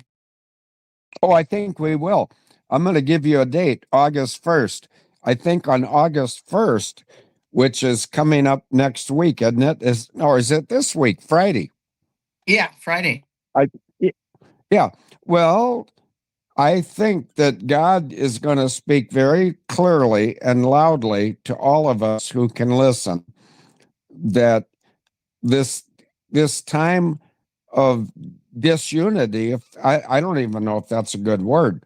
I don't really give a rat's ass, because Jenny has allowed me to speak like a human, and so I am a human, and I do not care if disunity is a word or not. People know what I mean. Disunity means that we are not unified. Is that clear enough, Jenny? 100%. Loud and clear. Yeah, no kidding. Well, it doesn't matter if we all look alike. Smokey Robinson, who is the greatest singer that I'm aware of ever, Smokey Robinson was the Motown guy that was the leader of the Miracles, and he and I have never met. We don't have to meet because we understand each other. He understands me. I understand him. I love him. I love his people, which tend to be black people. Well, screw that. I didn't ask to be born white. I just was born white in 1949. And that doesn't mean I have to like or dislike I don't have to dislike black people based on color. I don't. I love them. I love everybody that loves Christ. And that is not a factor of color. You know, black people, white people, yellow people, red people, brown people, a lot of us like Christ. And for those who don't, no problem. You can go your way and we'll go our way. But in the meantime, I happen to be a 75-year-old American male that loves Jesus Christ because he is my savior. And I can't give him enough credit. Nobody could, because he's done things for the world that his father asked him to do. And, you know, it's not like he had to do it. He accepted the mission. And I've got a mission too. And my mission is to protect children and to protect ladies, ladies. And I didn't say women. I didn't say females. I know the difference. And I've been around a fair amount of females in my life. And I'm not proud to say that, by the way, Jenny, but that's just the way it is. But I found out that when it comes to females, I much prefer ladies, ladies. And I believe you can correct me if I'm wrong, Jenny, but I believe you're a lady, and therefore I respect you, and therefore I would, if I were put in a position to block an attack on you, I would do it with vigor because you are a lady, and that's my job as a Christian male, to protect ladies. What do you think about that? Oh, I appreciate that, Field. Thank you. Yeah. And I know you have a swimming pool. I know your parents were there, and I know you don't need me. And but that's okay. It doesn't matter if you need me or not. What matters, and I'm talking to, I'm speaking to another lady right now over in England whose name is Angel, and I'm protecting her too, because you ladies do not need a protector. You've got one, Jesus Christ. He will never allow you to fall into disfavor with any human. But some ladies don't know that. And so that's where guys like me come in, because I speak very clearly that if anybody wants to touch a lady, they better be careful, because I might be watching. And my mother was a lady. I'm trying to think of all my multiple wives. I've been this is sort of funny. Here comes something remarkably quotable, but I have been involved in serial monogamy, which means I've been married more than once. And why did I get married more than once? Well, because people married me and then divorced me. I didn't divorce them. And at the end of my serial monogamy, I had the pleasure of being married to Denise Irene Clark of England. And I'm so happy she was from England, because there's nothing special about England, even though they might become part of the United States soon, according to Donald Trump. But, you know, I do not select marriage partners based on their nation of origination. But Denise, have you, you're not Angel, I know who you are, you're Jenny. Jenny, have you ever seen a picture of my wife Denise? Yes. Okay. She's very lovely. That's not her fault. She didn't ask to be born lovely. She didn't ask to grow up to be attractive. She didn't ask for much in her life. And I think I know more about her life than anybody, including one of her own sisters, who committed an offense by accusing me. No, not accusing me. Her sister, whose name I won't mention right now, but I'll mention it in writing in the book I'm writing. Her sister told me that Denise hated me and she was afraid of me. Jenny, I'm not putting you in a corner, but I do not think that my wife, Denise Irene Clark, ever hated me. I know from personal interactions that she actually loved me. And it's not a competition, but I may have loved her more. Maybe because I was so much older, I appreciated her more, but she still died when she was 55, and I have not gotten over that yet. Jenny, can you fault me for not getting over the death of my wife? No, not at all, Field. That is something many probably don't ever get over. So not at all. Okay, good. And by the way, in August, which is just around the corner, I'm having some people come to my house, and I know you're a very busy lady, but if you wanted to have a getaway for a couple of days, you could. My house has 5 bedrooms, and I only sleep in one of them. And sometimes I don't even make it upstairs. I sleep on the couch, which frees up 5 bedrooms. But, I'm not putting you in a position of asking for an answer now, but there's going to be a lady from England, and there's going to be a gentleman from Canada, and there's going to be 2 ladies from, I think they're basically from Illinois, and they're going to come here and talk about my legal situation, because the people that may have violated some of my civil rights recently, meaning like in 2019, 2020, and beyond, well, they might be held accountable because, I'm not a vengeful person, but when somebody scares my wife and makes her uncomfortable to the point where she dies, then I get energized,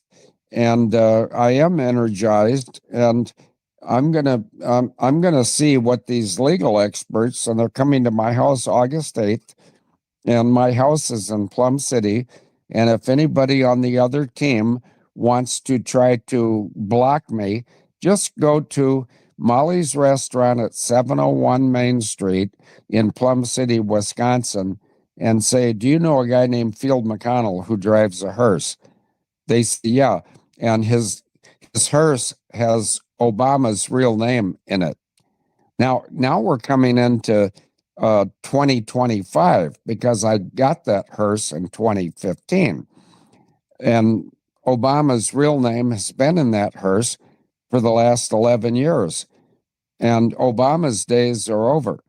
There is no Barack Hussein Obama. His name is Barry Soetoro, and his husband is Big Mike, and you can take that any way you want to take it. That's just what Big Mike, and I think Big Mike has told Barry Soetoro, to get lost. I think that Big Mike doesn't want to go down for treason along with Barry Soetoro. I'm going to stop right there. What do you think about that comment, Jenny? I love it. I think everybody else here too would say the same. Okay. Well, the truth is the truth, but where in the world can you hear the truth in America? I think the only place that I'm sure of is right here on Jenny's show. And that's partially, it's not like I'm not, I'm trying to be polite, Jenny. It's tough because by nature, I'm not necessarily polite. By nature, I'm an attack dog, and that's because I was in the Marine Corps. And the Marine Corps teaches people not to be taken advantage of and not to give in to anybody, but to dominate or die. Is that clear enough? Dominate or die? Yes, it is. Okay, well then I'm dominating everybody else in America, who doesn't respect ladies, children, and the United States and our Constitution and our president, Donald Trump. And I'm not political. Donald Trump is the only president of which I'm aware that has been loyal to the founding fathers and the reason why the United States was created. And if people don't know it now, they're about ready to find out. Jesus Christ blessed the United States of America. We are a foundation and a birthplace of where common people can become uncommon people by being exceptional people. And you're one of them, Jenny. And believe me, I'm not trying to ingratiate myself to you.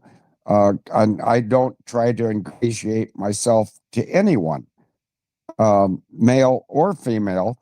And that doesn't mean I prefer males or females. No, if you're asking me personally who I prefer, I think females are much lovelier than males, but I don't think there's a male in the world that can dominate me because of Jesus Christ, my Lord and Savior. Over to you, Jenny. Amen. Thank you, Field. And Field, before we go into questions, I want to ask you a question. What do you think that most people misunderstand about the deep state and everything that they're entangled in? Because we know that this swamp is deep, wide, and twisted, evil. What can you say to most people that might misunderstand it? Oh, that's the easiest question you could answer. You could ask me, Jenny. The deep state is dead. State was the subordinate government of the United States of America, of which my own sister was a big part, as was George H.W. Bush, George W. Bush, John McCain, all these, Nancy Pelosi. It's like I'm listing off a bunch of names that are going to be terminated, and they are. These people will die. They will be executed for crimes against the United States of America. But the deep state was, I almost forgot one of the really important people, Mitch McConnell. How could I forget him? He's got the same last name as me. McConnell is a Scottish name, and the McConnells from Scotland were a dominating bunch of MFs. I think you know what that means, and I won't say it, Jenny. But the dominance of the male genes, and I think female genes also, maybe, because genes run, basically in our genes, but males and females together create children. Is that right, Jenny? Yes, it is. Okay. Now, if a dominant male and a dominant female have consensual sex and create a dominant child, is it likely that child is going to be strong or weak? And my guess is that the child will be strong. And I'm not going to mention the name Braveheart because that was fiction. That was a movie. But Braveheart was a dominant warrior from Scotland. And, Donald Trump has a background in Scotland. And I think just this week, I don't even know what today is. I think it's Monday. But I think that he's been in Scotland yesterday and today. Do you know the answer to that, Jenny? Is that possible? He's been in Scotland? Yes, he just landed. I just saw something come across my feed. He just landed somewhere on his last leg of his tour over there in Scotland. So yes, he is there. Okay. He played golf. He had an armored golf cart, so with his grandkids. So yeah, he's there. Yeah. Well, I'm not political. I'm really not. I'm not a Republican. I'm not a Democrat. I'm just a motherfucker. But you fuck with America, and I'm going to fuck with you. And that applies to everyone except for Donald Trump. because I think Donald Trump is here at this time by the grace of God to save the United States of America from the moral abyss that we've been in for a long, long time. And that goes back to the deep state. The deep state wanted to surrender us to the European Union. And there's some of us guys and gals, I'm a guy and you're a gal. I've never checked, but I don't have to check. I know that you're a lady, and you know that I don't take prisoners. But some of us have to step forward and save this great country that God created, and God created it so that we could lead the world into a world of peace, prosperity, and plenty. How's that for a soundbite? Nice job, Field. Nice job. All right, everybody, we're going to go into some questions. If you guys have questions for Field, I have unmuted a couple mics here on the front side. There are a couple questions on the wall. So, Miss Sherry, I've unmuted your mic. Go ahead and ask Field your question. Hi, Jenny. Hi, Field. Hello. Hi there. Hey. I can say that I just woke up about 9 years ago. I had a cousin who was really, diving into all this stuff, and she would come and tell me things, and I kind of thought she was out there somewhere. But on election day in 2016, when Trump was running against Hillary, she came to my house and she looked square at me and she said, "Donald Trump is going to be our president, Cher." And I said, "I hope you're right, Julia. I hope you're right." And she looked at me again and she said, "JFK Jr. is alive, Cher." Yeah. And that was the light bulb in my brain. I had to know, I had to get into this. So that was 9 years ago. So now I'm the conspiracy theorist to all my friends and family. I can say I get confused in my own research and stuff. But my question for you, Field, is they say there's 4 to 6% of the people that are never going to wake up, okay? And there's still a lot out there asleep. So in your opinion, what is the event, person, issue that is going to unite humanity? I don't mean unite MAGA, Republicans, Democrats. I mean unite humanity and wake them up. Real quickly, Field, before you answer that, Sherry, can you say again who came to your house? I'm sorry, it cut out for me on that part. Oh, my cousin Julia. Okay, all right. I thought you said researching a long time. Okay, I thought you said Hillary. I thought you said Hillary Clinton. I'm like, what? No, I said she came over the day of the election. That day that Hillary and Trump were running against each other, and she said, she looked at me square in the face. She said, "Donald Trump is going to be the president." And I had seen, he had like a 1 or 2% chance of winning, and I'm like, I hope you're right. I really hope you're right. And then that's when she looked at me and said, "JFK Jr. is alive, Cher." And it was like a light bulb. And I had to start researching. I had to know. So then, of course, I became the crazy person amongst my friends and family until Jeffrey Epstein got arrested, and then my phone rang off the hook. "Oh my God, you told me this. You told me this." And so people are starting to kind of see stuff. But my question for Field was, what does he think it is that's going to unite humanity? The love of children, period. Amen. Yep. I was just going to say the children. And just know, everybody, if Hillary would have won this election, everybody, we would not be here. We would be in those plastic coffins that we've seen, the guillotines that they had, the 36,000 that they had ordered. And I don't know if you guys realize it or not, but that was all a part of Obamacare. They approved it through Obamacare. Do some research.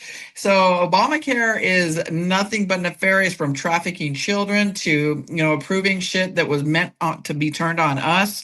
And now all this stuff is being weaponized against them. So just know, everybody, that if she would have won, we would not be having this conversation. Yes, so children, I do believe it's going to be the children. And Field, you agree with that as well?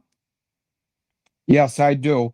And by the So is the way, truth going to come out about what's happening with all of the trafficking, and how are they going to find oh, that yes, out? of course.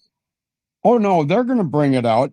And Obama's going to be incarcerated and then executed. How's that for a strong statement? That's pretty strong. Yeah, well, fuck them. You know, Right. this is a battle between right and wrong. This is the battle between good and evil. And if anybody on the evil side thinks they're going to win, now, I want you ladies to just excuse me if I speak like a Marine, but if anybody on the other side thinks they're going to win, they are all fucked up. They're not going to win.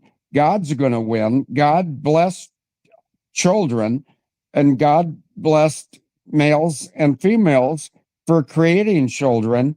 And I've created 4 children of my own. And I'm expecting my 10th grandchild. And if I speak like a Marine occasionally, please excuse me, but somebody has to fight this battle.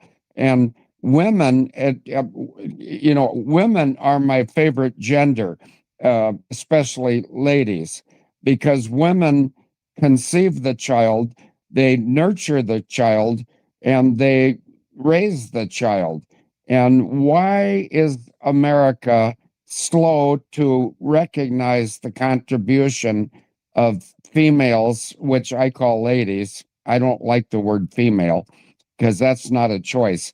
When you come down the birth canal, if you're a boy or a girl, you're assigned a gender and you can't change it, no matter what 2025 political environments say about choosing your gender. No, you can't.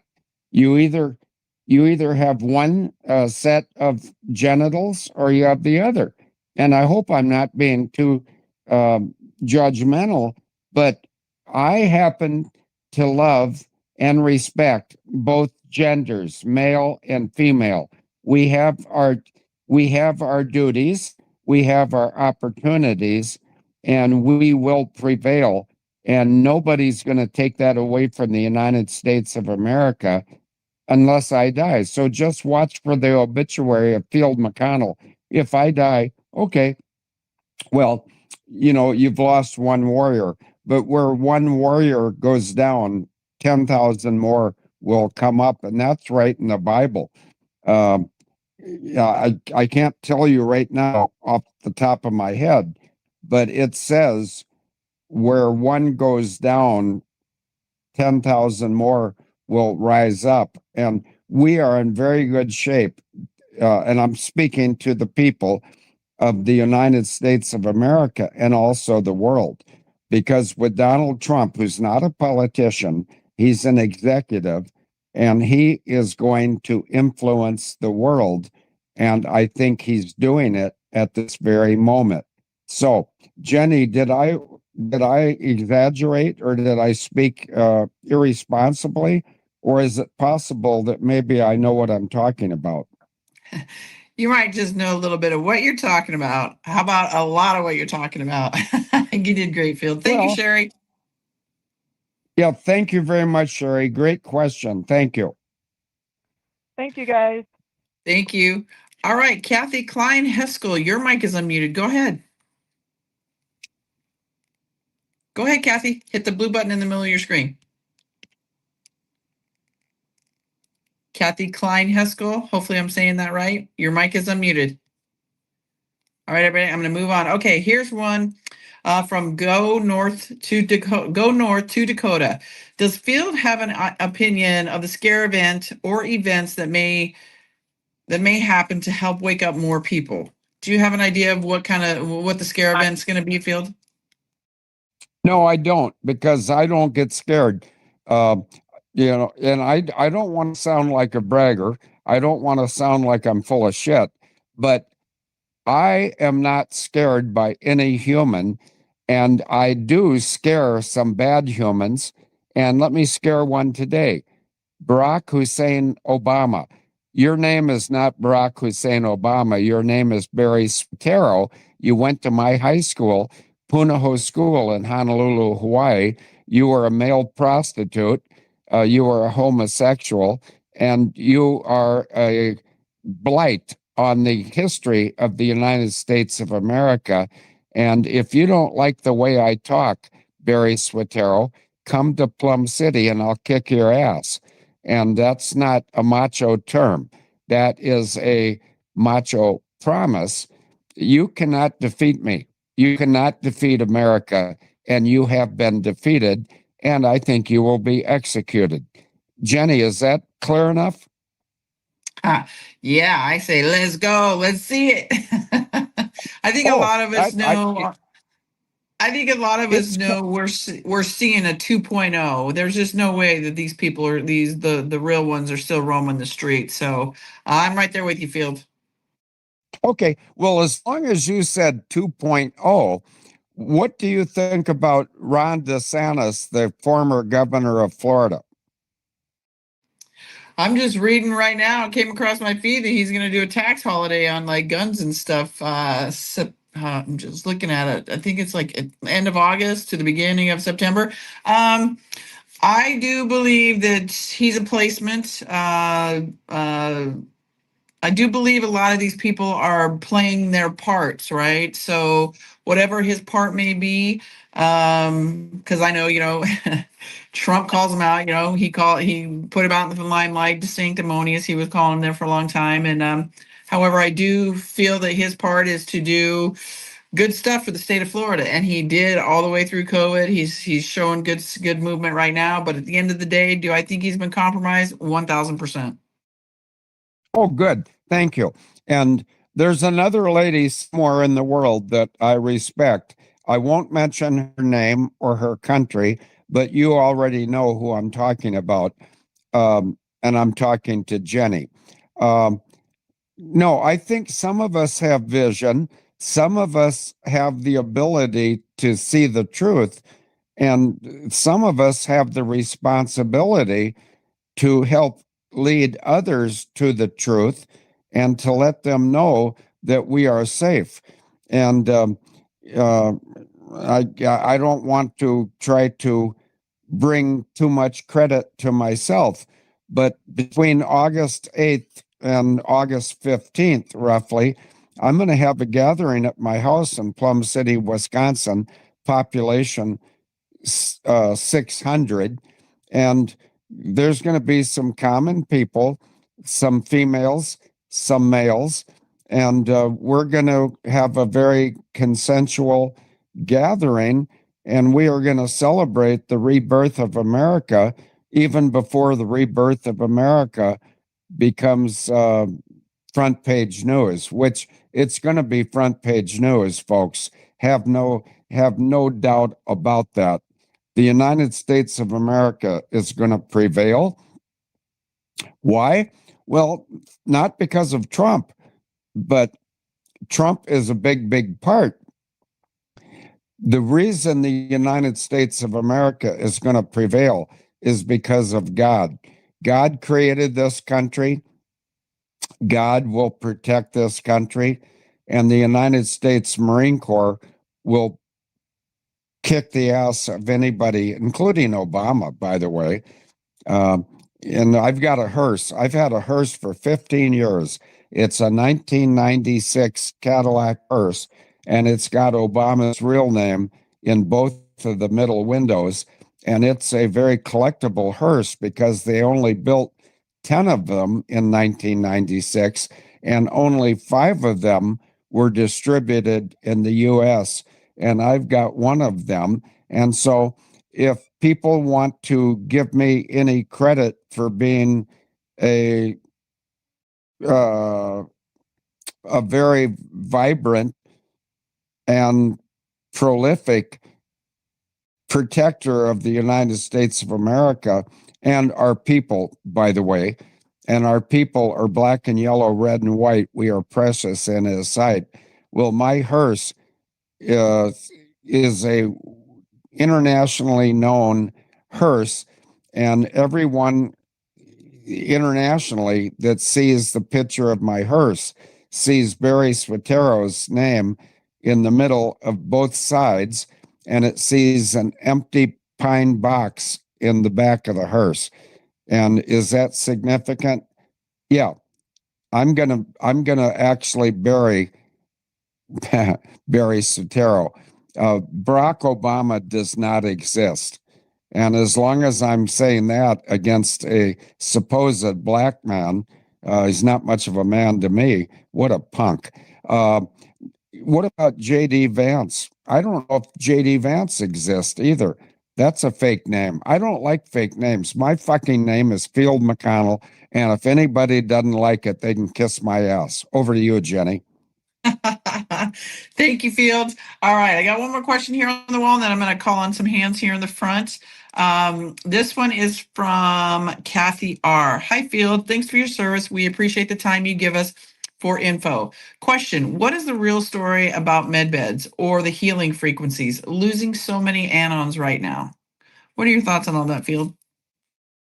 I think the medbeds have already been distributed across all of America, and I think that many of them are in formerly vacant military bases, which is that's a wonderful use for the military bases, because even though I'm very pro-military, I'm very anti-war.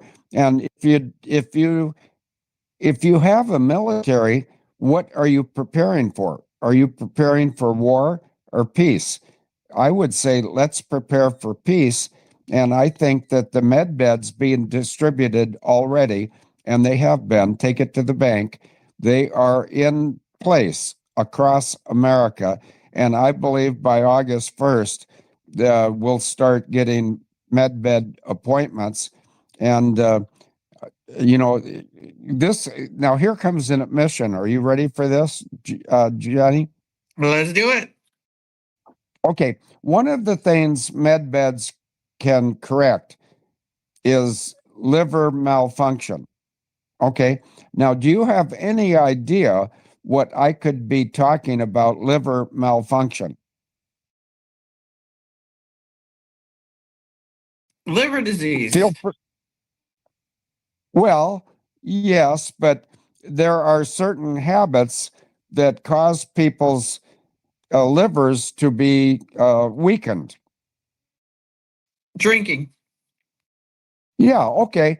I stand accused and I am convicted, and you are right. And you know what? Sometimes when you know the truth about what somebody's been trying, or some group of people like the deep state have been trying to do to your own country, it causes you stress. So how does someone release that stress or relieve that stress? I can only speak for myself, but I sort of enjoy absolute vodka and water.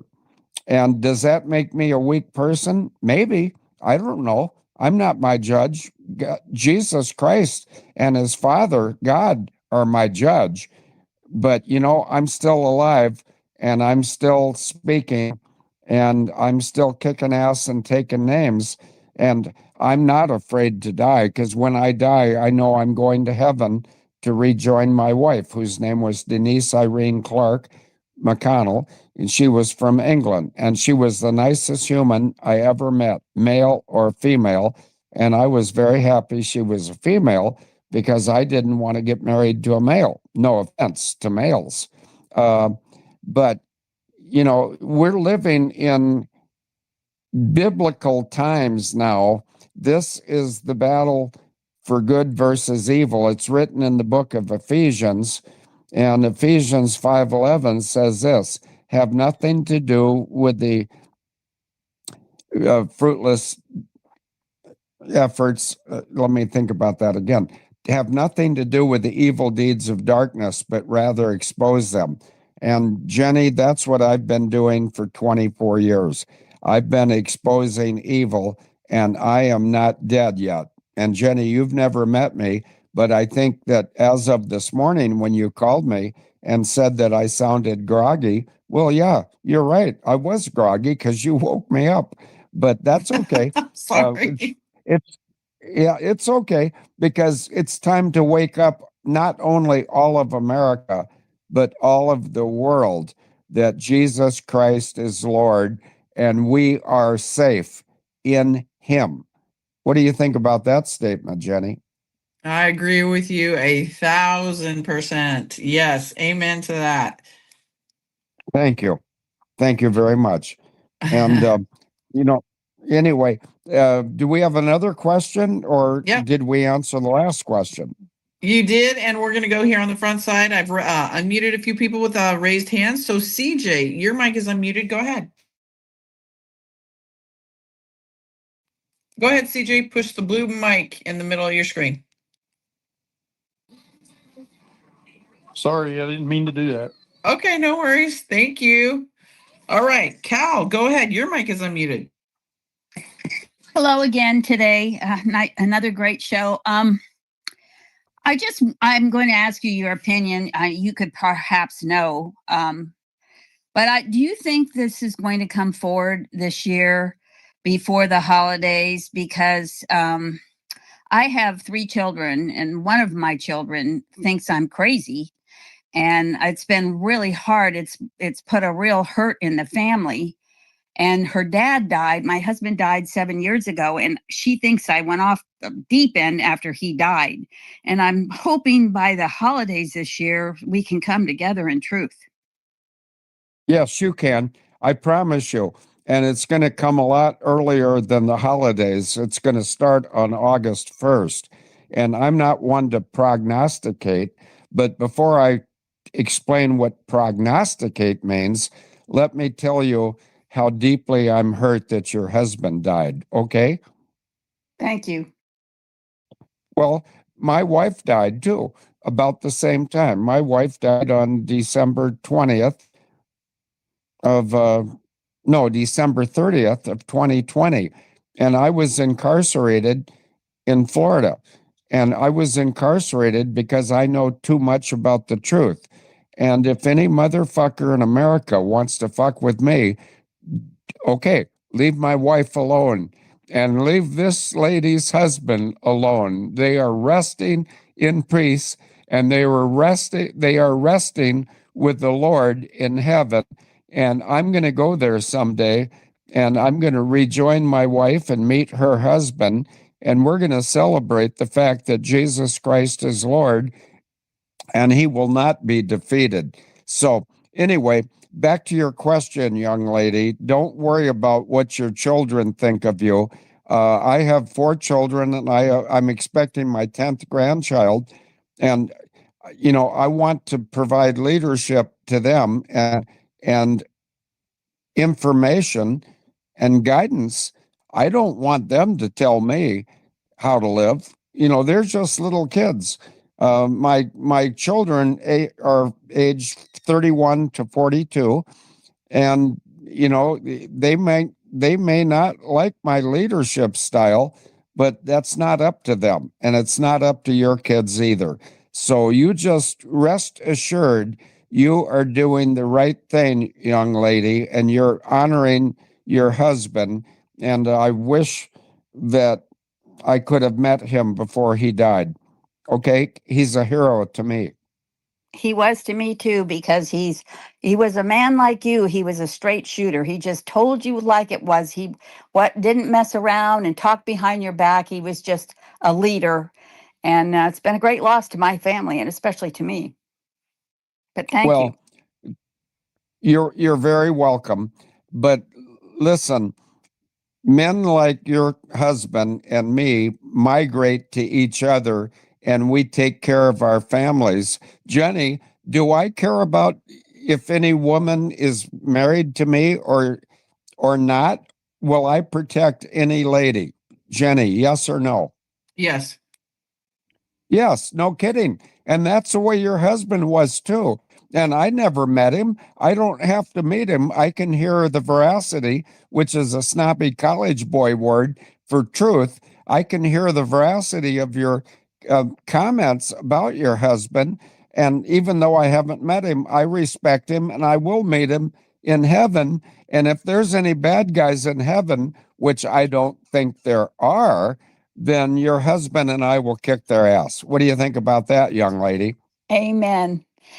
Amen. I've enjoyed these several years with Jenny and you and all the things I've learned. I've grown deeply in so many things, I think different and know the truth. And you're a big part of that, Jenny, and having this podcast.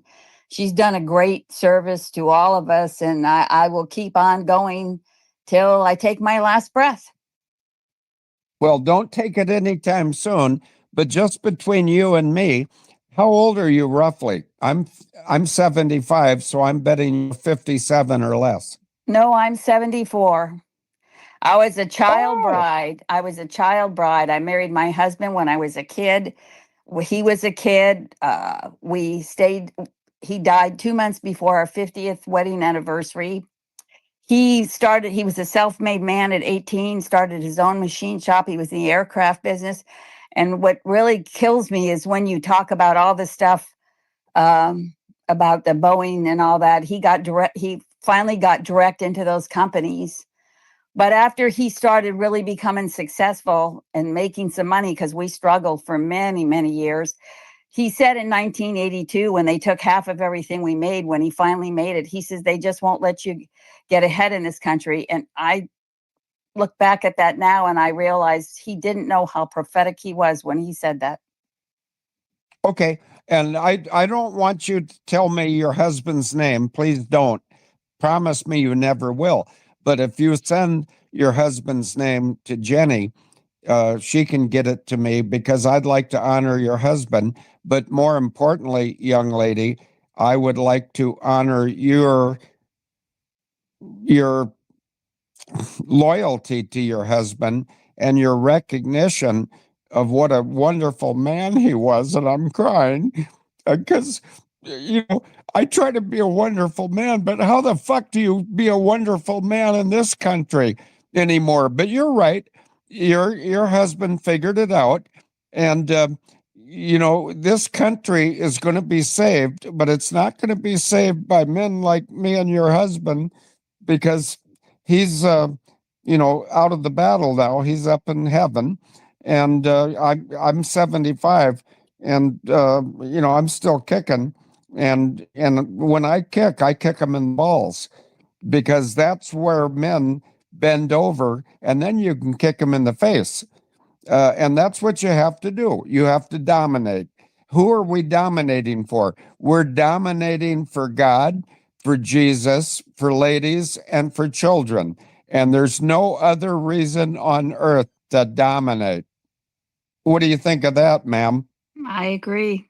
And he took care of everybody.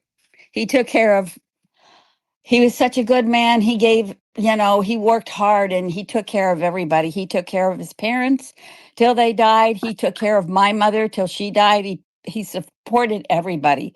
And I believe there's a special place in heaven because of that. Well, I want to predict something right now. I don't know when I'm going to heaven, but I know I've got a monument. I had a wife that died, and sadly, and I can't get over it. I mean, maybe I'm depressed. Well, fuck that. I'm not going to be depressed. I'm going to be dominant. But my wife has a monument in my front yard, and I'm getting a monument to match hers. They're flat monuments. I'll take pictures of them and put them on Jenny's website when the second monument gets here. But dominant males and loving females are not obsolete. Your respect for your husband is admirable. My respect for my wife, I think, is also admirable because I haven't really gotten over her and she's been gone for 5 years. And so I don't want you to think you're ever going to get over the loss of your husband, but maybe you can send a message to Jenny to let her know that I would like to talk to you at some point if you're open to that, because I think that those of us who've been married to spectacular persons need to find a way to celebrate their life and their legacy. And your husband's life and legacy is quite evident to me, and I can see it, not because I'm a clairvoyant, which is a snobby college boy word, but because I recognize genuineness when I hear it or see it. And your husband was a genuine hero to me. And I'm so sorry that he left Earth. But on the other hand, he went to heaven. But I wish he could have hung around a little longer so I could have met him. Okay? Yes, thank you. Thank you. And I'm hoping that I have the courage to get on a plane whenever you have your meeting in Dallas. I haven't been on a plane in 38 years. I'm very claustrophobic, but I would like to shake your hand. And I hope that comes about. Thank you. Oh, it Thank will. you, Cal. And go. Thank- Okay, but that meeting in Dallas will happen, and it's going to be announced first on Jenny's show. And I think and Jenny can correct me, but I think it might happen as early as March of 2026, because I think it's long overdue. I think there's so many good Americans that have suffered the loss of loved ones that we need to get together and celebrate their lives and celebrate the victory. The victory in what? How about the victory in Jesus? What do you think, Jenny? Amen to that. Amen to that, Field. I agree 100%. All right. Miss Kathy Kleinheskel, your mic is unmuted again. Go ahead. Do you have a question for Field? Go ahead, Kathy. You requested a mic now 2 times. Hit your blue button in the middle of your screen and ask your question to Field. All right, I have to move on. Mary G, go ahead. Your mic is unmuted. Hello, everybody. Hi, Jenny. Hi, Phil. Hello. I want to take it back to Governor DeSantis, because I heard, and I might be wrong, I might be totally off base, but I heard that anybody know America's Most Wanted with John Walsh? John Walsh's son, Adam, was Yes. abducted and supposedly murdered, right? Yeah. Turns out John Walsh was procuring, I think, helping procure children, I do believe. But Governor DeSantis, I heard, was Adam Walsh. Am I right or wrong, or just totally off base? Well, again, like sorry, Field, for me, I don't get into that stuff because we're soon going to find out. But I did see a post from the daughter, Walsh. What's her name? She just got a brain fart. Anyway, she was basically putting her mom and dad out there saying, are they crisis actors? So you never know. We're soon going to find out who's who, right? And some people we may not ever find out because they want to stay the lives that they have right now. So it's just, I think it's just a matter of time. What do you think, Field? Do you think that John Walsh DeSantis is Adam Walsh? No, I don't. But that doesn't mean I'm right. I'm just a human, but I do have discernment, and I do have a bullshit deflector. And I think that John Walsh, or whatever that guy's name is, I'm not really sure who he is or what he represents or what he cares about. But if he cared about children, look, I'm not putting words in your mouth, Jenny, but I think you care about children. I think you have a child or 2 or 3 or 5 or 12 or septuplets. No, not that many. No, not 2. Oh, okay, good. Well, I've got 4, and I'm expecting my 10th grandchild. And I'll tell you what, I'm not a bullshitter. I'm not a Hollywood personality. Nobody knows where I live in Plum City, 2.2 miles north of US Highway 10. And if anybody wants to come to Plum City, Wisconsin, and have an enjoyable retreat from bullshit, come on up anytime. I'm easy to find. And if you can't find me on your own, you can find me by communicating with Jenny, who would feel uncomfortable ratting me out. But then go to Molly's Restaurant at 701 Main Street in Plum City, Wisconsin, and say, does Field live around here? And they say, yeah, he's got a hearse and some Studebakers. And then you might say, well, how could I find him? And they said, well, there's one of two ways. You can drive 2.2 miles north on County Road S and then turn right at an unmarked driveway, which is blacktop, which is the only blacktop driveway up there. Or you can wait till 4 o'clock because he'll be on here for happy hour. And you know why I go to happy hour? Not today, of course. Today's Monday and Molly's closed. But I'd rather be happy than sad. And I'm 75, and I've had a lot of reasons to be happy. And those reasons are, I had the most lovely wife that I'm aware of, Denise, who died 5 years ago. And I've got 4 wonderful children, and I'm expecting my 10th grandchild. So does anybody want me to feel bad, or does anybody want to join me in feeling good? I feel very good about the world. And are there regrettable things that happen in the world? Yes. Can we change that? Maybe. Are we willing to try to change it? Yes, absolutely. That's why Jenny's here, and that's why I'm here. Over to you, Jenny. Thank you, Field. All right, everybody, I've got 3 more questions for you, Field. So let's go with Virginia Madison. Your mic is unmuted. Go ahead. You came back. Go ahead, Virginia. Go ahead, Virginia. Do you have a question for Field? You requested a mic earlier. Okay. Trail Stowe, go ahead. Your mic is unmuted.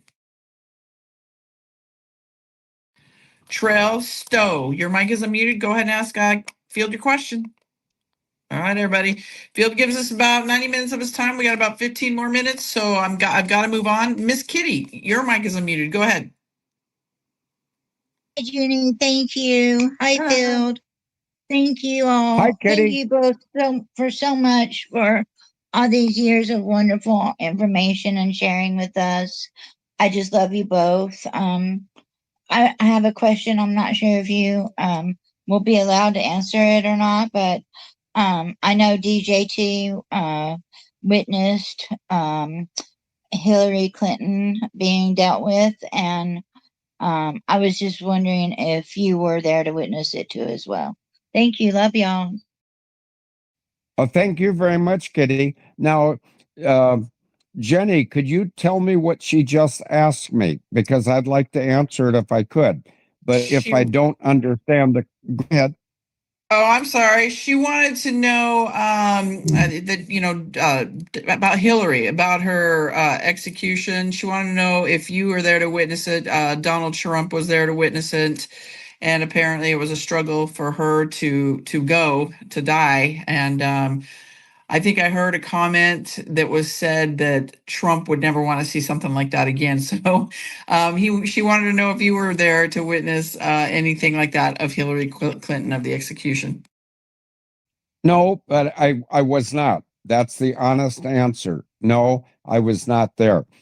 Okay, the rest of the answer is yes, I volunteered to go to Guantanamo and, to help the executioner punish these people for the abuses they had, the legal abuses against the United States of America. And Hillary Clinton was not only a participant with my own sister, whose name is Christine Marcy, past tense. I think she's dead,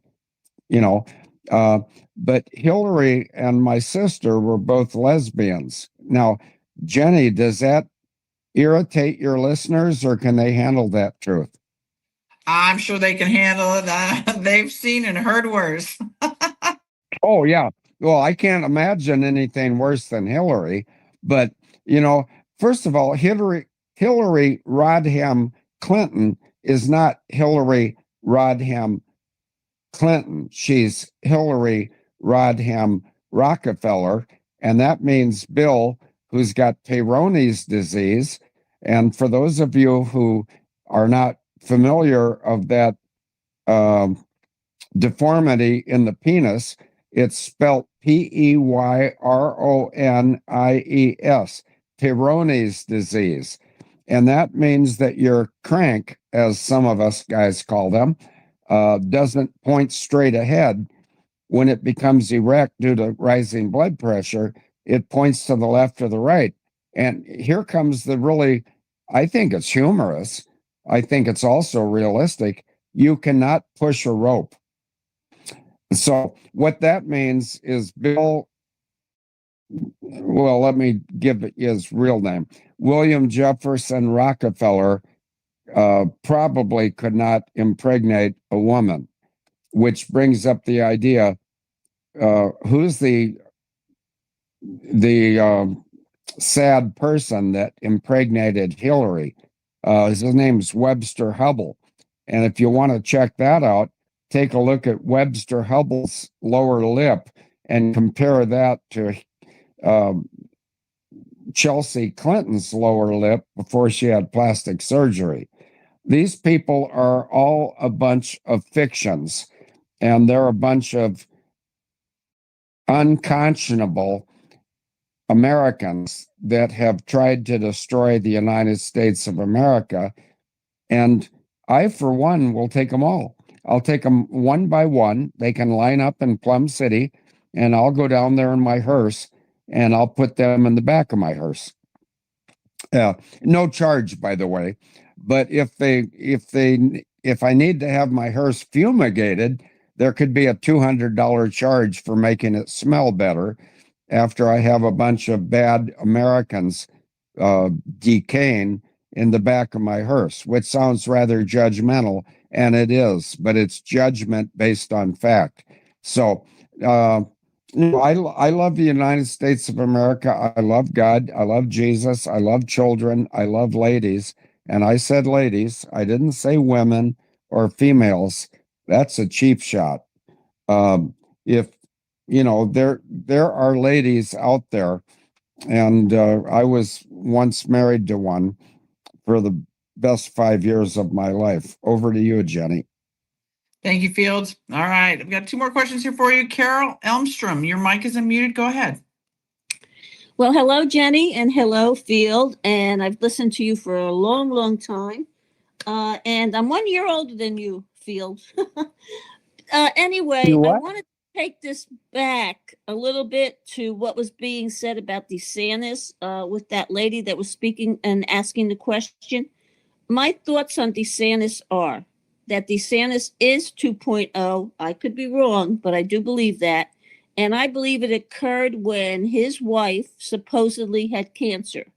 You didn't hear from him for 2 weeks. Before that, he was very not nice about Trump. He just didn't like Trump whatsoever. When he came back on the scene and his wife miraculously was healed, all of a sudden he started doing all this great stuff in Florida. So I was just wondering if anybody there thought the same thing or not, or what Field might think about that.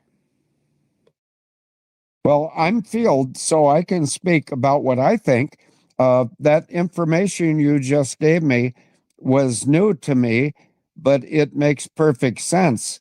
And Ron DeSantis, I believe, never was a good guy. I think he, and I'm not being disrespectful to that cocksucker. I'm just being accurate. I don't think he was ever a good guy. And I say that based on the fact that my own sister and my only sibling, Christine Marcy, was never a good female. You know, some of these people are absolutely evil, and they think they are going to get ahead with evil. Jesus Christ doesn't allow evil to prevail. In fact, in Ephesians 5:11, for the second time on this show, have nothing to do with the evil deeds of darkness, but rather expose them. And my apologies go to not only Ron DeSantis, but his wife or whatever. And when I say whatever, how about over in France? Emmanuel Macron is the Prime Minister of France, correct? Yes, correct. And he's married to his own father, correct? Yes, correct. Why the fuck do we need to put up with world leaders that are so fucked up they could marry their own same-sex parent? Pardon my French, Jenny. Over to you. No, you're good. You're good. Did that answer your question, Carol? Yes, very much so. It's my thoughts on what happened with DeSantis, because now all of a sudden he's, rah, rah, rah, Trump. And I love President Trump, don't get me wrong. But I did notice the difference. So thank you. No. You got Carol, you got it all wrong. Thank you. Because Jenny and I can learn from people that call in. And I think that Jenny has the greatest chat room of which I'm aware. And that's a compliment to you, Carol. Thank you, and God bless to both of you. God bless you too. All right, Teresa Q, your mic is unmuted. Go ahead. Hey, thank you, Phil and Jeannie. I'm just bringing up another question that was already been talked about. You did say rebirthing would happen in August. Is that August 25 or 26? I just wanted to make No, clear. it's August 1st. It's August 1st of 2025. And well, now I'm going to ask Jenny a question. Jenny, when is our next show?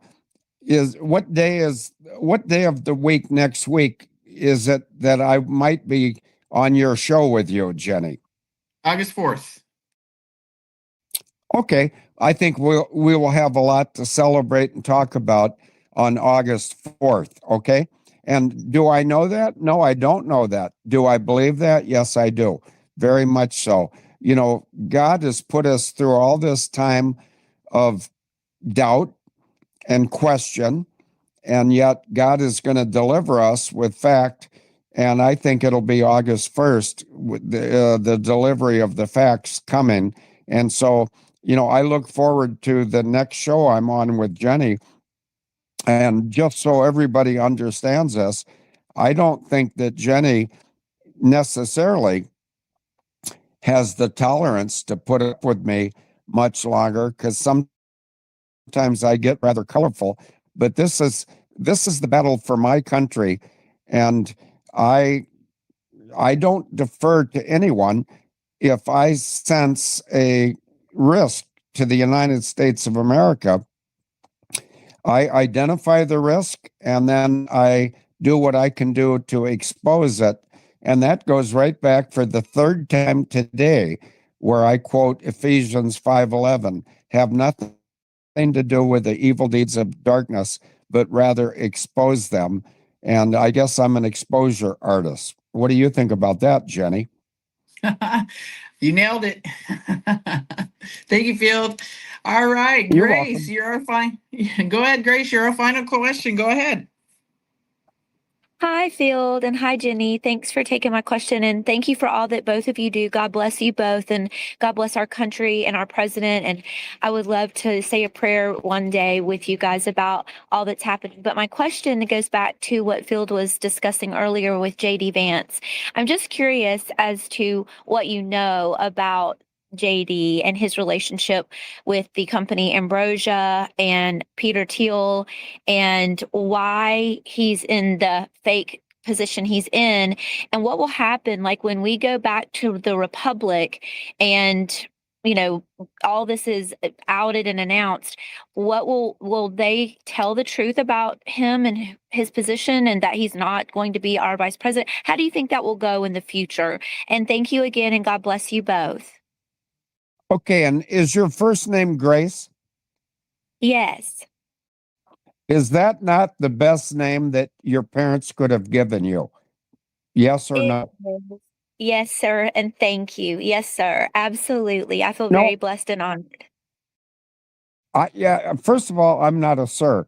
I'm just, an American, and I'm 75, and yet I'm not out of gas yet.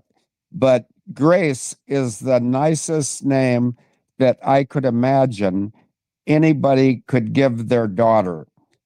And so I Thank you think so you should be much. very thankful. Well, be thankful to your parents that they cared so much about you as a little baby that just came out of the birth canal, and they gave you the name Grace. Because grace is what God showers upon all of us. He showers grace on, which means, I'm not a theologian, and nor do I want to be. I'm on the opposite. I mean, I'm not on the opposites. I'm on the same team, but I'm on the Marine Corps side of the grace argument. And what Marines do is they dominate or they die. Is that clear enough, Grace? Yes, thank you so much. It was my grandmother's name as well, my mama's mom. Yeah. Well, it's a wonderful name and you're a wonderful person. And how do I know that? Well, because your name, Grace. God has shared his grace on this country, and God is not going to let our country succumb to people like Barack Obama, Hillary Clinton, my own sister. Now there's an interesting thing, my own sister. So what I'm doing is I'm attacking my own sister and accusing her of treason, and she's been executed, I think. And if she has not been executed, well, I haven't heard from her for a long time, and she should be executed. She was a child trafficker along with Hillary, who is also a child trafficker. And these women, and both of those women, they had different lifestyles than me. And what I mean, I'm not being judgmental. I'm just being observant. I'm a heterosexual, and every single one of my wives has been a female. And then when I go after the Prime Minister of France, Emmanuel Macron, for being married to his own father, now how in the hell does that work? I mean, you got two different generations and they're both the same sex having sex. That's disgusting to me. And now we got this guy over in England named Starmer. I'm not even sure, Jenny might know, but the Prime Minister of United Kingdom, I think his name is Keir Starmer, and he's a pedophile. And is that my assessment? Yes, it is. Am I right? Yeah, probably.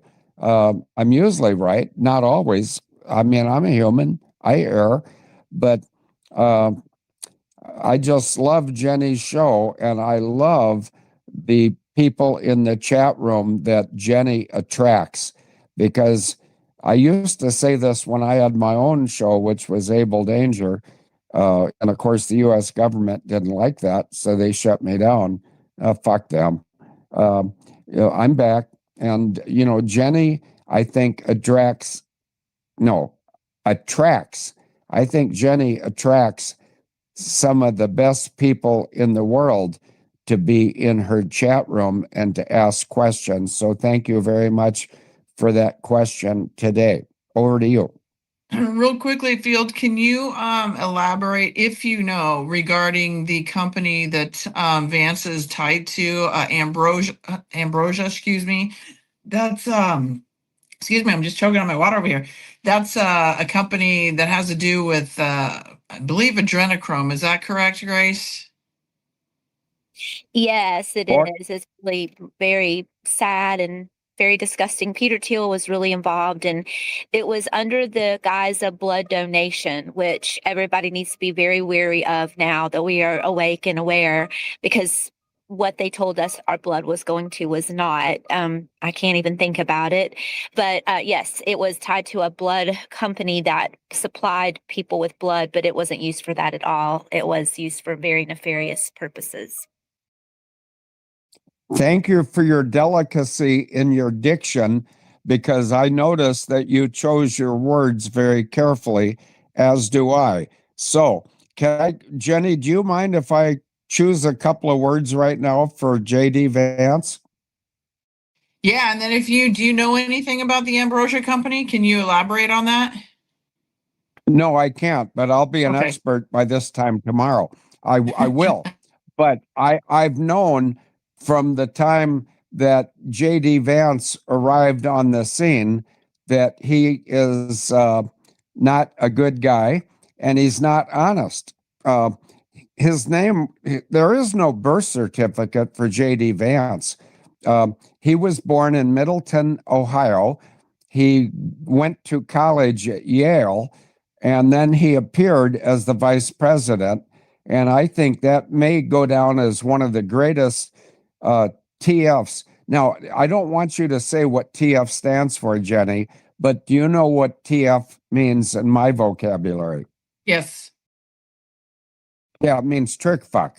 Yeah. And I think that Donald Trump TF'd J.D. Vance. And I think J.D. Vance is going to pay the price for it, as well he should.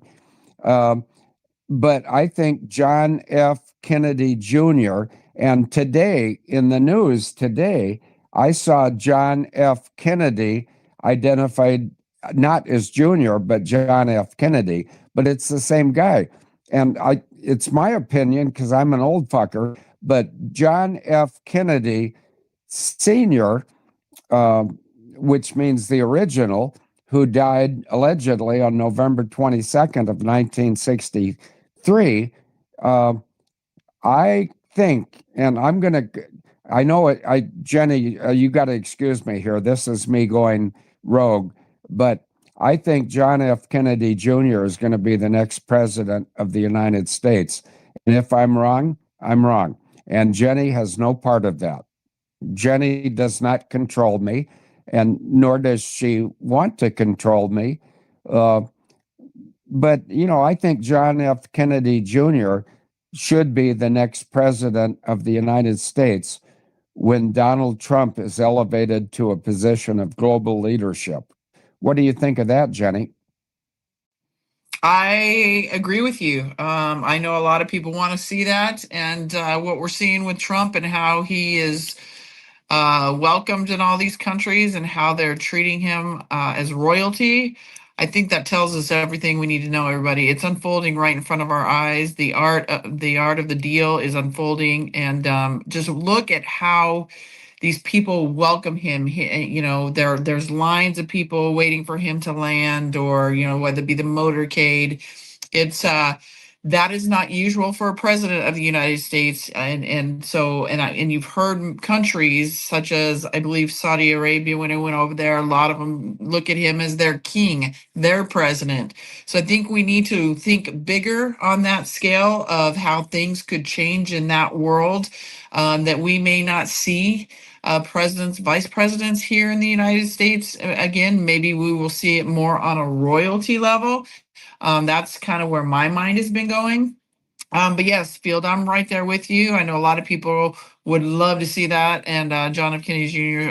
Step forward, because I think pretty much all of us know that he's pretty much alive, and we're just waiting for him to come out to the stage and say hi. Well, I can't wait. I mean, I'm not a political person. I'm not a Republican or a Democrat. I'm just a truth teller. If I know the truth, I'll tell it. If I don't know the truth, I'll learn it. But JFK Jr. has every right to be the president of the United States of America. And I just said that, and I can't retract it, nor do I want to retract it. I think he is due that because of what he's gone through in his life. And the day that they faked his death in that aircraft that went into the ocean by Halifax, Nova Scotia, or wherever it was, Martha's Vineyard, I knew I'd correct myself. See, I don't need to be corrected because I correct myself, whereas I don't erect myself. But anyway, that's another issue. But JFK Jr., I think, is the most desirable person, male or female, in the United States to be our next president. And what do you think about that, Jenny? Is that sort of a political comment? I mean, yeah, but Yeah, no, but I don't think yeah, no many people kidding. I don't think many people would disagree with you if that is in fact the way that we continue to go with the presidencies and stuff. So it's going to be interesting to see. I think you know, with our world changing, you know, the economy, you know, our workforce is going to change. Our government's going to change, everybody. So yeah, I'm excited to see it. It's way overdue, and I welcome it. I welcome it. Can I give you a compliment, Jenny, please? Of course. Yeah, I think you're a big part of it because, you know, you're a voice and you encourage other voices to come on your show. And I think it's undisputed that you have the most well-informed chat room that ask very good questions. And I'm not here to promote Jenny. I'm here, you know, to be honest.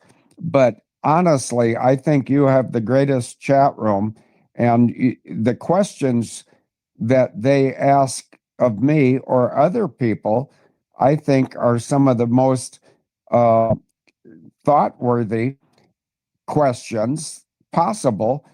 And now this lady, I don't remember every single lady or male that talked on the show today from the chat room, but I remember Grace. And there's a reason why I remember Grace, and it's not just because of what her name means, but I think that God is showing grace to Jenny by allowing Jenny to have the permission, the position she has in the United States of America right now. And I know that you're going to be trying to enlarge your influence, Jenny, and I want to be part of that. In fact, you know, first of all, I could announce a couple of things. I could announce that you're going to be the only source of Field McConnell books, and I can write a book, and you can hold me to this, Jenny. I can write a book every 2 weeks for the rest of my life, and it'll be confusing and honest. Also, you know, I just want to be a soldier for Christ. And actually, I shouldn't say soldier, I should say Marine, because I was in the Marine Corps. And if people don't like the military, that's okay. We don't like them either. But the military has its function, and the military is to defend the United States of America and the Constitution. And in my life, oh, I got somebody coming to my front door right now. In fact, they're going to come into my, yeah, they're coming. Perfect Yeah, time. this is funny.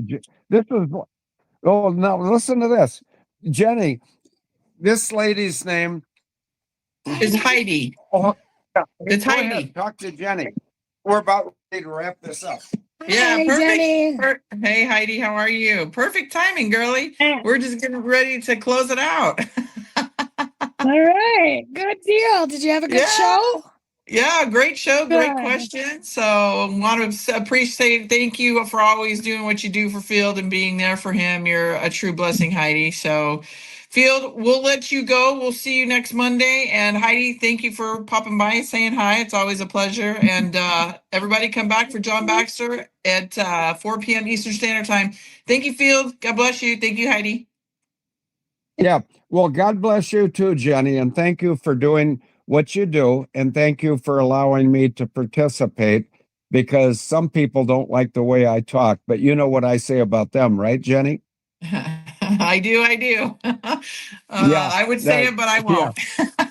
No, of course. No need to say it. But anyway, I think it's very beneficial that Heidi walked into my house, because I didn't unlock the door. And even if I had the door locked, she has a key. But Heidi is my caretaker, and she monitors my health. Now, Heidi, am I healthy today? You are very healthy. Yeah, you heard it right out of her mouth. She says I'm healthy. And so if people don't like me, that's okay. You know, this is not a popularity contest. This is not I'm not applying to become a public figure. But I love Jenny, I love Heidi, and I love the United States of America. Amen. Amen. We'll see you back here, everybody, for Field on Monday, but John will be back here in about an hour and a half, 4 p.m. Eastern Standard Time, and then Derek Johnson, 6:30 Central Standard Time tonight, everybody. So we'll talk to you guys soon. God bless you all. Thank you, Field. God bless, and we'll talk soon. God bless you, Jenny. Bye-bye.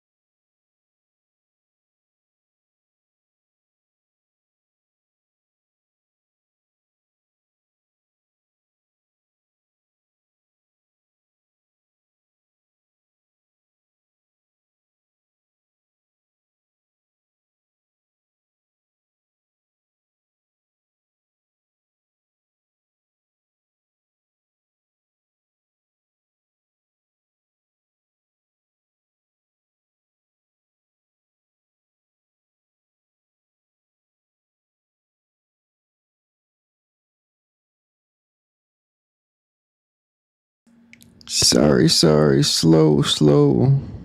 Does sound good though. Thank you guys for tuning in, and this is where we check out. God bless Field McConnell and the Revival of America podcast, which you can find on Telegram, and got the other channels listed at the bottom.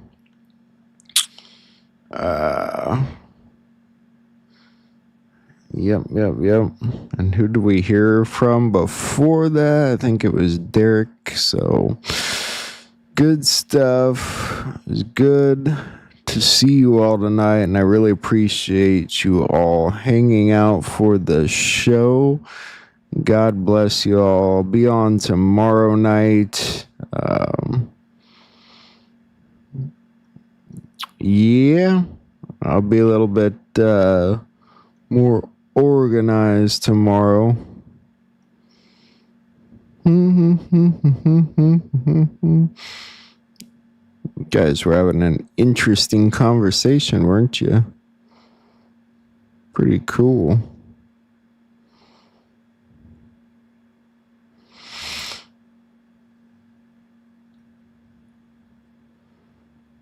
Better conversation than about Bill Clinton's Peyronie's disease. I already flipped out some of my lights in here. It's funky looking. Anyway, I'm out of here, ladies and gentlemen. Thank you again. Sorry if I let it go too long after Field. It's a good show. Love listening to Field McConnell. He's a good man right there. Alrighty, folks. I will see you all tomorrow night. God bless you. Have a good night.